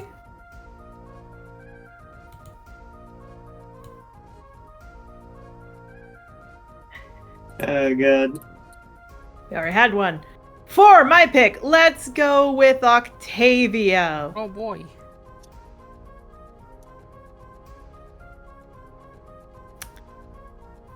Okay, so Octavio. When you get in there, you see Melody waving over to you. He sees that and smiles, waves back. Yeah, looks like she's trying to get you to come over here. Yeah, she does.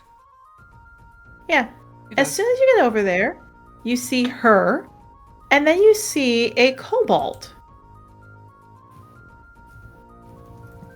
Oh, hey there. Hey.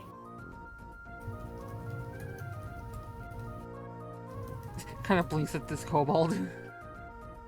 Why are you weird? Okay, that's an interesting thing. Ripper looks up. Sorry. Why are you as a person weird to compare to the rest of us? Why are you as a person weird? Are you like gay or bi or ace? Like what's going on here, dude?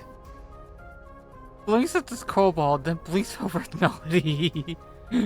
Are you gay? Why are you gay? Why are you gay? What are you gay? No, he just looks to you like we've been trying to see if you fight one of us for a female. Like you've done nothing, dude. No, Like, are you a biggie? Are you a biggie? Is that like the whole thing? Biggie. Like, are you interested in humanoids bigger than you? Is that like why you're not fighting? It's complicated.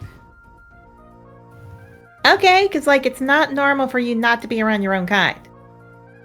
Like, did the other girls scare you off? Is that it? Like most of us don't care that you talk to Melody. This kind of strikes.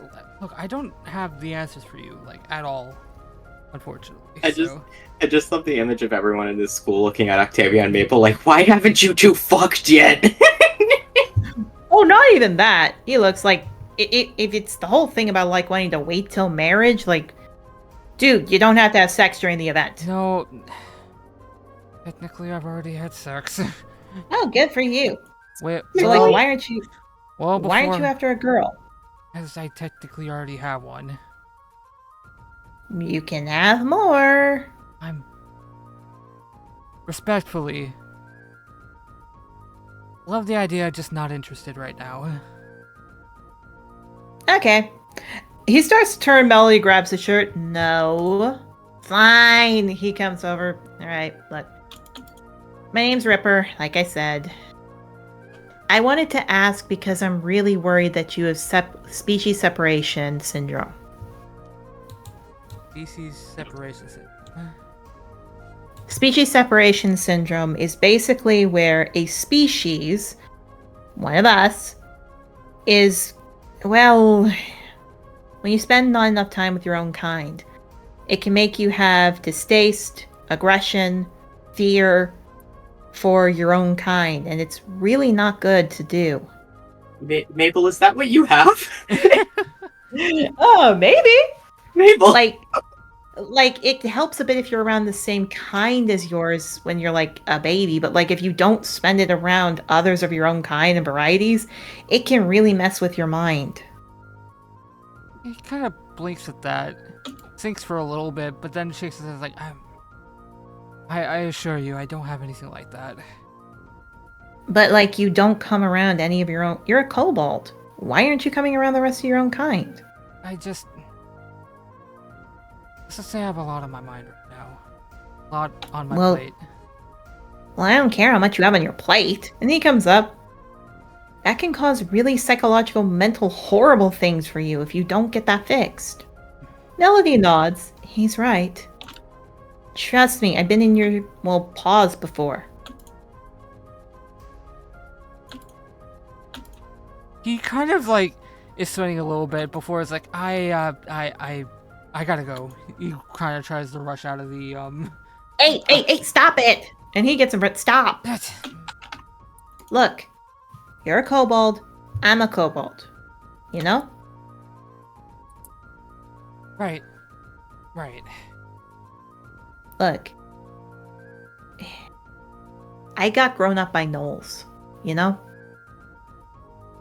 They raised me like a gnoll. Well, the reality of the fact is I grew up faster than my brothers and sisters, and I had no idea how to be one of my own until way later in life, and it really messes with your head. I don't blame my parents, but by isolating me away from others of my own kind, I didn't know how to grow up. Octavio is really trying his hardest to like side skirt this conversation to get the fuck out of there. Yeah, he just looks. I grew up really, really messed up, trust me. Trust I'm me, not saying I feel like I understand better than most.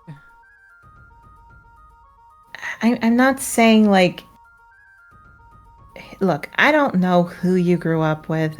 I'm not saying it's a bad thing. It's just Melly looks, you're trying to look out for him? Yeah, I went through what you did, and people have been saying stuff, and I told him to knock it off. I just wanted to see if it was a sexuality thing or maybe species separation. Could you maybe think about coming to the species center next week? I'll kind of sighs. Think about it. Thanks. Forget what the other girls were doing before. Everyone would be really happy to meet you. He smiles and nods. Thank you, Ripper. Of course. And hey, just smiles. You get to learn what it's like to be your own kind. He sweats a little bit before nodding. It's like, no, I really do have someplace I need to be right now. Yes, at our table. Ripper nods. See you, Melody. See you, Ripper. She looks. He's a good guy. Second-year student. He's fine, I promise you. I know, it's just... He kind of sighs. Again, when I say I have a lot on my plate, I'm not really exaggerating that. I'm sure you're not, but Ripper has a point. He just kind of looks awkwardly at the ground and decides. Is that really a thing that happens? Yeah, it is. A lot of people who are adopted into different species have that all the time. Even if you're just kept in with your noble culture, you have to develop with others of your own kind Otherwise, you can be severely affected later on in your mental state and your development. Has this long stare. You'll start thinking you're another race if you're kept too long. That is what's going on with Maple, ain't it? It's something. Octavio just kind of sighs and is like, okay, I'll sit down there for a little bit, but then I really, really do need to go. You can wait till tomorrow. It's okay. And she smiles. Really can't. Anyway. Really can't. Yeah, she smiles. Anyway, welcome to the Songbird Serenades. You see a rooster aarakocra, a dove aarakocra, a macaw aarakocra, a penguin aarakocra, a husky knoll, a human elf, a centaur, looks like Arabian, a satyr, a tabaxi, looks like Persian, a kiwi kenku, and a brass half-dragon. And they all look at you, and Melly goes, "This is Octavio!" They all look. They all say nothing. They look over specifically to the scarlet macaw aarakocra. Yeah, just kind of Show us what you can do. He kind of blinks what I can do. Kind of like shuffles around and gets his lute in position. Roll me a performance. This is dragon, so it's also kobold mating season, right? Yes. Yeah, because he would do that. You have to fuck. 'Cause I have a song in mind for this. Of course. Is it one you wrote? Technically parody. Oh god. More what I meant is it a song that Octavio would have written? Yeah. All right, then roll with advantage, please. No. There we go. Freya knows the song I'm about to do. Oh god, no. I think. Go ahead. Ollie, come back to me. That one. What? Oh. You know the one I'm talking about, Freya. I am so confused. Remember? I want you to be my fish wife. Yes. Oh. It'd be the one I drew with Xenia and Branch. Yes. Yeah. Okay. I did a parody of that for Monty Glue's stream a while back. So. I love that fucking one. It's so funny. In some My art was weird. in that. It was really funny. He really, because he was like doing it off the cuff. He just sung that. He stops. He realized what he songs, and then he starts sweating. They all look to you. They look at each other. They look at you. They look to each other. They look to Juliet. Or they look to Scarlet Macaw. She looks you up and down. Clicks her tongue. You don't have to practice as everyone else. You need to come every other day. You were sloppy in that. You belted out too much during the high notes. You didn't go high enough on the low notes. You held yourself like you were in some tavern. This is the Songbird Serenades. You need to hold yourself better. You need to switch from a lute to a lyre when you play with us. Small build. You need an accurate instrument for that. You need to bulk up so you can move. And you need to improve yourself when it comes to your appearance. You look sloppy and you look underdressed. You need to get a proper suit, set yourself up, and then, you remember you're the lower ranking member, you're in the Songbird Serenade. People start cheering and giving you like a shake, Octavia. He looks so fucking confused. Melody whispers to you, technically I can get you into a club, but you have to prove yourselves your skill. This is one of the better ones. She's really strict with this. Understandable. This okay. He kind of just sighs. At least I'm in a club now, so I don't have to worry about that. Oh, this isn't just a club. We need to win this year, all right? Octavio's just like hears that and is like, "Win what?" Yeah, Millie looks. Don't scare him too much. We'll get to that later. At which point, suddenly poking you is the Kenku, penguin Kenku. Theodore. Nice to meet you. I'm Octavio. Nice to meet you too. Word around the school is that you went to Canrig and you got to see Calpin himself. Oh, yeah. So, is it true that you saw Calpit? Yes, actually. I saw him bless one of his children while I was there, so... They look to each other, look at you, and then start freaking out even more. Just kind of like squats down and just like just trying to be silent while everyone else is freaking out. Oh no, they like pick you up. Like one of them asked, like, how big were his paws? Another was like, is his mane flowing as they say? Another one, like, is he big down there? And they like keep just asking. He's just kind of like, I know the answer to these questions. I feel like I'm not the one out of the people I know that's qualified to answer all of that. Yeah, before anything else happens, you hear this large squawk. And then eventually everyone settles as Julia looks to you. Enough. Save your voices for practice. She looks to you. Good luck, alright? I know you'll do good. He hears that and just nods.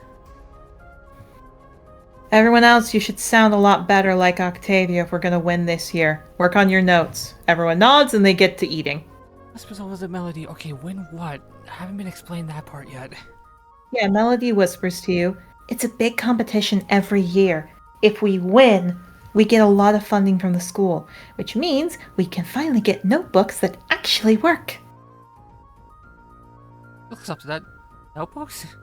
Really? Juliet looks over. Notebooks from Calpit himself that could help us win other competitions and actually make a difference in this school of pride. That's a competition sport that we get to keep our standing of it. That doesn't mean we have to flaunt around with some of the others. Would I know anything about any of these notebooks? My time? Nope. Nope, okay. He's kind of like, okay, I've been around Mr. Song a lot and he never said anything about that. Yeah, she shrugs. Don't know what to tell you. All I know is... Oh, hello? Well, Hello? We have a fox again! I'm on my tablet. Hello. Hello. No worries. Take your time, Danny. We will get to you in a second. Octavio, Melly just chuckles. Enjoy yourself. And save your voice, alright? I'll try. Good. She ruffles your head. Welcome to the team. He just kind of sighs. Octavio being part of the Glee Club, probably the worst thing that could happen to him. Ha!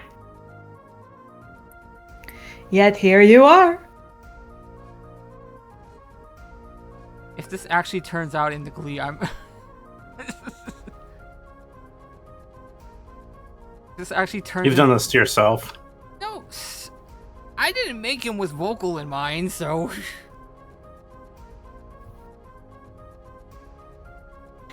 Don't worry, all you gotta do is keep saying, don't stop believing. But no. What ends up happening is you're all good. Yarrow, we're gonna do you, and then Rustling will get to your interaction, okay? Hooray! So, Yarrow, when you walk in, you do see Clover walk off to someone a bit. You realize it's probably Mabel. You see Octavio doing something, looks like he's belting out some kind of song. You see, however, when Yarrow, Seer looks to you, you hear, hey, come over here. Yeah, he looks over and then he trots over. You do.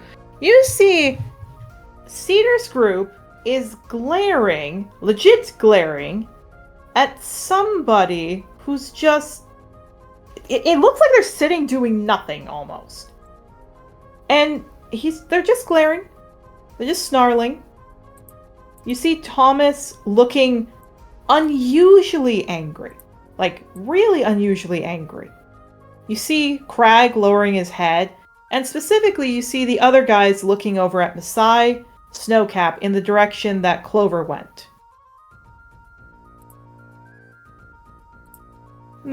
Basically what it looks like is there appears to be, to the best of your knowledge, there looks to be a goat pakora, an elk pakora, and an okapi. Cedar snarls, "We've got our fourth here, now what do you want?" The elk looks to him. "Out back, tonight." And he taps horns with Cedar. Cedar taps back. "You're on." Yeah, the okapi looks over. "That's your secret fourth? What, is he gonna dance like a girl?" At which point Cedar kicks him and he tumbles. Yara just kind of stares there, a little bit stunned. Yeah, Cedar, shakes his back hoof. "Get out of here." They run. Cedar turns to you. "You okay?" Yeah, What was that about? Yeah, Thomas looks, "Dude, we told you. This is what happens during our season." Yeah, but I thought our season wasn't for a few weeks. Yeah. Craig chuckles. "Heh, you're funny. You're serious." Slowly turns his head. "Oh, he's serious." Yeah, Seer looks, "Craig, do you ever hear the little voice in your head that says shut up?" "Nah, I hear the little voice in my head that says those girls are cute." The size Snowcap kind of chuckle.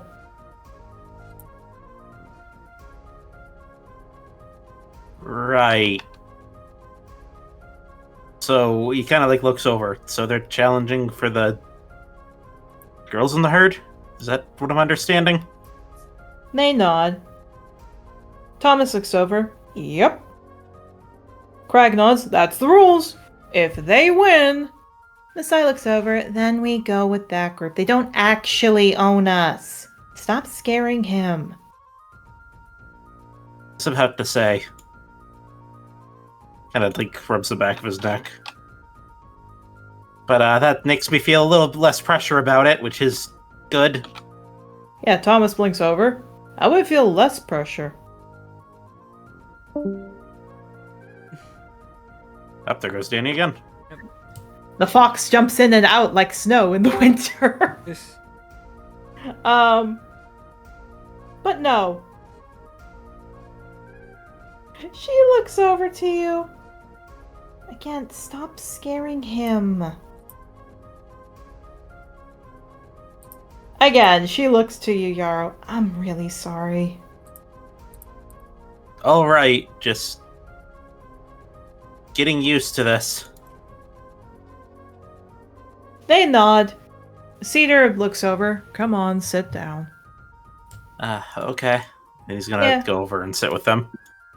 Thomas looks over specifically to Cedar. Cedar nods to him. "Thomas, go make sure you get word on Chestnut, Fern, and Cream, alright?" He nods. "On the looks of it from what I saw, they've got 4 girls over there." Craig snorts. "And we'll be having 7 girls in the group." He nods. Yeah. Masai leans her head over to you. "Hey, Yarrow." Oh, hi. "Just ignore them. You're just a backup. If they fail, then you get to take them on." Oh, good. Kind of rubs his antlers a little bit. "Hey, it's okay. It's not about the size of the antlers or the strength. It's the size of the heart." It's not about the size of the antlers, it's how you use them. It's not about the size of the antlers, it's about the size of your dick. Anyway. Yeah. So, you want to tell us a bit about yourself? What do you want to know, specifically? Anything you want to know about us, or anything you want to tell us?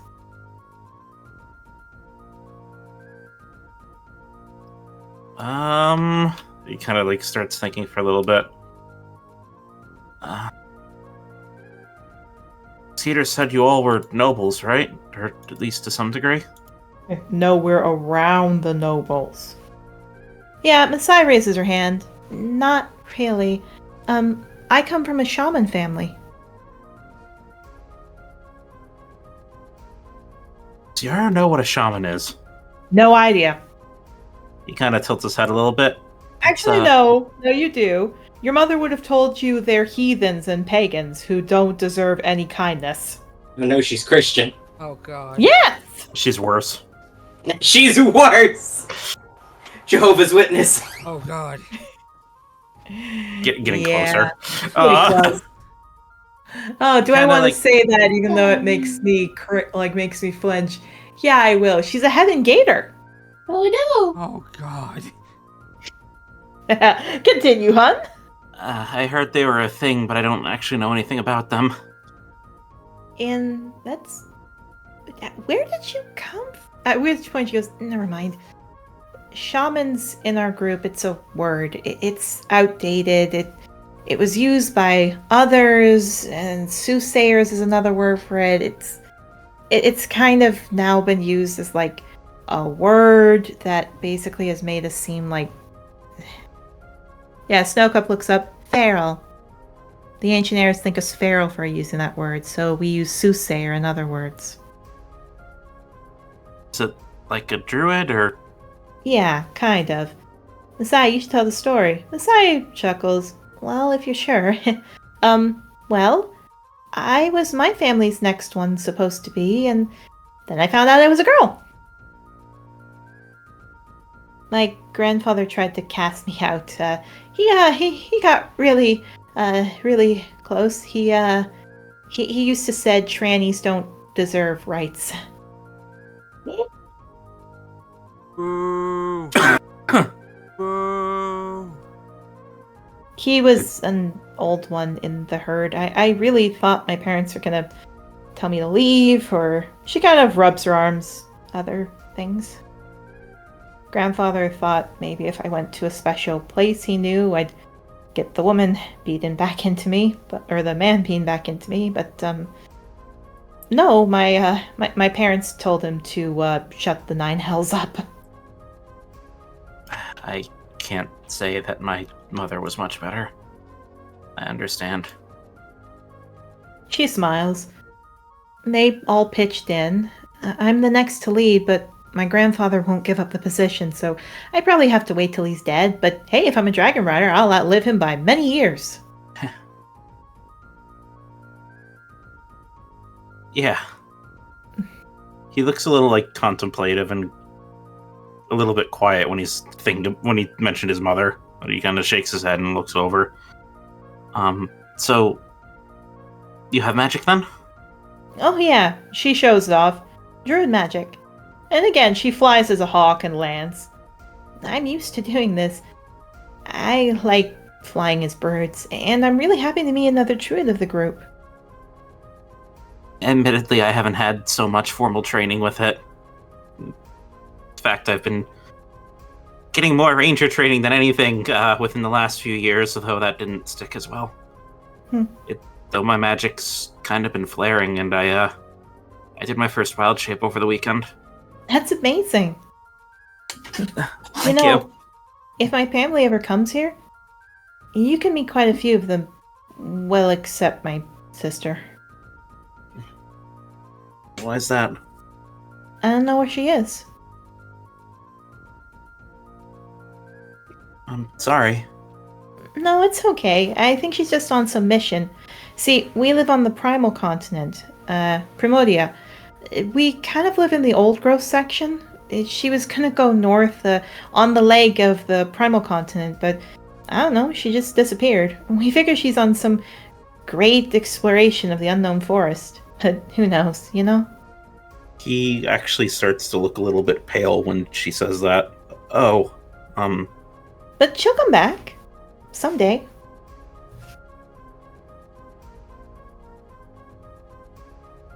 yeah, I'm sure she will. It's just been a while since I've seen her, you know? I Yeah. hope she's okay. Anyway, I'm a pure vegetarian. I know that's kind of similar to all of us, but, well, you know, sometimes we can eat eggs or, like, some fish oil. I prefer none of that. I just like my vegetables and my bark. Yeah, I actually got chewed out from honeysuckle the first on my first day here because I was eating things I shouldn't have when I was with the Rangers. Yeah. Crag chuckles. Oh yeah, what was that?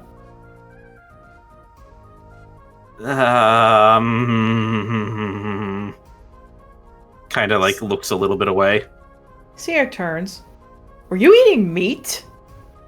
Thomas gags. Crag coughs in his chest.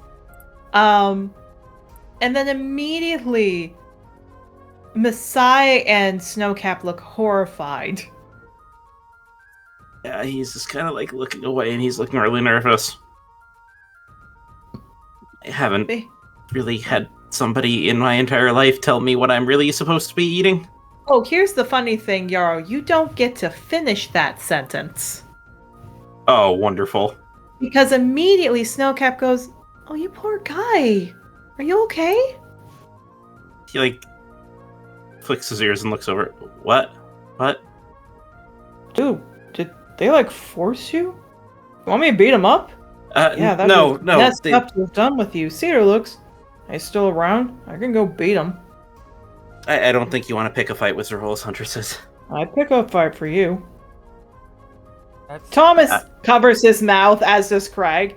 Cedar looks, I bet he's a friend. Yeah, sure he is, dude. He starts attacking Crag. That's not straight. Oh shit, he's bisexual. I didn't know that. He is bisexual. No, the leader of the Huntresses was actually she's my kid's mother. Yeah, stops. I'll gently scream at her. Keeps fighting Crag.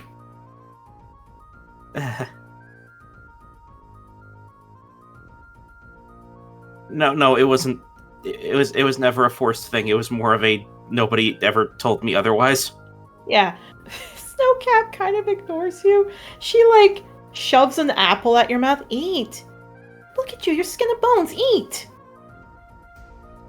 He kind of blinks a bit and then just slowly bites down on the apple. Yeah. She takes your head and moves it to her chest and starts petting you. It's okay. It's all right. We'll get you all fixed up, okay? He's just, like, got this look. He's, like... His cheeks are turning red. He's got this look of, like, utter confusion of, like, what the fuck is happening? We gotta take care of the little boy. Yarrow Protection Squad has formed. Also, I'm on my laptop, and we have connection again. Oh, fair enough. We couldn't tell if you died or if you fell asleep. Okay, so first I died. Then my body's like, let's take a nap. I woke up, like, everything's back to normal. It's like, okay, we're back. Thank fuck. I'm sorry about just disappearing during the first class. That's okay. We'll catch you up. But Yarrow, to get even more gay, let me tell you. So, Cedar, again, this eye looks, wow, you must have been really brave to have fought that. And again, like, Snowcap is just petting your head, looks down to you. We'll take care of you, okay? Thanks? Yeah, she lets you go. She looks at you. Don't worry, I had to eat meat once, too. Yeah, Crag looks over. Snowy, you don't have to... No, I'll tell him.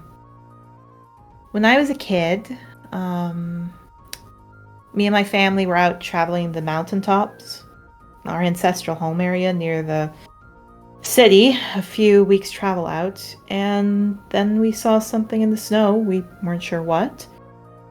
And the next thing I know, there's an avalanche that's taken in our family. And the only thing we could eat until someone found us was bats. Don't eat those. Those have rabies. It's all she had. I'm sorry. PSA to the people listening: don't ever touch bats. They have rabies. Anyway, They are No matter cute. how You can cute they look. You can see them from afar, but don't touch the rabies. this comes from your local registered veterinary technician who has worked in state governments and had to send out bodies for rabies testing. Don't touch them. Don't touch them. I've thrown rats. I've thrown bats before. Thrown them. I'm talking about bats, not rats. Holy shit! No, Don't throw rats. I've thrown bats. Okay, you can don't. Okay, like throw them with gloves on. Oh yeah, no, I had like fucking fire gloves on. Yeah, that's fine. That's fine. They get into our house every once in a while, and sometimes they go into like hibernation mode. So I just pick them up and pull them out and like throw them out into the forest. Commit a relocation yeet. Exactly. But Get out of here. Snowcap, yeah, Snowcap looks to you. It was disgusting, admittedly, eating meat, and I still get shaken about it. It's not natural for our kind. They all nod. Anyway, I mean, despite the fact I got tons of trauma, I at least now have a fascination for the unknown. Yay. So sorry you had to go through that. That's okay. It eventually led me here. And Yarrow, she nuzzles right up at your neck. And wouldn't change that. Every woman wants to fuck this man. Go ahead. Every Bakura. He looks like he started contemplating something. Then when that happens, he like blushes and stiffens up. It's like This okay?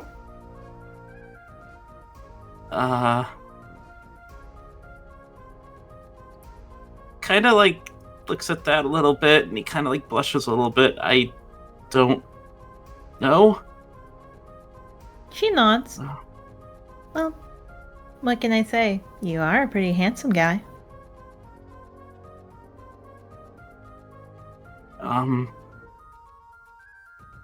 I appreciate it, but Oh, wait, are you gay? Yeah, Masai looks No. over. He has kids. Well, it doesn't mean it was consensual. It was. More of I'm nervous. About Everything. Bad things happen to people that fall in love with me. Huh?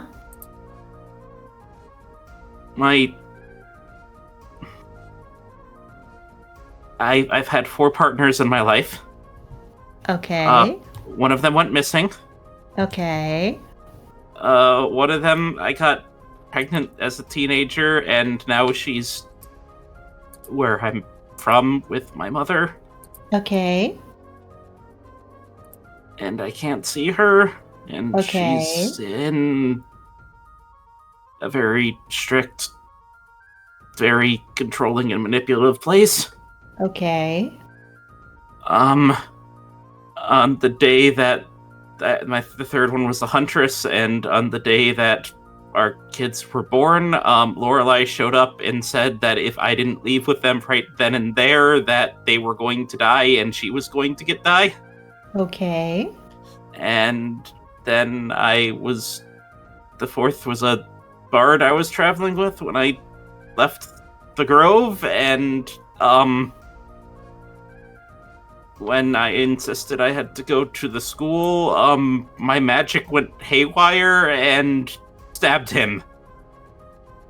Zuko voice, that's rough, buddy. Oh no, she looks okay, but how is any of that your fault?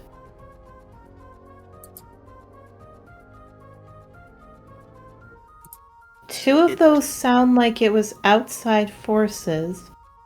One of those sounded like it was Lorelai, and she causes all kinds of trouble with fate. And the last one was an accident. How is it your fault? Watch your words carefully. I will return the punch. If it keeps happening and you could tell that the goddess of fate is directly responsible for one, who's to say that fate isn't responsible for the rest of them? And?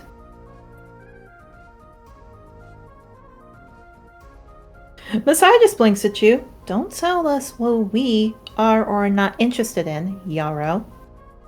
Messiah nods. Why do we care about fate? You're a really nice guy. Why would we care about what Lorelei says?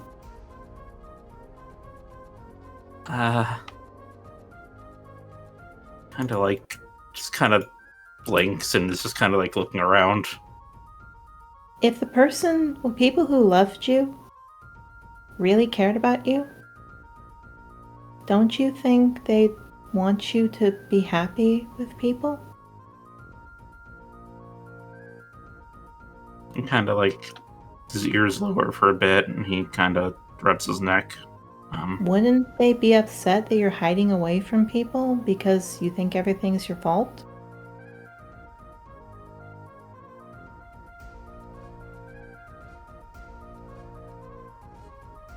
Kind of sits there quietly for a moment. Besides, she butts your head. You got hurt now. Don't you get what that means? Kind of like shakes it out of whatever trance he was in for a moment. What? Yeah, Cedar and the others look. You're not alone anymore. Messiah nods. Yeah. Craig snorts. You got it, buddy. Thomas blinks. You're cool enough. Craig punches him. I mean, he's nice. We're not gonna let you down. He blinks and he looks at everyone for a second. Then he just kind of smiles. Thank you. Actually does feel really nice. Messiah hugs you. Reaches over, hugs you. Craig hugs you. Thomas comes from behind. Cedar ruffles your head, and Snowcap nuzzles you. Clover comes over. I'm sorry? Yeah, he starts hugging them all back. Yeah. Clover comes over. What's going on? We just got him to talk. Oh, that's good. How are you, Yarrow? I haven't seen you today. I've been good. He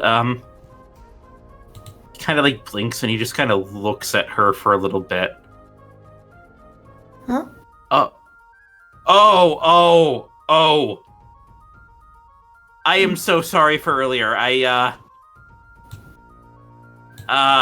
understand why that might have, What are you talking about? Kind of looks between all of them and kind of looks back at her too. It's I'm sorry, am I eating it wrong? I kind of realized I think maybe you were flirting a bit. What? Yeah, Craig blinks. Whoa, did you finally do it? I didn't! Oh, if I was wrong, then sorry. No, I haven't talked to you except in class. What are you talking about? He stops. What? I went to get something from my room. What are you talking about? I haven't seen you except in class.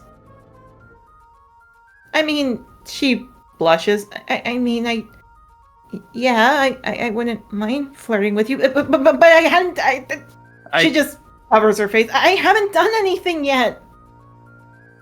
No, I mean, this morning with Mabel and everyone when we had our kids and we were. What are you talking about? I haven't seen my kids today except when I dropped them off. What do you mean with Mabel? Did something happen? I just went over there. He looks closely at her. Does she? He's trying to read her if she genuinely looks like she doesn't remember or if she's putting up an act right now. Yeah, she puts her ears back. Yarrow, you're scaring me. You don't remember the talk with the Sovereign this morning? Talk with the... Mabel, I'll say you can hear this because Clover is getting loud. What are you talking about? I haven't met the Sovereign today. I don't want to see that man. Yeah, fucking getting up like motion goes back like, hey, I'll be right back. Mabel, Clover is shaking a little bit. Yeah, going over. Yeah, the others look confused. He goes, hey, Clover, it's okay. It's okay. He looks over. Maybe it was a misunderstanding. Yarrow, she wasn't with the Sovereign. She went to get something from her room and then she came back unwell. He, looks at that and he looks over at Mabel. She was with us talking to the Sovereign this morning before we dropped off the kids, wasn't she? She was. I'm not misremembering that? No, you're not crazy. Just looks, okay, there's something wrong. There's something magical in nature going on. This is too many things in a row. I don't like it. Yeah, Clover shakes more. Yeah, just petting her like, it's okay, we'll figure it out. He starts thinking, and then his eyes go wide for a moment. Mabel? Can I talk to you for a moment? Nods. He's gonna walk out of the room. Yeah. Kiss Clover on the head and follow him. Oh no, Mabel, please don't go. Okay. Looks at Yarrow like, come back here. Okay. And he's gonna stay in the room for right now until she's ready. Yeah, I will say Clover shakes quite a bit, and Messiah looks at her. Hey, you okay?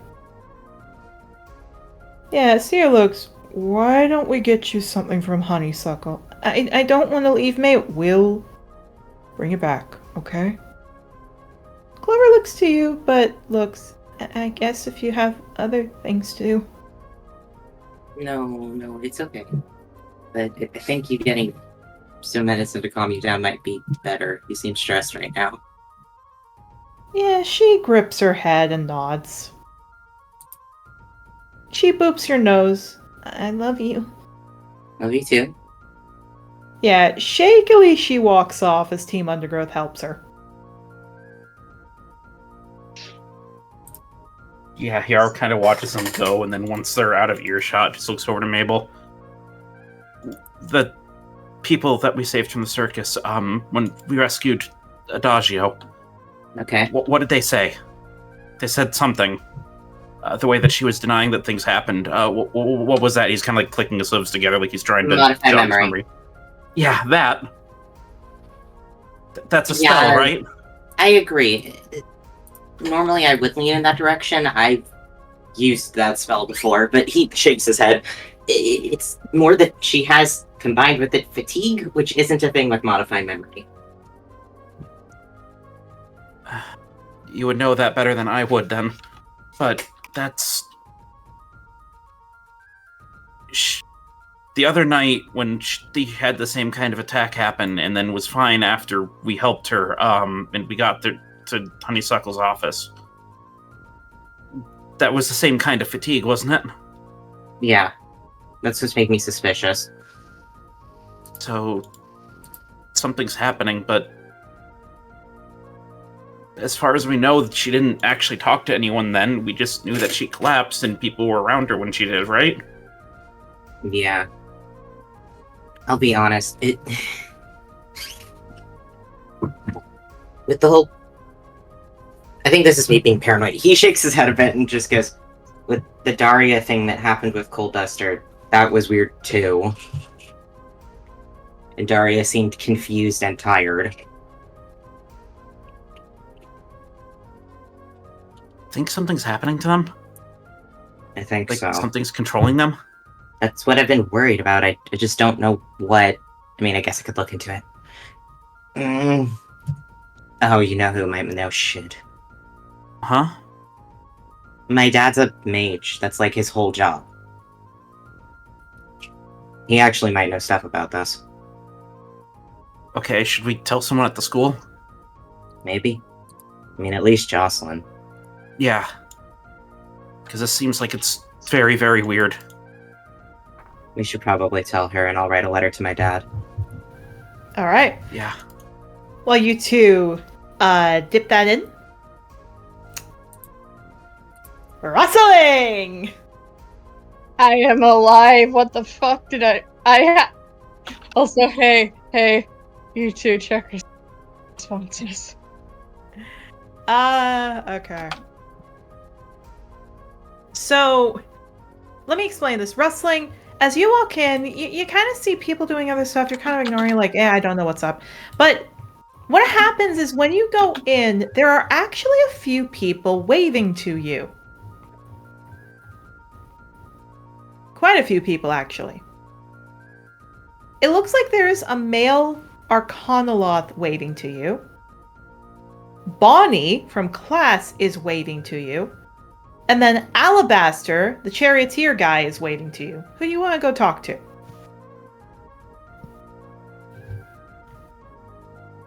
Oh, I have to choose one. Okay. Oh no, you can choose all three. It's just order.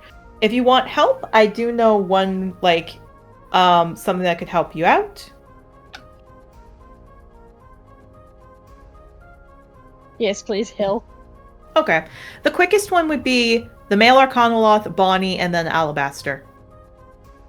We will go in that order, because whoops the fuck is this fucker? Yeah, the male Arcanoloth looks over to you, sees you coming over. Hey, you're, Rustling, right? Hi. Nice to meet you. I've heard stuff about you. I thought maybe we could talk. Your twitches? Yeah. He's an ebony coat Arcanoloth, so black with some purple shades to his underbelly and body. He's got yellow eyes, he smiles, he pats it. I heard a few stories about your past from around here, and I was wondering if I could talk to you about something. Sure. It's specifically about your past and something I'm a little concerned about. Well, see, some of the girls said you... See, I wanted to ask if you still... He rubs his face. Okay, how do I word this?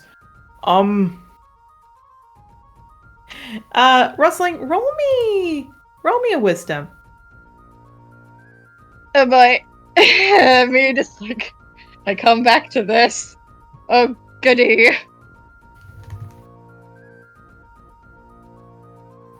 Plenty.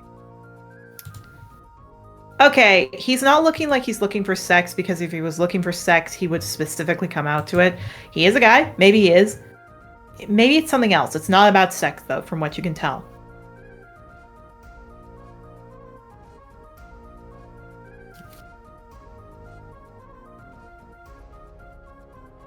Look, I ain't gonna... You don't seem like the sort who's gonna be inquiring about certain activities, so... No! He puts it. No. No. They told me that, yes, but I don't really listen to bitches that talk like that. I wanted to talk to you because they said you haven't been responding when we've let out our chitters. Your twitches? Eh? We've been chittering at you and you don't seem to understand it.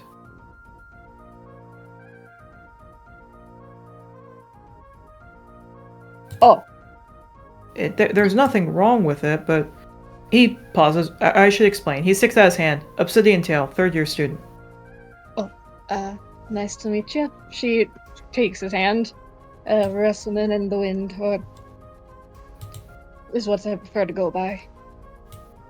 No offense, that's a weird name. I'm a weird Arcanoloth. That's not an Arcanoloth name. Have you been raised by our own kind?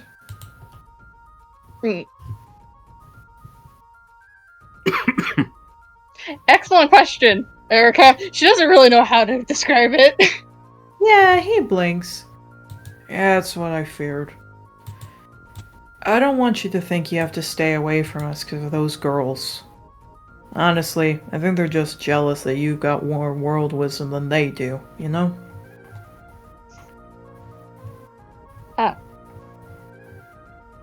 Why don't you come by the Species Center for a little bit? Next week or another time, okay? That's all I wanted to talk to you about. And I just wanted you to know. He ruffles your head. It's gonna be okay. Okay? Oh. Yeah. Thank you.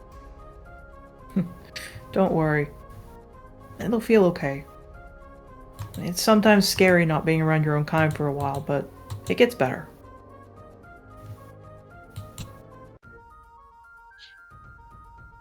She will not. She does not know how to handle this. This is weird. Indeed.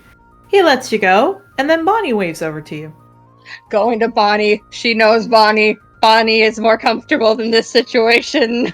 Oh yeah, she feels a lot more comfortable when when you come around her. She smiles. Hey, you okay? Debatable. Figuring that out. That's fair. So, she takes a drink. What part of your family bedded a Silky? Eh? Your daughter's a Selkie. I now know for sure after I saw her this weekend. You saw what happened this weekend? Of course I did.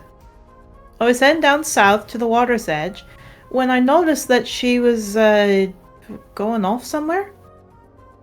Could have sworn it was Coal Duster, but she wasn't acting like herself. Yeah, that blinks. She blinks at that. Yeah, I've heard there was someone else around there. I don't know what to tell you. I didn't see anything out except a bat. A bat? Yeah, like a tiny bat. A really small one that flew away.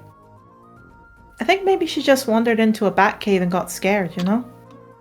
Erica, how big was the other bat we saw? Oh, a big bat! It was a big bat! It was a flying fox! It was a big bat! Okay, so she knows for a fact it wasn't Hollyhock. Because that boy was big. Okay. It was a big bat. No, this was a little one. She shrugs. Anyway.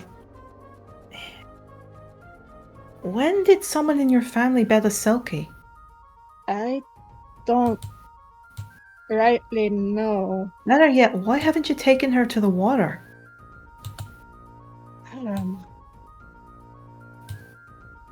You didn't know she was a Selkie, did you? No. Apparently I don't be knowing a lot of things about my family, or I just was always told not to. I couldn't go to the water because of What?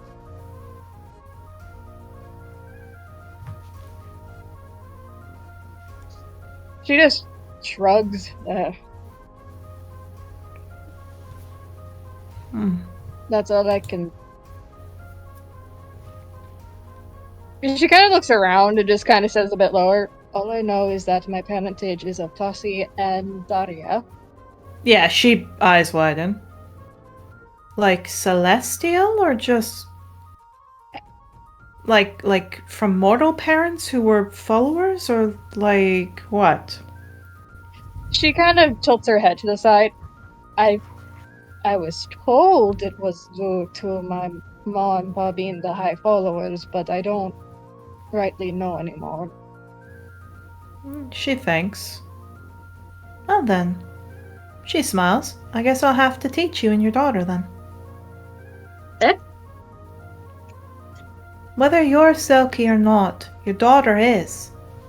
And she needs to know about her heritage before it gets really bad. Wait, really bad? If she doesn't get to the water by 10 years old, less if she's never changed, she's gonna die. What? Selkies need the water, else they can't speak. If Daria doesn't get to the... You saying you never let her in the water? I was always so... Oh my God. You were muffled there. What? Apologies, I had to grab a charge here. Fair enough. I was... Oh God. Again, it was always drilled into me that I couldn't go to the water. How old is Daria right now? 7? She looks very panicked. Okay. Don't freak out. No, let me eat that. Oh, okay. It's a gamble. It might be a 25-75. We just gotta get her to the water soon. Can't be any kind of water. It has to be ocean water. Like at the, you know, that would take her... Because that's just like her... It's just me there, right? It's just you and Bonnie. God, wait, no, that would take me straight to... What was the... Where did the fishing place owner say it would take him? You don't remember right now. No, fuck, that would take her somewhere. It's alright. Look, I'll help you out, okay? I'm Lady of the Northern Regions. It's my job to help our kind that's been trapped onto the land, well, learn better. You should see some of us. Mostly girls go off onto the shore to rest, and then their pelts get stolen, and they're stuck with whoever took them. Can't leave, can't do anything unless they get their pelts. How did they... Yeah, that has her pausing. How do they act when they don't have their pelts? Well, they're normal. But whoever has their pelt, they can't go against them. They could just burn the pelt and then they'll die for eternity with their soul shattered. That's the whole rumor. The pelt is controlled everything. You hold the Selkie's pelt, you hold their life in your hands. They can never go back to the water without their pelts. Other folk is different, but Selkies are trapped. We've seen many a housewife get trapped in a relationship, abusive as all hells. We can't do anything unless their pelts get taken back. Once they do, they run back to the water and never come back. That's when they're safe. My family's rescued a few of them. I can't tell you how many female Selkies I've seen of that. Males too. Some will even use their pelts as means to hurt other people. They even force them to have children. But you kept your daughter's pelt, and that's really good. Once we get her to the water, we'll be fine. Your sons might have part Silky in them, but it's right now Daria I'm worried about.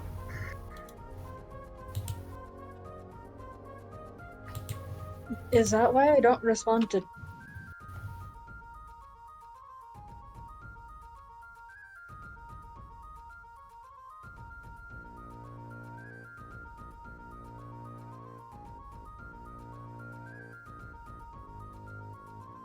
Thank you. That probably is starting to explain a lot. Okay. She is going over to Alabaster. She is having a fucking day. Yeah. Already. It explains so much, but now she has more answers, and she's really worried about a certain person in her life, Erica. Yeah. But that's for another day. Alabaster looks to you when you come over. You good? Do you want the socially acceptable answer or the honest one? No, got it. Okay. He goes in. You see a bunch of Arcanoloths there getting like kind of special treatment from these bigger people. There's like Vaishinos, Lycans, quite a few people as he looks over. This is the Charioteer racing group. They wanted to say hi. Right. I'm sorry I haven't come It's talk fine. to you. I just wanted to make sure you were still in it. At which point, one of the Golden Arcanoloths looks over. What he's saying is he was worried you're going to back out. He's worried he's going to have no partner like with Swiftbolt again. I honestly was still planning on it. Things have just been getting a little You can hectic. sign up next week. I will. You have my word there. Swiftbolt was my classmate who... He's not dead, he just didn't pass. A white Arcanoloth keeps eating looks up. Yeah, if you don't pass your grades with a good average, and you don't sign up with a course, and you aren't able to make up the money, you fail.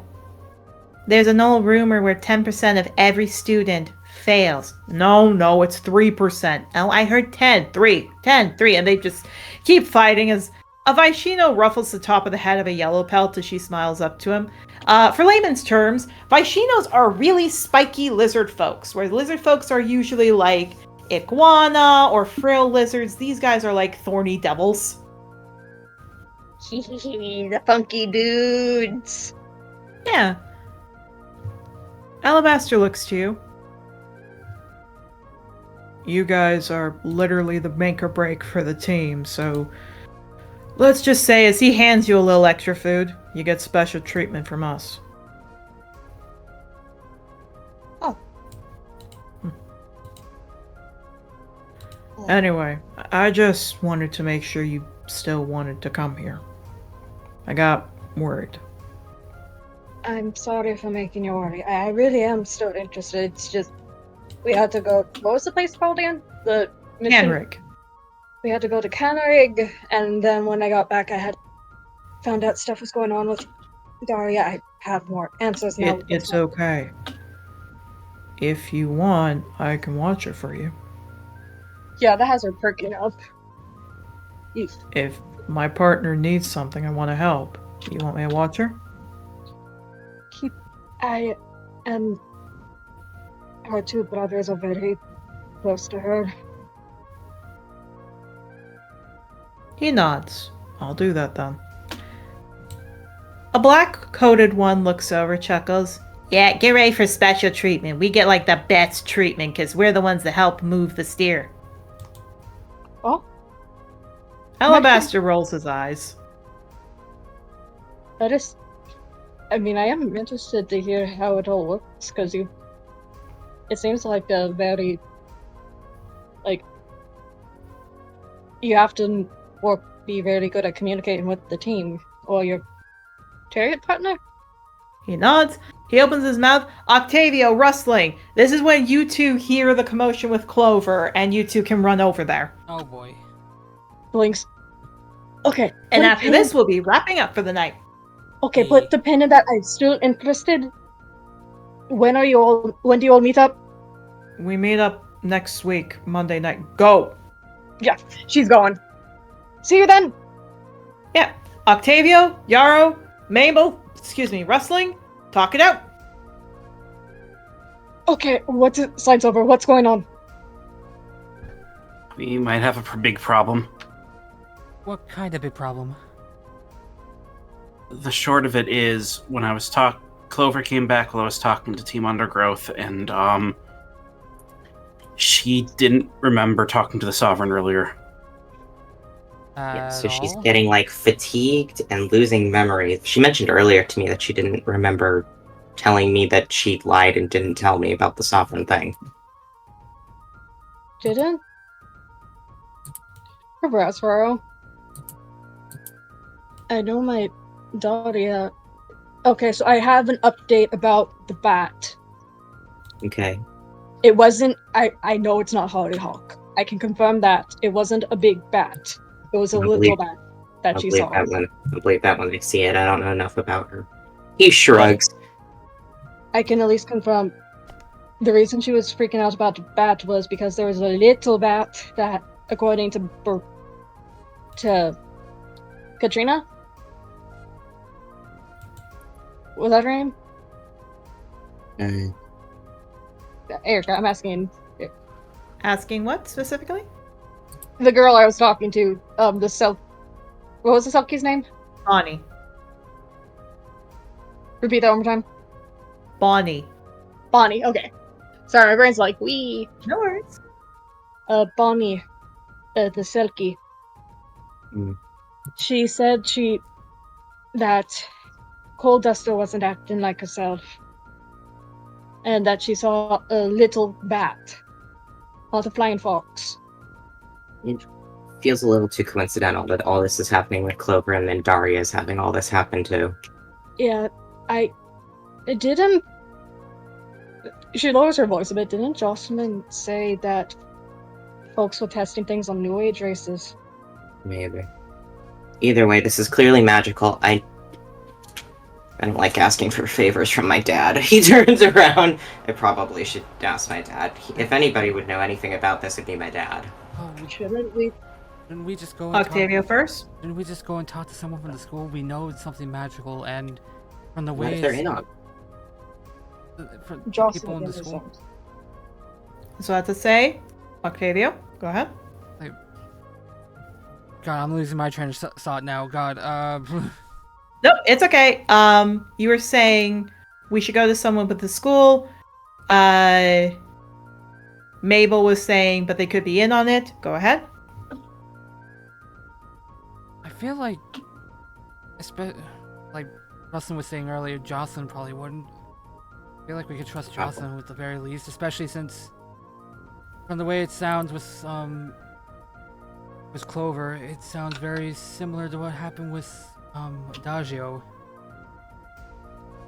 So we can use that connection there.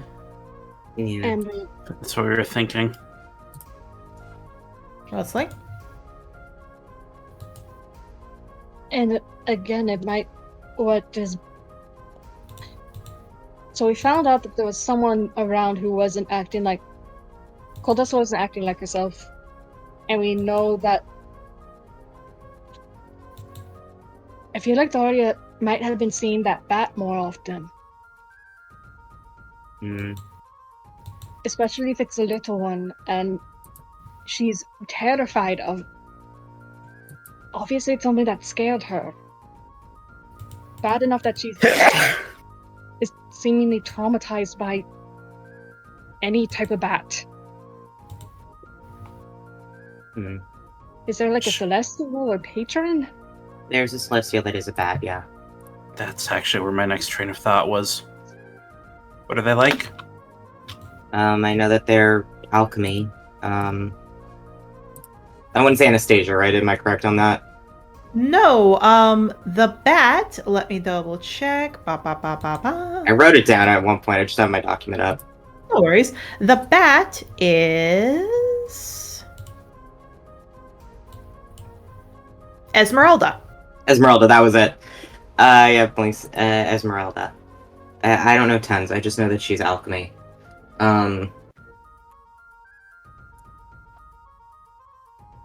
But like, I never got an impression from anything that I've been told about her that she'd do any of this. But who knows? Actually, I'll ask Aldous. If anybody would know anything about that, it'd be him. So. First off, Jocelyn probably, while you try to get in contact. I'm fine with that. Okay. All right. If that's the For- case, then I was gonna say, for now, we're gonna hit the pause.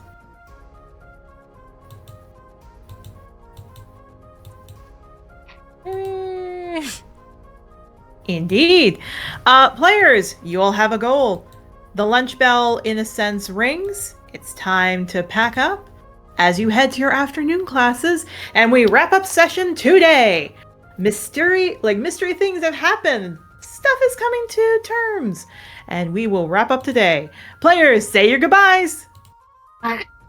goodbye. Goodbye. Sorry, I'm fucking dead in the midst of this. Nah, you're good. All right. Bye-bye, everybody. Bye-bye. God, Nace is not here to do a bid. Fuck. That's fine. I'm the bit man. Remember, I'm the reality's bit the government is nothing but anarchy. Bye, gold. Bye.